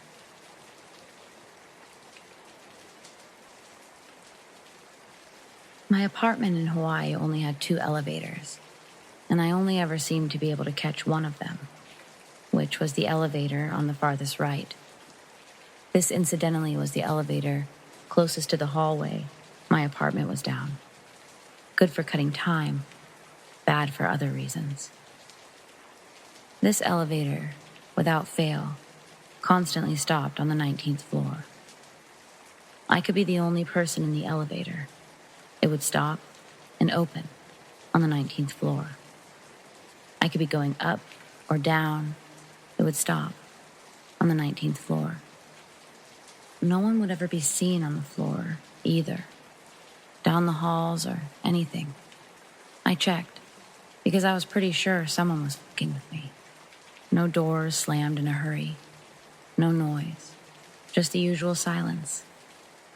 And even when I had an elevator full of people, whether I knew them or not, it would stop on the 19th floor. One day, I was taking the elevator up after getting home from school, and lo and behold, it stops on the 19th floor. Doors open. No one there.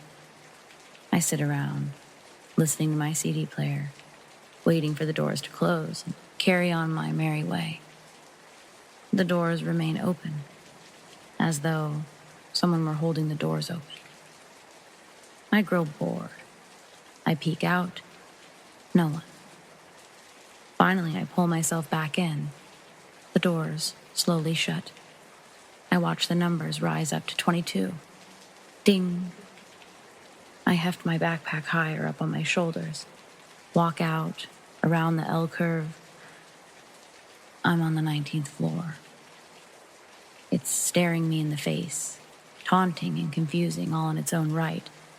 The numbers painted on the wall and doors say 19. I am fucking tripping. But the elevator rose. The numbers changed. Thinking I daydreamed all of it, I slowly shuffled back into the elevator, pressing the button to go up. The elevator crawled down from the 22nd floor, opened, ready and empty. I'm shaken, and I press 22, just wanting to go home. I feel the familiar lift as it crawls up. I see the numbers slowly rise to 22. I'm going home. Fuck this elevator. I just want to go home and sleep. It stops on 22, and it stays there. The doors don't open, but the numbers become unlit, as though it were in disuse. I try to push the door open button, but nothing is happening. Then, the whole metal death trap shudders, heaves, and I feel like I'm starting to fall.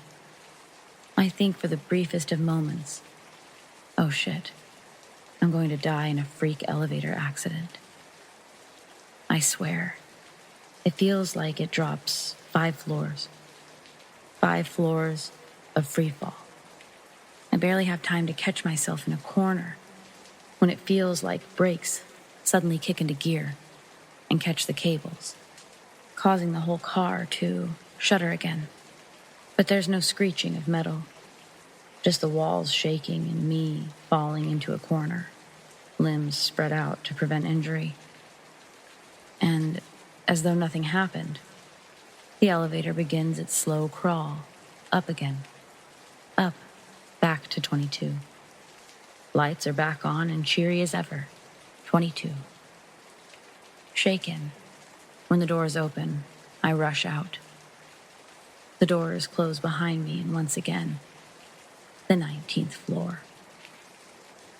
Needless to say, I climbed the staircase for the last 3 floors, and for about a week afterward.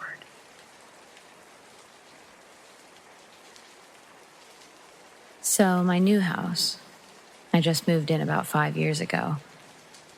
It always gives me creepy vibes. I always feel like I'm being watched and stuff like that. One day when I got home from band camp, I was home alone, and my fire alarms were going off. I look all around the house for smoke. It was coming from my basement. So I went downstairs, opened the door, and there it was. A man, at least 6 foot tall, pouring gasoline on top of a fire. I remember I ran at him, trying to stop him. But then, sharp claws came out of his hands, and he scratched my leg, stopping me from getting up. Then all of a sudden, everything disappeared besides some smoke. I was freaked out. I climbed up the stairs, locked the basement door and the garage door, and then I crawled 2 more flights of stairs to get into my room. I hid there until someone got home. And if anyone wants to see, the mark is still there.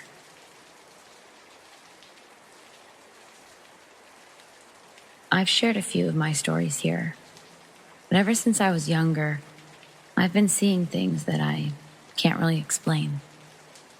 I was 4 years old when I saw what I thought, or felt, was my friend from school. She was outside my house, near my favorite tree.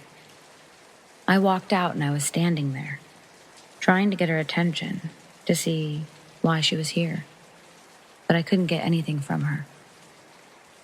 The crazy thing is, at that time, when I was 4, I was living in a completely different house.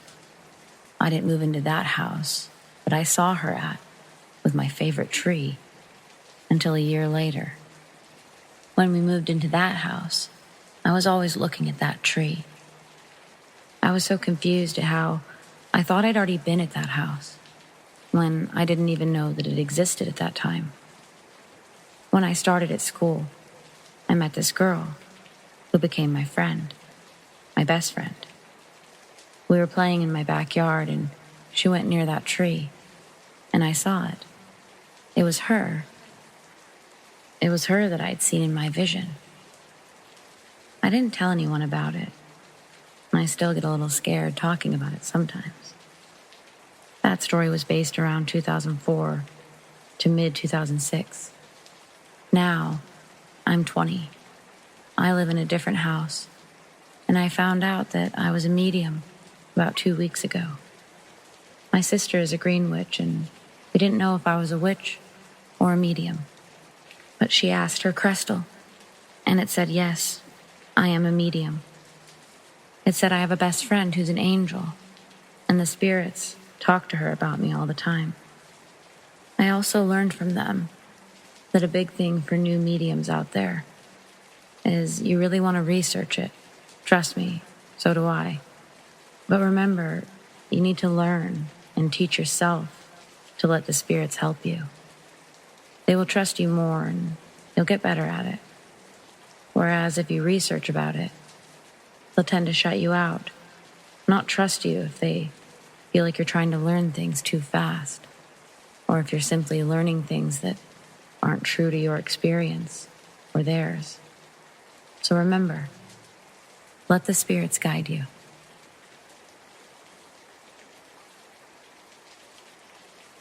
This is short, but it's all I've got. Before owning a house in the area, my family rented a cabin in Lake Chelan, Washington, summer of 2000. I was 9 at the time and super excited for this trip. The first day, and for most of the day, we'd been swimming in the lake. It made for a very exhausted me by the time bedtime approached. I remember taking a shower, and then I plopped down on the couch, started a movie, and that's the last thing I remember. Then, I'm awake. I'm awake, and my entire bed is shaking. Nothing else seems to be shaking, but the bed is clearly moving, rather rapidly. Surely my family can hear this, and they'll run in at any moment, I think to myself. But no one ever does. I'm terrified when I realize that I can't hear anything for a minute. I start to talk out loud, and I can't hear myself. I try screaming, but still I hear nothing.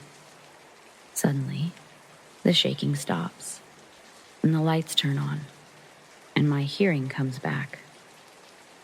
I'm sitting there, too scared to move, when I hear what sounds like laughing coming from under my bed.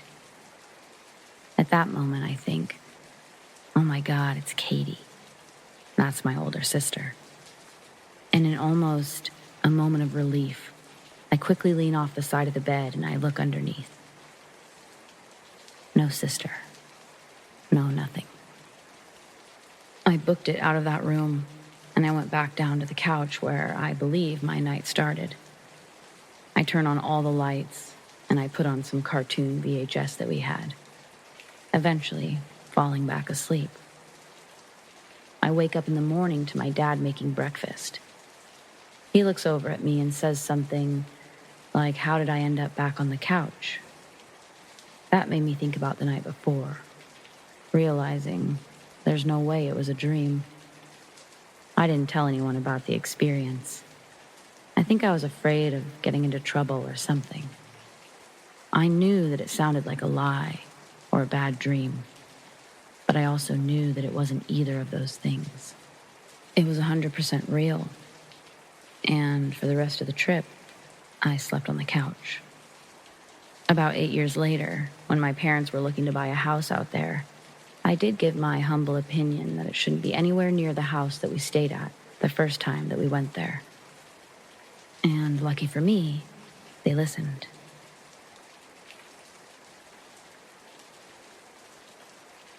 So this is pretty much a summary of all the experiences I've had growing up. Starting with the orbs. I was about 12 to 14. I used to see this white orb in my room at my parents' house. I would always see it start at the floor and shoot up into the ceiling. My room was on the second floor.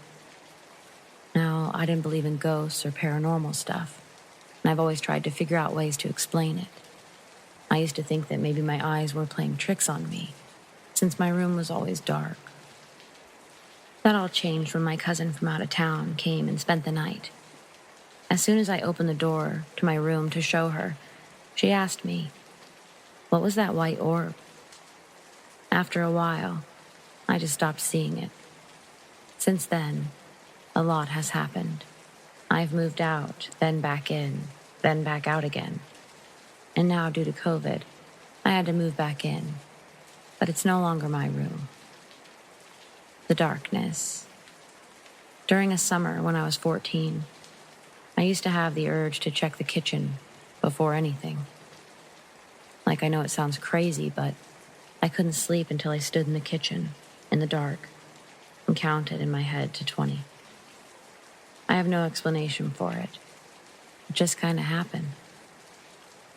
I remember I would sneak downstairs and just stand at the bottom of the stairs in the dark and quiet. Once my aunt even caught me, and that was a hard thing to try to explain to her. Sometimes I wouldn't even realize I was doing it, and it just seemed like a normal thing to me. The voice. I remember one time when I was a bit older, about 18, my parents went out of town, and it was just me and my brothers home for the weekend. That night, my brothers went out with their friends, so it was just me. I was upstairs playing games, and it was about 2 or 3 a.m. when I decided to call it quits for the night. I got thirsty and decided to go downstairs into the kitchen for a cup of water. My basement doorway was in between the stairs and the kitchen, and as I was walking past it, I heard what sounded like a woman's voice, singing. It wasn't in English, and it wasn't Vietnamese, so I thought maybe my brothers had left a TV on, or their computers, or something. I checked both of their rooms, and nothing was on. I knew that my game was already off, and I didn't have the courage to go check the basement. It was 10 years ago, and I was 15 years old. Me and a couple of friends were staying the night at my best friend's house, and we had the house to ourselves, although we had to look after my best friend's sister, who was 3 at the time. So at around 9 p.m., my friends all went outside to smoke, while I stayed inside to keep an eye on my best friend's sister. I was sitting on a couch, with the TV to my right, and the sister was to my left, on another couch, facing the TV. While I was watching TV, I suddenly felt terrified. It was a paralyzing fear, like I'd come face to face with a dangerous predator. And so I looked over at the 3-year-old to find that she was already staring at me, and she looked just as terrified, with tears running down her face. She looked in front of me, so I looked where she was looking, and that's when I saw it. A couple meters in front of me was a shadow floating just below the ceiling. My fight or flight response kicked in, and I immediately jumped the couch and ran for the back door, completely forgetting about the little girl. I ran outside screaming for my friends. They came running, and we ran back inside. When I got inside, I saw the sister was not in the living room, and then she came running out of the hallway screaming and crying. The entity had gone. I don't know if what I saw was a demon or just an angry spirit, but the guilt of being so afraid I abandoned a 3-year-old stayed with me for a long time, and from then on, I became a superstitious person. They still live there to this day, and I don't like visiting, even though I don't feel a presence when I'm there.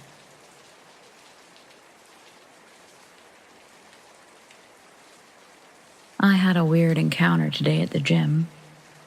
I usually don't go to this gym too often, but today I walked into the men's changing room, and I walked past what looked like a man standing by the mirror.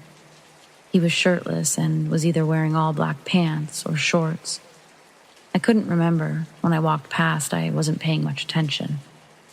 But he was just looking straight into the mirror, standing stationary, as I walked behind him to the benches to change, mentioning that he was the only one in there with me. As I walked to the benches, it was really quiet, and each step I took echoed really loud and bounced right back all around me. I don't know how else to explain it. It just didn't feel right in there. But I just ignored it since there wasn't even a reason to feel that way. As I put my jacket in my bag and took everything out of my pockets, I kind of felt eyes looking at me. But I just ignored it as my back was facing him. It felt as if he turned his head to the right to look over at me. When I was done putting my stuff away and I turned back around, he wasn't in front of the mirror anymore. I walked back towards the mirror to walk where I had first come from, to exit. And once I got to the mirror, I looked to my left, and I saw him there, posted up by the wall with a very creepy smirk, looking right at me. His eyes, I couldn't really comprehend. His face looked deformed, and I was kind of in shock. I paused and got a good look at him, and then I just walked out. He looked like the Truth or Dare face, if you've ever seen that movie. As I was walking out, I said, "You think I'm scared of you, motherfucker?" With no reply, I walked out the changing room door, and I did my workout. I've heard stories of jinns and demons appearing to people in human form, in all black clothing, and just looking like regular people. I've had a couple experiences like that, not too long ago, but what happened today was much more aggressive. Has anyone had a similar experience, or who may know what it could be? Really just kind of shocked. I can't believe that this happened to me. I live in an apartment where an infamous child murder occurred. This is a long story with a bit of graphic exposition. Reader discretion advised. For anyone who's read my other stories, I seem to be a magnet for child spirits. So a bit of history. In 2009, the national media got swept up in a story about an 8-year-old who'd been reported missing by his mother. Amber alerts went out. Thousands of people joined the search, but for days, he wasn't found. His mother was on TV, asking for help, finding her son at all hours of the day. Then, a few days later, he was found, floating in one of the irrigation canals. Upon investigation, it was discovered that the mom's boyfriend was doing unspeakable, evil things and physically abusing the boy. For punishment, he would be locked in the walls, an unfinished closet for access to the central air and heating unit, and he had to stay in there for hours. Health and welfare would do routine check-ins at the home, during which the mother and her boyfriend would lock the boy in the closet, so they wouldn't see the bruising from the most evil punishment, in which the boy had to lay on the floor and the mom's boyfriend would do knee drops onto his chest with force. Do the math from there. I do not want to get any more graphic. The mother and her boyfriend then took the body half a mile to the canal and dropped it in, went home, and called in a missing child report. For justice sake, the mother and her boyfriend are now in prison in general population, a fate worse than the death penalty for people who hurt children. Fast forward 4 years, in 2013, my wife and I were looking for an apartment for us and our 2 kids. We got into a 3-bedroom apartment that sets the rent you pay based on your income. There's a pool, fitness center, in-unit washer and dryer, central air and heat, a paradise compared to where I lived before. We had no idea what we were moving into. As I began to make friends with my neighbors, I got to talk to some of the old-timers, the ones that had been living there for years. We would talk about a lot of different things, but as soon as they found out which apartment I live in, "Oh, you live in that apartment. Have you had anything weird happen yet?" "No, why?" "Do you remember the insert child's name case? You live in that apartment." During the search and discovery coverage, the news was very careful not to disclose the actual location where it all occurred. They showed a house a few blocks away where the boy would often go because his friends lived there. We had no way to know what we had just moved into. Our state also doesn't have a mandatory disclosure law. Well, the lack of activity was short-lived. Odd, but little things started happening. If I took off my glasses and set them down while they defog after coming in from the cold, I would come back to that spot a few minutes later, and my glasses weren't there, and I'd finally find them, right where I left them, in the spot that they were, and then they weren't, and then they were. And I'm talking about the middle of a clean counter or a ledge right by the door, not something I'm just going to overlook. They were there, then they weren't, then they were. I initially chalked this up to the fact that I'm getting older and also have MS. I'm also a tobacco smoker, only tobacco. Numerous times I looked and I couldn't find the lighter that I had just had an hour ago. Finally, I'd go to the kitchen drawer, grab a box of matches in the drawer, and head out to the patio. Just as I got the match lit and touched it to the tip of my cigarette, something fell on my hand and clattered on the ground at my feet. I looked down, and there's my lighter. Also, a fun one that happens. I shave when I'm in the shower, and I keep my razor in a caddy hanging from the shower head. I will be on the other end of the bathtub, soaking up, and feel something hit my back and then fall on the floor. My razor mysteriously traveled 4 feet through the air and hit me in the back. Most of the stuff that happens is small, mischievous, and funny. The kind of jokes and pranks a child would play. And now I've taken to saying hello to him every time something like that happens. But as more happens, and I research more about the case, so much more comes to light about things that had been happening, and I didn't know why. My daughter's room has the closet, where the air and heat unit is housed. She'd always complain about hearing scratching, banging, and occasionally a voice coming from the closet. We're on the ground floor, and there are living, fleshy children upstairs. Apartments always have sounds. No, Dad, the sound is in the closet. I still explained it away. Something about the way sound travels and amplifies in heating ducts. Until the breaker on the heater popped, and I had to go in and reset it.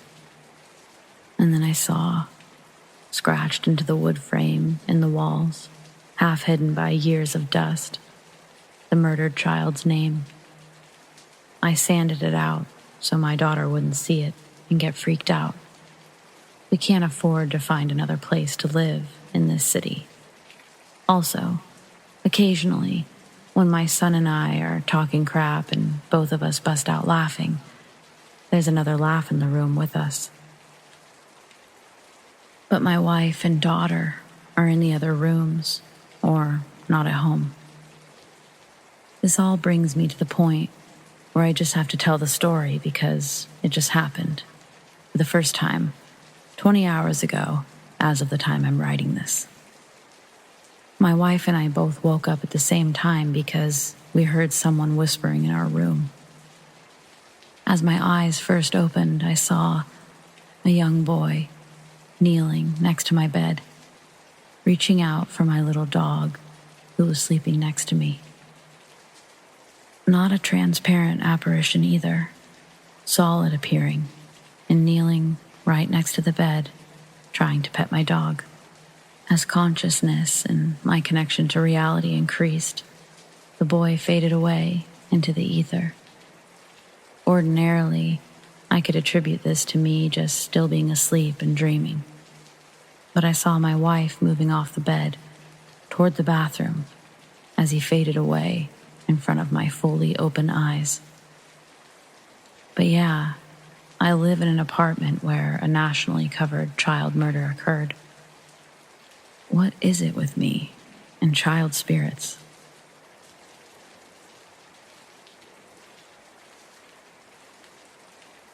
I figured I would share this story that happened to me about 15 years ago while working as a night auditor in a hotel. Basically, I worked from midnight till 9 in the morning, 5 nights a week, for a few years at this hotel. I'd always heard stories about it possibly being haunted, but I had never had any experiences at all for the first few years, other than weird noises that could have been attributed to just about anything.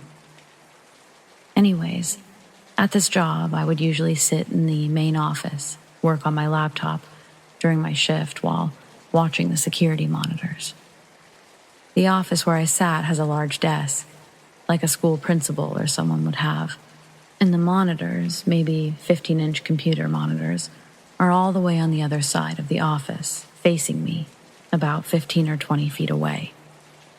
Anyways, I would normally just work on stuff or surf the internet on my laptop and watch the monitors in case any guests would show up in the lobby to check in or out or to ask for towels, etc.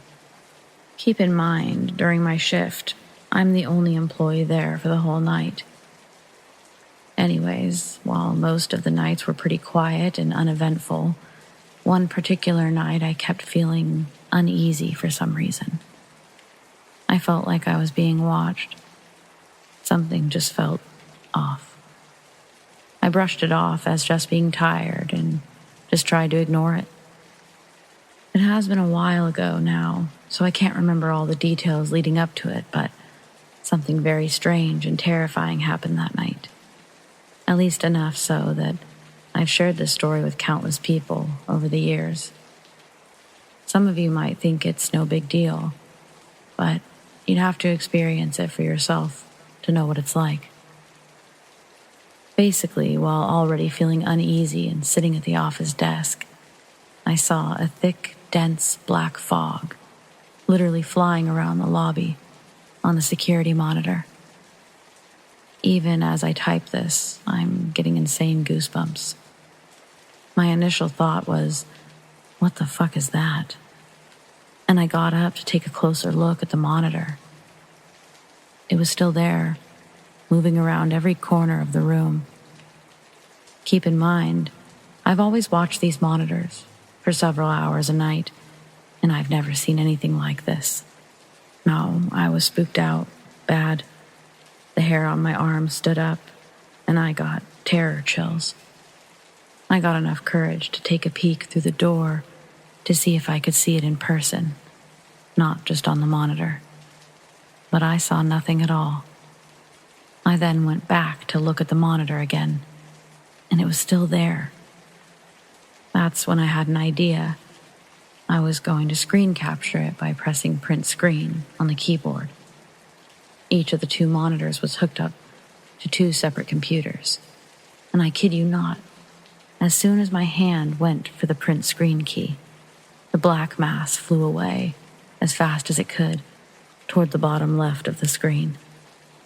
But luckily, I got at least a tiny piece of it before it was gone forever. The even more effed up thing is that the camera did record video for 72 hours before recording over itself. But when I went back to watch the tape, there was no mass at all. Makes 0 sense. Anyways, feel free to look at the screen capture I was able to get. And if anyone knows what this is, please let me know.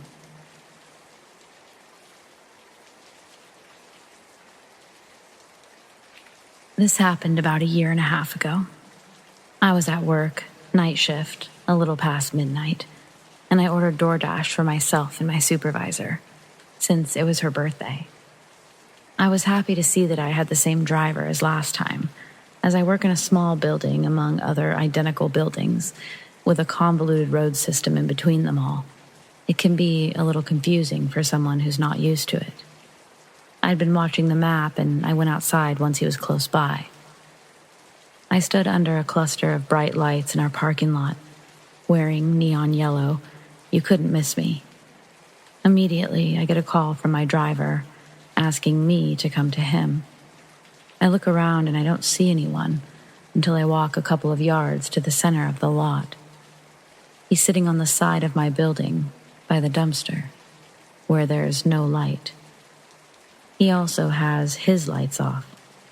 I'm thinking, what the hell, dude? I start waving my arms and telling him I'm in front of the building and he's on the side. He hangs up and just chills there for a minute. At this point, I'm really annoyed because our food is getting cold and this delivery guy delivered in the exact same spot a week before. Finally, he turns his lights on and comes over to me. As soon as he pulls up, he's speaking another language into his phone, which then translates to English. Something like,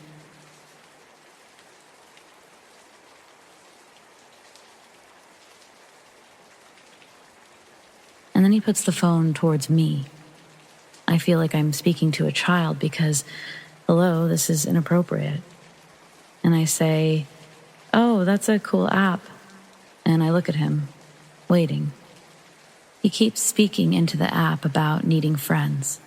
And I tell him my supervisor is waiting for me, and I reach my hand out for the food.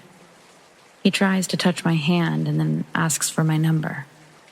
At this point, the fact that he had tried to get me in the dark, plus his persistence, turned my growing annoyance into fear. I tell him I need the food, and he asks me to get in his car, in perfect English. Thank the Lord at this moment, someone in my sister building comes out and makes their way over to the lot. He finally gives me my food and scurries off, which freaks me out. Why, after all of that, would he speed off at the sight of another person? Clearly his intentions were not good. I reported all of this to DoorDash at the time, as well as my local police and social media. And it turns out that he'd done this to someone who lives 2 miles away from me. She had also ordered late at night, and he apparently asked her if she lived alone and if they could hang out, all while holding her food hostage. DoorDash assured me that they deactivated him, but his boldness and the fact that he seems to only drive late at night makes me think that he does this a lot and has probably already assaulted someone.